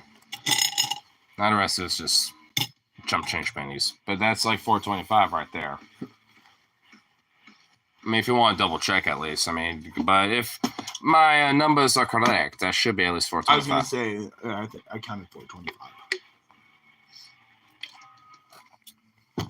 Actually, what time? It's 2:08. If you wanna split that one with me, and we'll just split the other one because we at least have enough for one right here. Yeah. Oh, you still have that one too. Because I mean, in a way, I do kind of at least owe you with Zukov being a little shithead.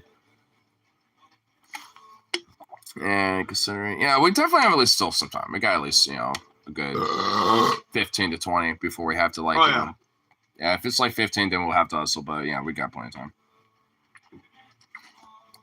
Oh, but no, let's go on a little field trip. It's actually been a minute since we've done a little field trip stream. I hope my new debit card comes in tomorrow because this weed rationing has been absurd. It's been redonkulous. Redonkabunkulous. You lost your debit card too?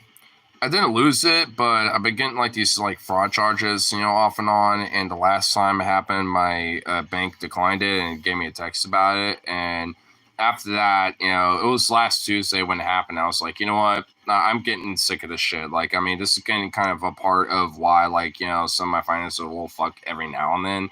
So I'm just like, I just need to get a new card already. I've been meaning to do this. I just fuck it, So, I just knew that was going to be a little little fucked a little bit when it came to that. I mean, and I was able to at least dispute the one that went through right on the day that I came back from Minneapolis and shit.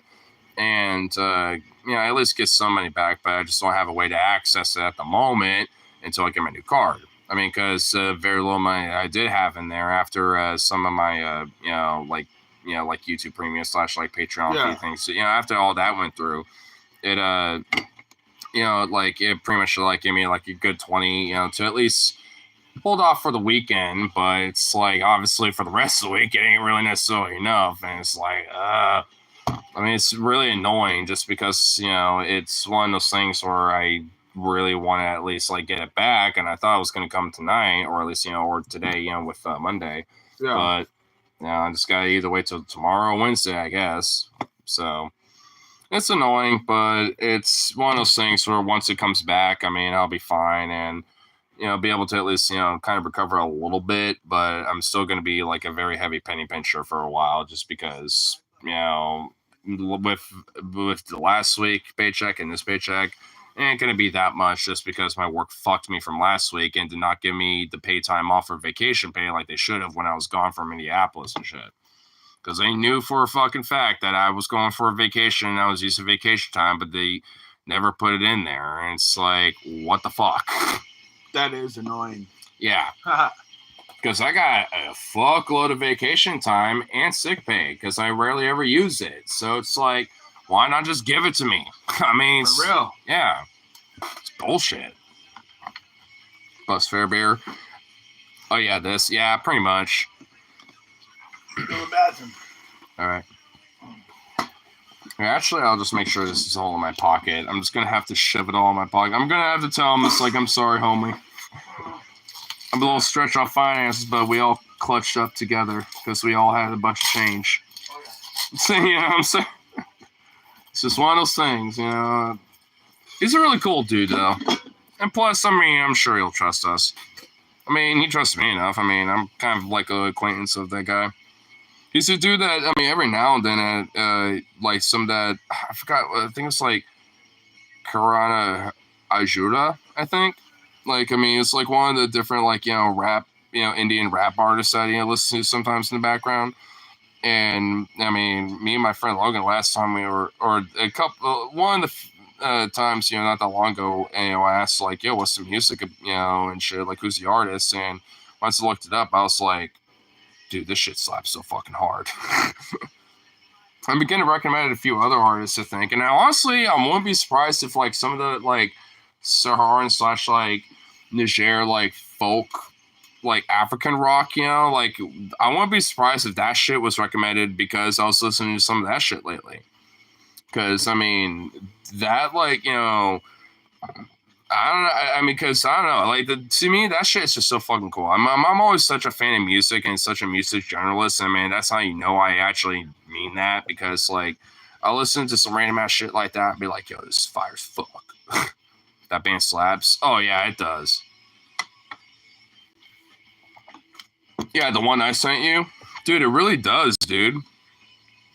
And I looked up on Wikipedia because there is a Wikipedia page about the band. And from my understanding, she's like one of the few people of her indigenous people in Niger where she's like a female, guitarist. Because she was like the first one. Yeah. Yeah, she's literally the first woman in her culture to play it because she basically borrowed / stole her brother's, guitar and shit, to start playing that music, and eventually made a band. And her brother just like, well, dude, you're way better than me, so just play that shit. Because it is legit, dude. I just wish I could properly pronounce the whole band name because it's like, it's just one of those names where it's like, I know what we're talking about, but it's like, I cannot, for the life of me, remember that right now. I've always been bad with names, though, to be frank. So badass. Dude, she is a fucking girl boss, like, straight up. And a musical girl boss. It looks French. Well, yeah, it's Niger. Yeah, her people and her culture, like where she comes from, she's from Niger. So yeah, that used to be a former French colony. So yeah. Look, actually, dude, there's actually this really fucking cool like African folk rock band that you should probably check out at some point because it's so badass, dude. Oh, I'll Dude. probably end up checking it out. I'm all into the hardcore shit. Well, I meant the band name. Oh yeah. Well, if you could go like on the Discord. Oh yeah. Okay. Yeah. You copied pasted it. Yeah. I should show you really quick because dude, this shit. It's not like hardcore, but it's very folky. But dude, it like low key, especially with the percussion like kind of stuff. It goes so hard. 15 minutes to make it to 7-Eleven. Okay, that actually is a good thing to mention. You know, like cause here, I'll just like pull up like one little thing, and maybe we can kind of listen on our way. Oh, actually, here, there we go.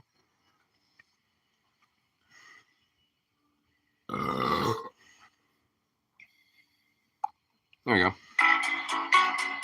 Oh, damn, ads, boo, ads. As a doctor, Mom, more As ads. a doctor, she likes to stroke it. What the fuck?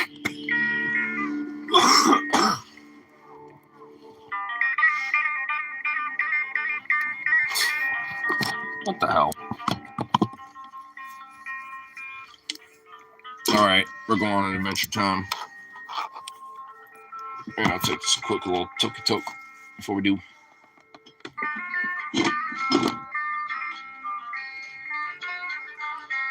You know, honestly, how we found this, or at least how I found it, was because me and my friend like we were hanging out like hella late night to the early morning, and I was just like wanting to play some music background, and the algorithm just pulled this album, the where the song came from, and I just played it in the background just to kind of listen to it, and I was like, whoa, this goes so hard. And eventually, my friend Logan was like, yo, bro, what the fuck is this? This goes so hard. And I was like, I don't even know. The algorithm just like bestowed it upon me. I just wanted to play it because dude, this shit is like. I was kind of vibing. I was like, yo, this goes hard. And he was like, yo, bro, this does. I mean, I was just like, yo, dude.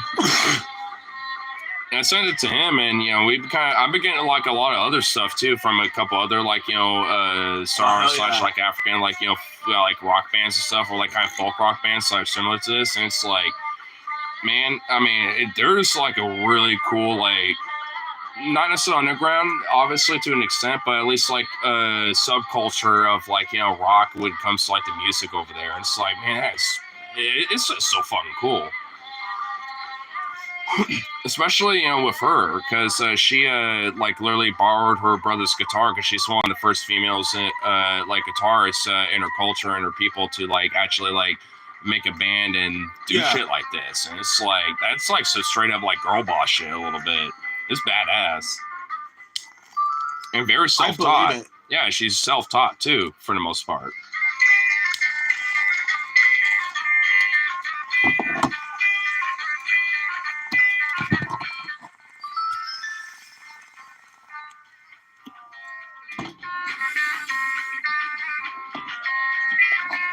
Here.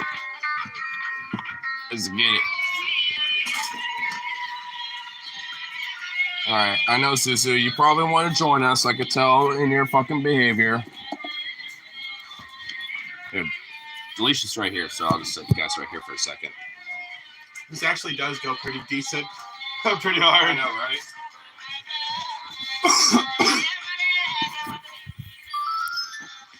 What's going on, chat? How's it going? Hey, Susu, what are you talking about? Did you take the phone? Oh, you did? Yeah, I had to go on here and be like, what's up, dude? Yeah, I look like a hoodlum, y'all. I'm doing good, man. I appreciate that.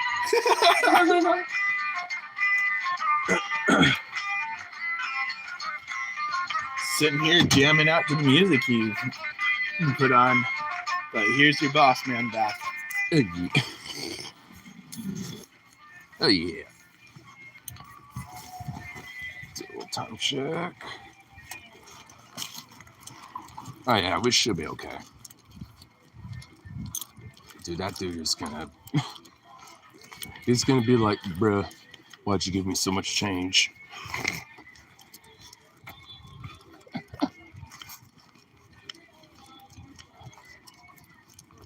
You want next? All right, on Thursday, when I get paid, I'm certainly going to give this guy like a $10 tip, just on this virtue of this night alone. It's adventure time.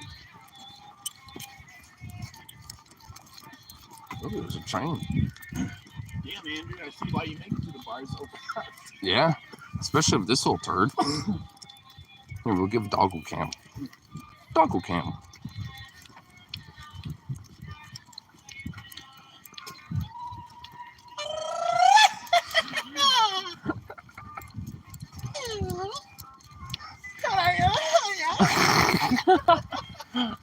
All right, I got my boy Brian hooked on this shit. His YouTube algorithm is going to slowly but surely, you know, recommend more of this, and he's going to be into it. All right, low key though. Every now and then you got to whip that shit out if you're, you know, when you're hanging out with people, just be like, yo, my friend sent me this. You all gonna vibe with it though. Do it spot. Suzu, you big butt, you bean. Really? Oh my god, that street lamp is actually on for once. This used to be busted. They actually fucking fixed it. That's actually a miracle. I just now realized that.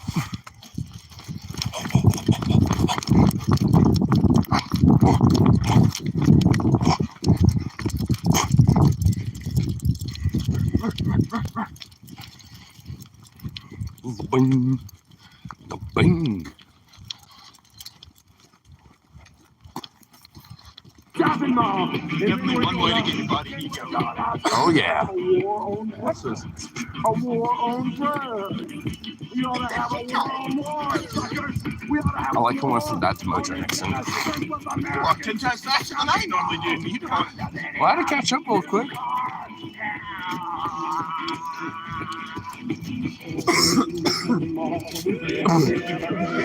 Oh, he does dude, he does that shit all the time.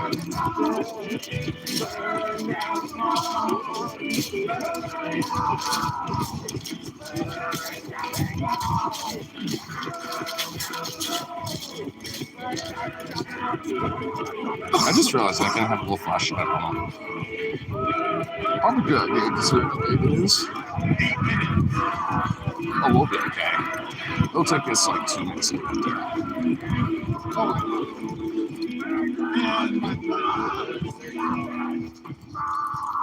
Is this that same dude that I'm talking about? Plays like that hip hop, like Indian rap and stuff sometimes? Yeah. Oh yeah, dude, he's legit. Plus, if you tell me you pay him back the next day, Oh yeah, he'll like, even throw in an extra one for you. well, I want to like hold to my word next time. I mean, you know, I'll throw the apartment for you. I swear to God, if you take a shizzle here, oh, he's doing, oh my God. Okay, I'm pointing the camera away from him. Really, dude? Really, dude? Look at me. Really? Wow. Did you even leave anything? I don't even think you left anything. You just want to do it for the fuck of it. Yeah. Oh, nope, you left some. Oh, he's trailing it. Oh, holding my breath for a minute. That was like, whoa.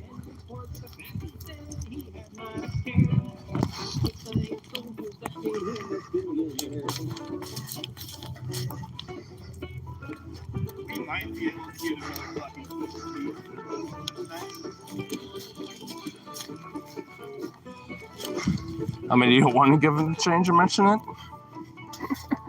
Oh, we'll see. I mean, I'm holding all of it in my pocket right now.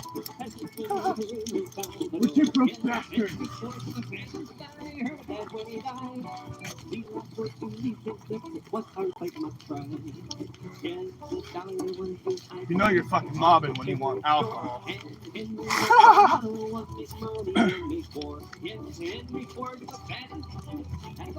Those are the boy. There's a bean.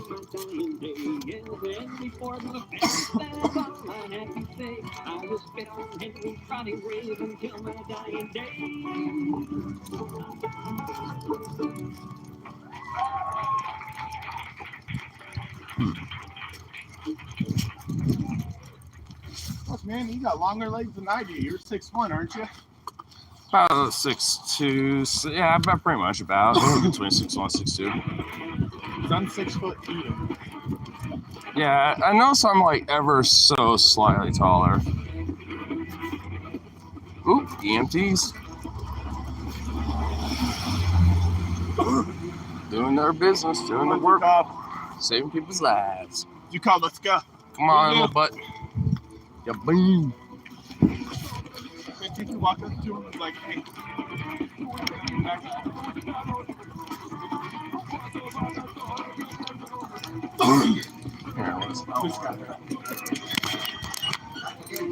Yeah, what's up, man? Back again, what's up, buddy? Yeah.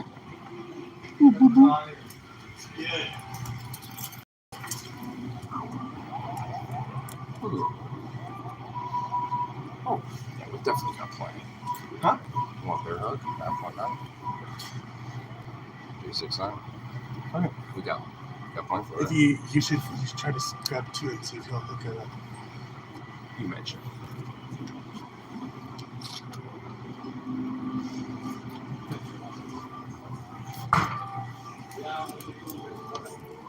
Huh?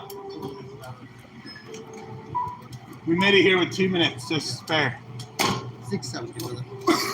Oh yeah, kind of going with the changer kind of thing right now. It's like 4 something here. Can you help us out with the second one there, buddy?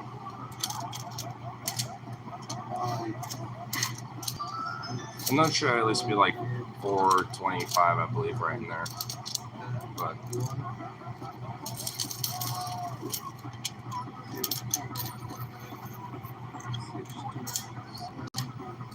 3 minutes to spare, by the way. $2.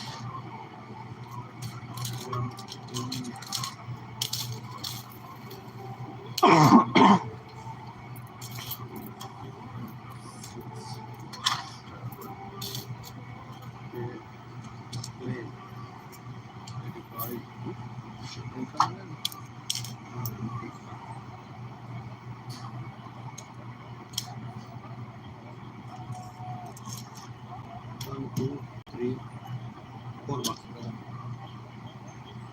That's just $4. This one is not heavy. we'll just do one. That's okay. 670. You think you'd help us out with $2 and we'll pay you back tomorrow? Yeah, I am. I appreciate you, brother. 1, 2, 3. No. 2, 3, 4, 4. 9. Go ahead and keep these pennies, by the way, for the next person. Thank you. Next time I come in, I'll make sure to give you like $10 tip or something like that.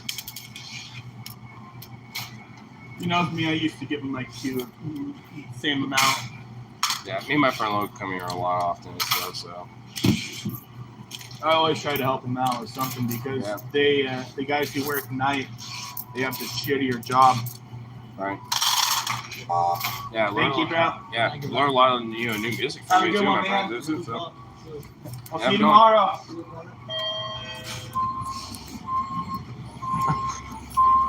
tomorrow. My empathy things. Just like damn. It helped out, didn't it? I did. Got us another free beer out there. That's true. I mean, hey, you do little tricks and wonders. I will say. I do that with Because Sean. I mean, he knows me a lot, and he's seen me and my friend, and Bro, so he barely fucking knows me, and he already helped me. He helped me out last night. No, the night before. Yeah. And shit. I went back there, paid him back, so he knows I'm true. Found my word. right, yeah. And also, like I said, I mean, I'll make sure I'll be like, hey, next time I'll like throw him a little 10.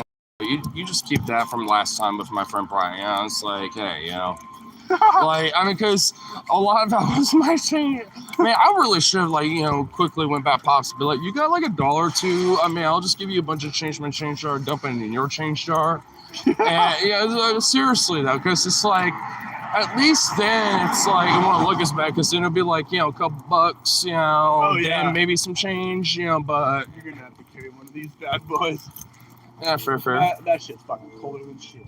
Yeah, fair. I got my intercoat pockets. I got that one pocket center pouch, and I don't think you want beer that's shipping up when you do that. Yeah, I mean, these aren't like super like carbonated or anything, but you know, they got a little.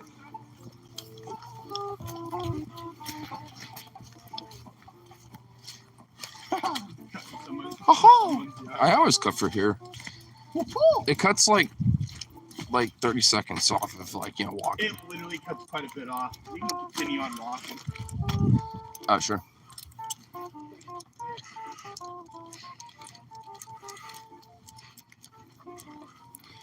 Is that the moon or is that a street light? Well, that right there is a street light. I mean, if we're talking about earlier when I was mentioning that other street light, well, yeah, that was a street light. There's no moon out right now. Like, it's too cloudy for it.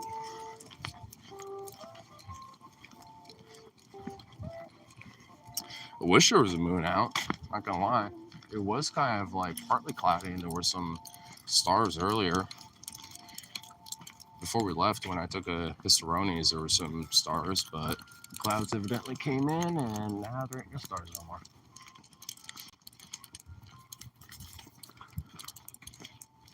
He's gonna have to take a little jog. Dude, this is some good night walk music. It's gonna bump it up now.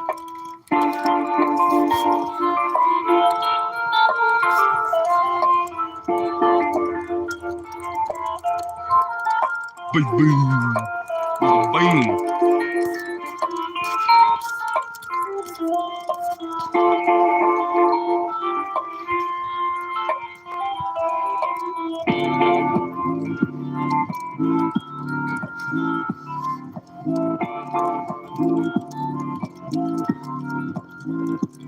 Chilton's through the walk. Yeah, this is a Dumbia. The guitarist formerly from Los Malvados, Steven. Yeah, this is his solo project. If you go on Bridge City Sessions, like one of the recent uploads was like their full session up there. I mean, dude, they're really cool. That's why I have a bunch of their shit on my background music. Oh wait, while I'm walking past it, you know, to let Brian catch up. You want to know the oddball fucking political sign that's around here? This is literally the only sign in my entire neighborhood, dude. And they're an elderly old couple from like the Greatest Generation or some shit, dude. You know what's hilarious? The next door neighbors. Give a minute. Week. Hold on. The next door neighbors. Look what they got. Literally the next door neighbors.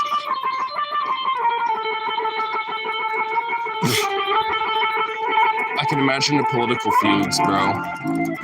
The political feuds that happen, bro. Oh, by the way, there's another one right here, too.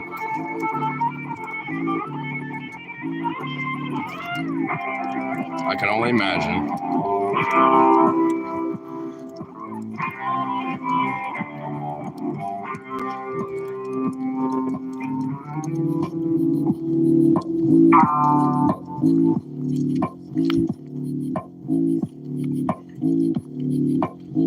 Really?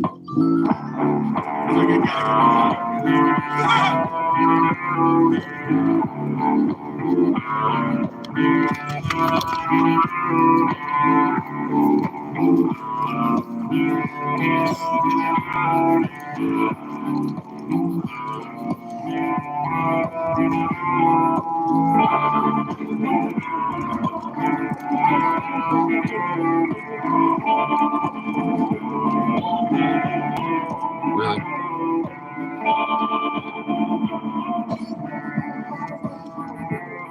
Seriously? What is it about that you want so much? Yep, he does it all the time. Sorry, Sue Coffee, you just got me. Well, he does it to me all the time. It's You know what? Here, I'll just let him free. He's on you now. Where's this at? Where you go home?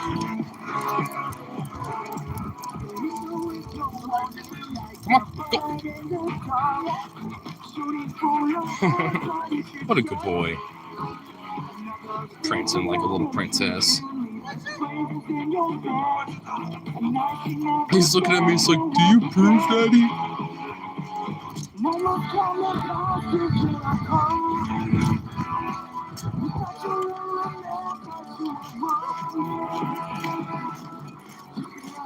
He's still looking at me, he's like, do you approve, Daddy? Do you approve, Daddy? Oh, he's still looking at me. He's like, what the hell? Oh, I love him. He's such a good boy. Sometimes.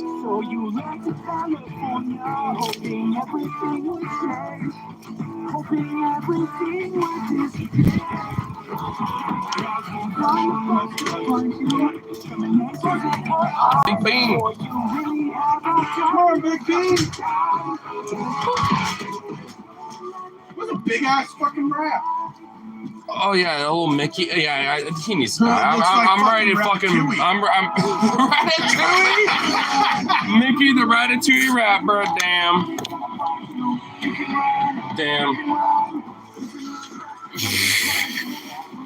Go Zooks. Go. We approve. Yeah, he's such a sweet boy.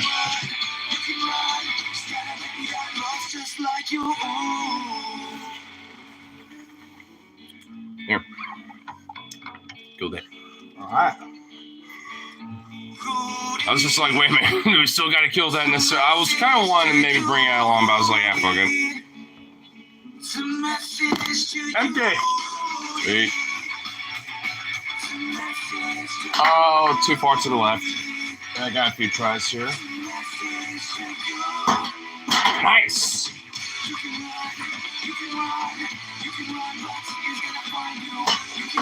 Nice. Let's see. 3 for 4. Oh, too short. Got 2 for 4. Yeah, 50-50. I'm okay with that. I'm okay with a little 50-50. Zucock, come here. Oh, you like my new cane? Come here. Come on, Zoo. Oh, little bean. Like my new cane? Beating cane. You wonder where I found this? Where? Like, I visited my mom on Saturday morning and shit, or Saturday afternoon before I went to work, and on my way out, on the top of a bush, I found this, and I was like, yo, Dad, look, looks like a cane. And I looked at this top thing, and I was like, you know what, I'm keeping it, and I just snagged it. I was like, dude, this thing looks fucking hellfire as fuck, dude. Zoo. Yeah, because now I can poke. Boop. Can bonk you. Bonk you from a distance, bro. Maybe I can hold a little meats on the Dude, end. we fucking mobbed all the way there. Hell yeah, dude, hey, when it comes to Mish, you got to mob. You know, honestly, what kind of helped telling me that shit was my It friend only Logan. took us like 10 minutes. Yeah. Here, you 5 know minutes what? there? Zuzu, you want a bun? You got to fucking earn it, my bro. He's going to earn this bitch. Get up here and earn this. Come on. We'll get Daddy. No. Where are you going? You prima donna, little slut bitch. Get the fuck over here. Quit. Oh, no. It almost fell. And I dropped. Oh, God. Okay. You move right here. I'm gonna say, I would have laughed my ass off if it exploded. You want to earn it? Sit. Oh, that a boy. Sit. Up. Now you're going up. That a boy. Oh, you want to do pawpaws on this? Come on. No? Try it. Dance. Dance like a little jester you are, good sir. Up. Sit.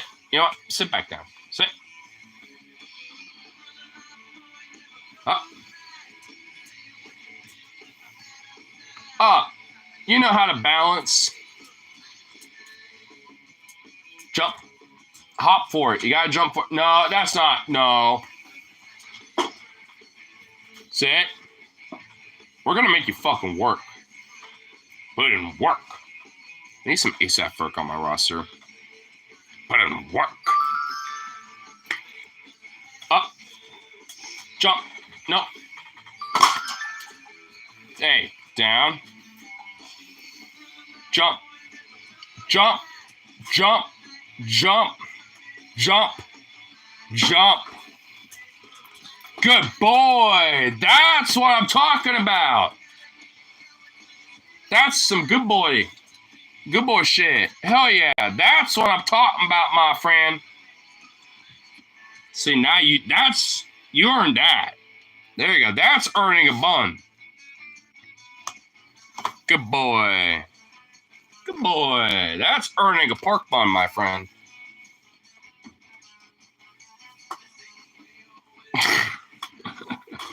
Man, that took some effort, man. Like, he's a little prima donna, little bitch about it sometimes, man.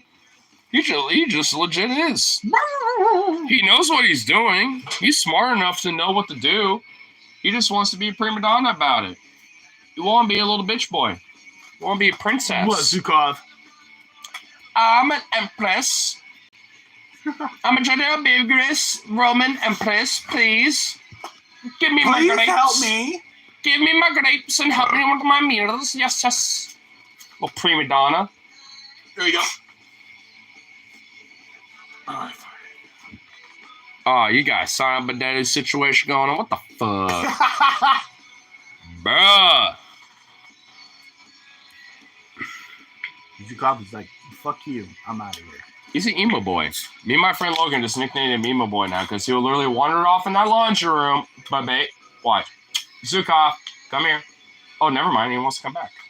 Normally, he'll just go right into the laundry room and just close the door on himself.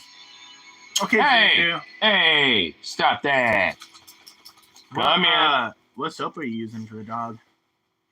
The mane and tail. I use a coconut conditioner, and I have this like a lavender oil extract thing that I will like kind of mix in with it sometimes because I know that's like bug repellent. So I kind of use those main three, and then like this anti flea and tick shampoo that's like a citrus / like oatmeal like soap. So Okay. stuff that's good for him. It's a skin condition of some sort, like an allergy. It's an allergic reaction to whatever you're using for like soap wise. Potentially, well, I mean, I've kind of narrowed it down. From my understanding, I think it might be like some sort of a skin allergy to like maybe just not only bug bites, but also maybe like some sort of a pollen. Because it could be, yeah. Yeah, because I need to give him a bath here pretty soon, but because it's been about like 2 weeks since I last gave him a bath. Because I know you can't really bathe your dogs too regularly, because I used to do it once a week, but I've heard that's actually bad for the skin. That actually also accelerates some of their like rashy, itchy behavior. So I've been trying to kind of limit that at the same time. And it's just kind of a weird, hard balance, a little bit, because like he's always doing it and it's so fucking annoying. And it's like, man, I mean, I need to find a little something. I need to like, and that's why I want to do like blood tests and go like, once I get, some funds here, like within the next month, give or take, I want to at least take him to the vet, just get some blood checks, stuff like that. The whole shebang, and see what comes up, because I'm guaranteed there's at least some sort of allergy he's got. It's probably like a skin allergy to it. Could be the food too. Well, I know. Well, from what one of my coworkers has a dog that has similar skin problems, and she says that Rachel Ray's is is predominantly the brand that I use that helps with kind of limiting that, because they don't have grain in their food. So, and I know dogs sometimes, one of their big allergies is grain, so it's one of, so that has helped, but it's just, there's things that I've been like being able to find and shit like that that's been helping, but the problem's still there. Hey. Zukov. Those lawyers perked right up. Hey. Come here. Emo boy. Oh, fuck you. Get over here. Oi. Emo boy. Oh, now he's just licking his balls. Hey. You're not a cat. Oh my god. My fiance actually got a cat the other day, and I was sitting there eating my fish sticks. The cat helps itself into my fucking food. Damn. And she's like, the cat doesn't even do that to me. Everything that I ate, the cat came up and tried to take it from me. Damn. I was like, babe, I think your cat loves me more than you. And she was like, fuck you. I was like, so I said to her, I was like, when and how hard? We ended up doing it right there. Damn. I think I might like the song, actually. It's funny how it kind of came up, but gotta go back to Jazzy, I'm on. Man, are you almost out of weed? This is my rations. I'm kind of rationing here, yeah. Unless I ask Dad for more if he's willing to, but... That's why I'm waiting for my car tomorrow, hopefully. Fingers crossed. Because that'll be a way different story. How many days did it take for you? How many 6 to days 7, ago? 5 to 7 business days, and I did it last Tuesday, so I was... It should have been... Yeah, they'll be here tomorrow. Yeah. And I actually thought it might have been Wednesday, because I wasn't sure if, like, mail would come in tomorrow because of Election Day, But I remembered that Election Day ain't a federal day off. So. Usually with On Point, they just... If you go there, they give I know, yeah. I need to get On Point already. Even if I still have Chase, I mean, I'm going to, like, maybe do my direct deposit On Point. If I need to, I'll take money out and, you know, put it in my Chase account for, you know, for my mom for rent, bills, whatever the fuck, you know, because, you know, that's still connected to her account at the moment. My On Point card is all fucked up, but it still works. Dude, my friend Logan lost his car like 2 times within a week, you know, not purposely. It was just like it fell out of his wallet, you know, and shit, you know, and stuff. This So is going to be the debit card I'm going to use for Amazon and stuff. nice. I like the color scheme. That's kind of cool. And MasterCard. It's been a fat minute since I've seen a MasterCard. That's not a MasterCard, it's Rapid. Well, I mean the emblem, because it's Visa and MasterCard. Yeah, so that's what I was meaning. Yes, it is technically the same. Yeah. It's so weird that I bought a little bit thicker wallet because I'm used to the skinny ass one that I had.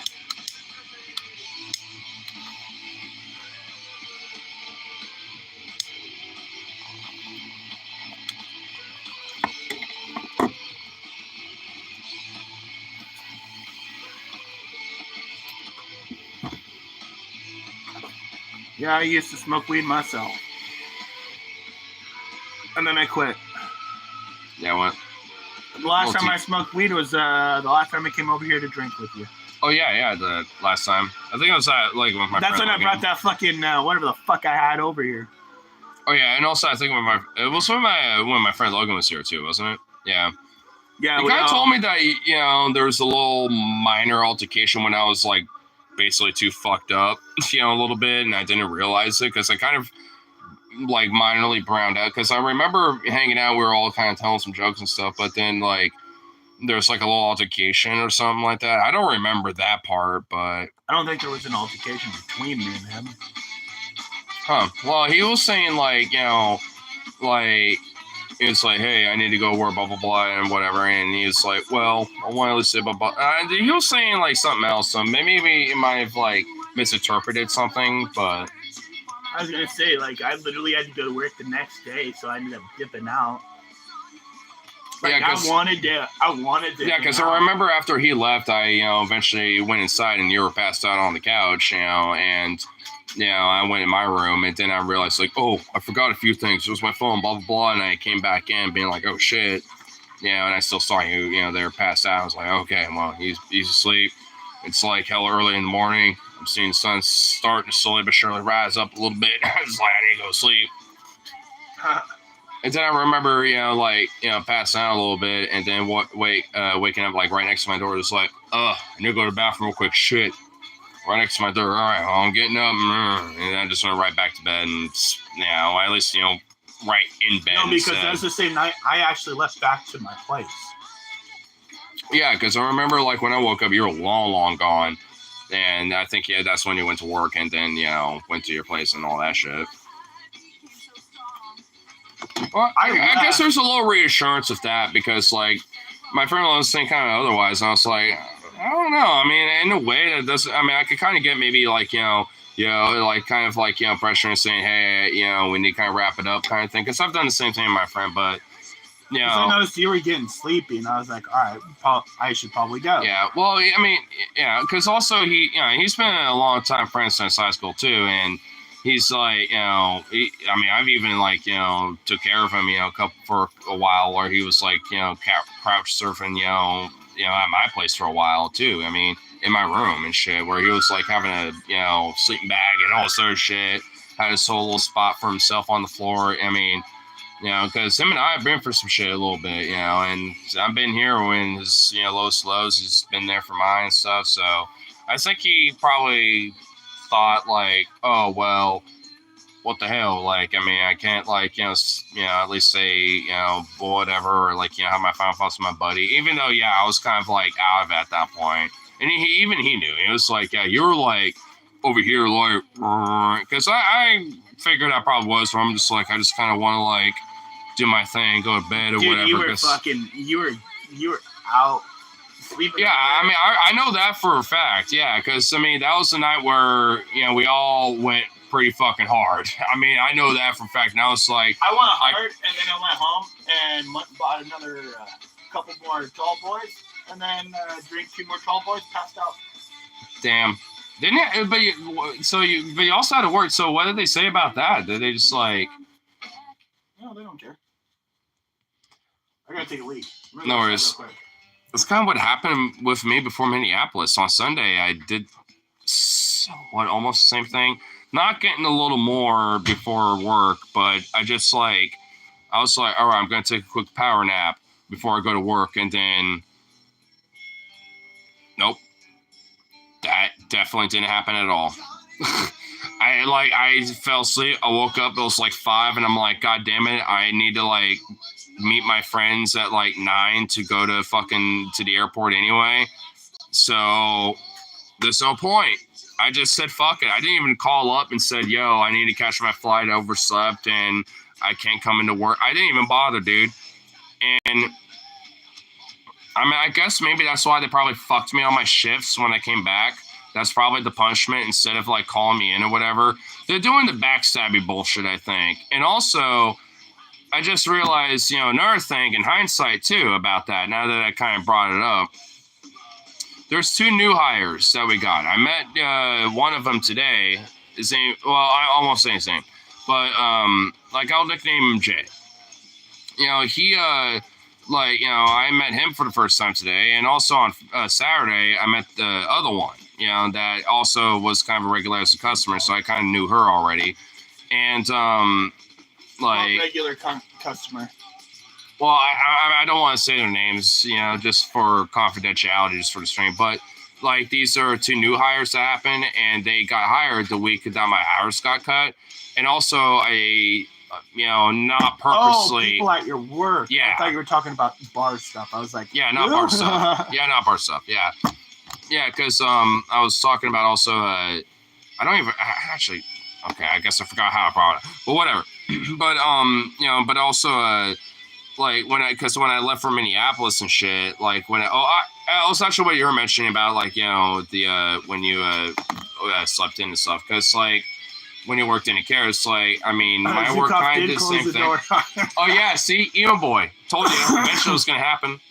But yeah, like, because when you were mentioning about your work and stuff, like I was talking about when I called no showed unintentionally because I was trying to power through with like a little power nap before I went to work that day because I was going to do like a 12 to 8. And I even wrote a note and everything being like, hey, this is what I'm going to do because I need to catch my flight at a certain time and meet my friends and blah, blah, blah. Like, and I just totally flaked because when I woke up, it was like 5:30 or something. And it's like, there's no way that I'm going to like show up, still leave at 8 and all that shit. Like, there's just, at that point, there's no reason for it. So I was just like, I should, like I was saying, I probably should have called about that and mentioned, what the hell was up, because I just didn't do that. And I just like, slept a little more, woke up at like 8 and then mentioned to my friends, like, hey, what's up? Blah, blah, blah. We all met up about 9. We, met my friend Tyler. We all went to the airport and all that shit and did what we got to do to go to, catch a flight. Yeah. But it's just like, then I think as a punishment, that's why they cut my hours, plus with those 2 new hires, because they're basically using my hours to give to them to train them and shit, and that's kind of probably their justification. And I guarantee if I probably were to bring it up, they probably would say that way. And plus, maybe or maybe not write me up. But then, this last Sunday, yesterday, like it was so tired and shit, exhausted because of, really frankly, a lack of sleep. Like I rested my eyes for a little bit, for my lunch break where I clocked off about like 6:45, in the evening. I woke up at like 9 in the evening. Like I literally slept for like 2.5 hours. And when I woke up, I was like, oh no, oh fuck. And I thought I was going to get called in the office today, but I wasn't, surprisingly. So I'm guessing either didn't notice or what. I didn't even clock back in for lunch. I was, because if I, when I get like the timesheet, I'm going to kind of do a little white lie kind of thing. And if they call me in and talk to me about it or whatever, I'll just like mention a little truth to it. But I'm just going to say, oh, yeah, I rested my eyes when I woke up. It was like a little over an hour later. And I realized, oh shit, oh my God, oops. Which set me back, and when I clocked off at like, 10:40 or some shit. Yeah. But, so I'll tell them a little truth, but still give a white lie because it's like, I mean, that was a one-off and that was the thing on my part. That was my bad because I was just exhausted. And even my coworkers, like you could talk to them because, at a certain point, I was really power napping, in the back a little bit in between what I was doing because, like, whenever it's like, hey, we need more fried chicken or I need, this and that fried. In between that, I'll power through, clean some certain stuff, get dishes through, wiping stuff down, frying shit up. And in between that, I'll take like a 10 or 15 minute power nap and be like, all right, let's get going for some more shit. And I didn't take my break until that. Yeah, and I didn't take my break until that lunch break. And I closed my eyes for one moment and, opened them up. And sooner or later, it was just fucking 9. And I was like, or not, well, to them, I'll say 8, but, it's just like, but it was 9 o'clock when it happened. I was like, it's like, hey, shit happens, and I'll just say that, and I'll take the L on it, wrap me up, do what you gotta do with that, but, I'm just telling you what the truth is on that. There's a little white lie in it, but they don't gotta know that part. I told some of my coworkers about it, because I was, because I know they'll back me up, and stuff either way, and I was like, yeah, I'm doing a little so-so, because they asked how I was doing when I showed up for work, and I was like, I kind of want to call them because I kind of feel like fucked up last night, and they're like, well, what happened? And I just told them based on what I said, and they were just like, oh, shit, and they were like, oh, no, they were kind of worried for me, because they weren't sure if I was going to get called in the office that day or not, which, luckily, didn't happen, but tomorrow maybe, I don't know, maybe they're holding the pin on it and they're gonna just drop the ball on me or something. I don't fucking know. They're not going to us. They would have done it already. Yeah, that's what I'm thinking. So I think, I'm kind of in the clear. I'll just have to sign the timesheet and I'll just do the little white lie in there and just sign it and all good. I won't even, like, because there's an option on those sheets where you can comment about like why, this and that, whatever, and I won't even put anything there. I'll just sign it, call it good, and if they call me in at some point eventually, I'll just keep in my mind and just say that and just say, hey, it just was an unfortunate fuck up and hey, shit happens. Hey, my bad. Obviously that's not a common occurrence. I mean, I know I've slipped up in the past and you've talked to me months before about these type of things, and I like to think I've done really good about this type of shit. And, it's like, hey, I've slipped up once or twice, and hey, that's on my bad. Let's just give me a break, Yeah, because at the end of the day, like, I mean, that time where my hours got cut, because, I mean, before I left for Minneapolis, last week when they cut my hours, when I left, those hours weren't cut. Like, and when I came back, they changed the schedule to where my hours were totally cut along with a couple other people and stuff. So it's like, I know for a fact, it's like, they did that shit. And it's like, hey, even despite all this type of stuff, like, they were begging me, for like Monday, on Friday, and all these other days when they were short-staffed because they fucked me and thus fucked their own department and thus fucks their progress and productivity. Yeah. So it's like, you're fucking me to fuck yourself, basically. So it's like, look, I slip up sometimes, but you know what? It's like I ain't taking longer lunches than other people. Like I could rat so many motherfuckers out in my own department, and the only reason why I don't, because I like them, and I don't give a fuck that I take like a 15-minute lunch break or an hour lunch break. I don't give a shit.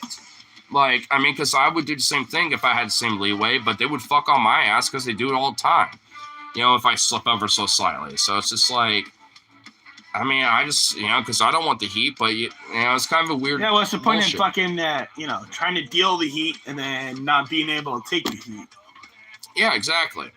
I mean, because I can handle heat in the kitchen, but, so to speak, but it's like, why ain't that same heat being dealt with other people when they take long ass, breaks or lunches and shit like that? I totally get where you're coming from. Yeah. On that, 100%. And the thing is, I'm sure they've probably been talked to before, but it's like, why aren't they getting the same consistency like me? It's like, I have seniority because I've been there for so long, but I mean, shouldn't not only I lead by example, which I have been more often than not, it's like outside of a few slip ups here and there, but it's like, shouldn't you enforce that as a manager when they slip up? Because there's a few times I'm wondering, it's like, hey, I wonder where so-so is. Like, they've been gone for a while. Like, I mean, I want to take my lunch here pretty soon. It's like, I've been waiting for a while. And then, like, a couple minutes later, I'll see him turn the corner after, leaving the break room. And I'll just be like, and I don't give a fuck either way. But, in the back of my mind, I'm thinking that a little bit, because I'm just sitting here bored out of my mind. There's no customers. I'm just sitting here waiting because I'm caught up and whatever, and I'm just sitting here like, it's been a while. I know it's been more than 30 minutes. Where's it been? Or whatever, so yeah. And like I said, I don't care, but it's like, if I have to mind my piece of cues, why should I have to, like, wonder if someone else isn't necessarily? Exactly. Yeah. I mean, because hey, we still do our job, we still get it done and shit. Outside, unless majorly fucking up like I did from, this last Sunday, like, outside of something like that, like, why should it be a big deal if someone takes, like, a 40 or 50-ish minute lunch, or whatever, or maybe, like, a 20-minute break? The job still gets done, and honestly, we have so much pastime that it shouldn't really ultimately matter.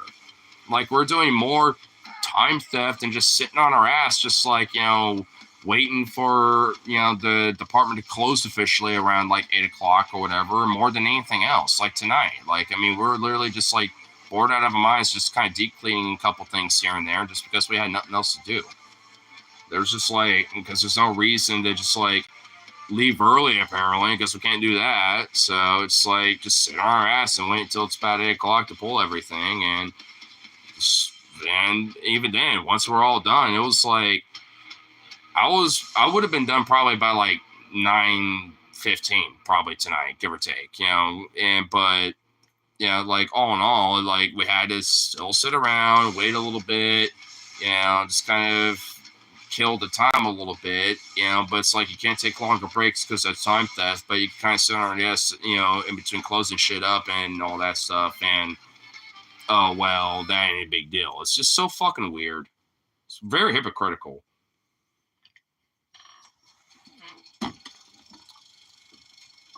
Because what's the difference of sitting outside and just having a break versus just like sitting in a department on your phone just chilling? Because there ain't.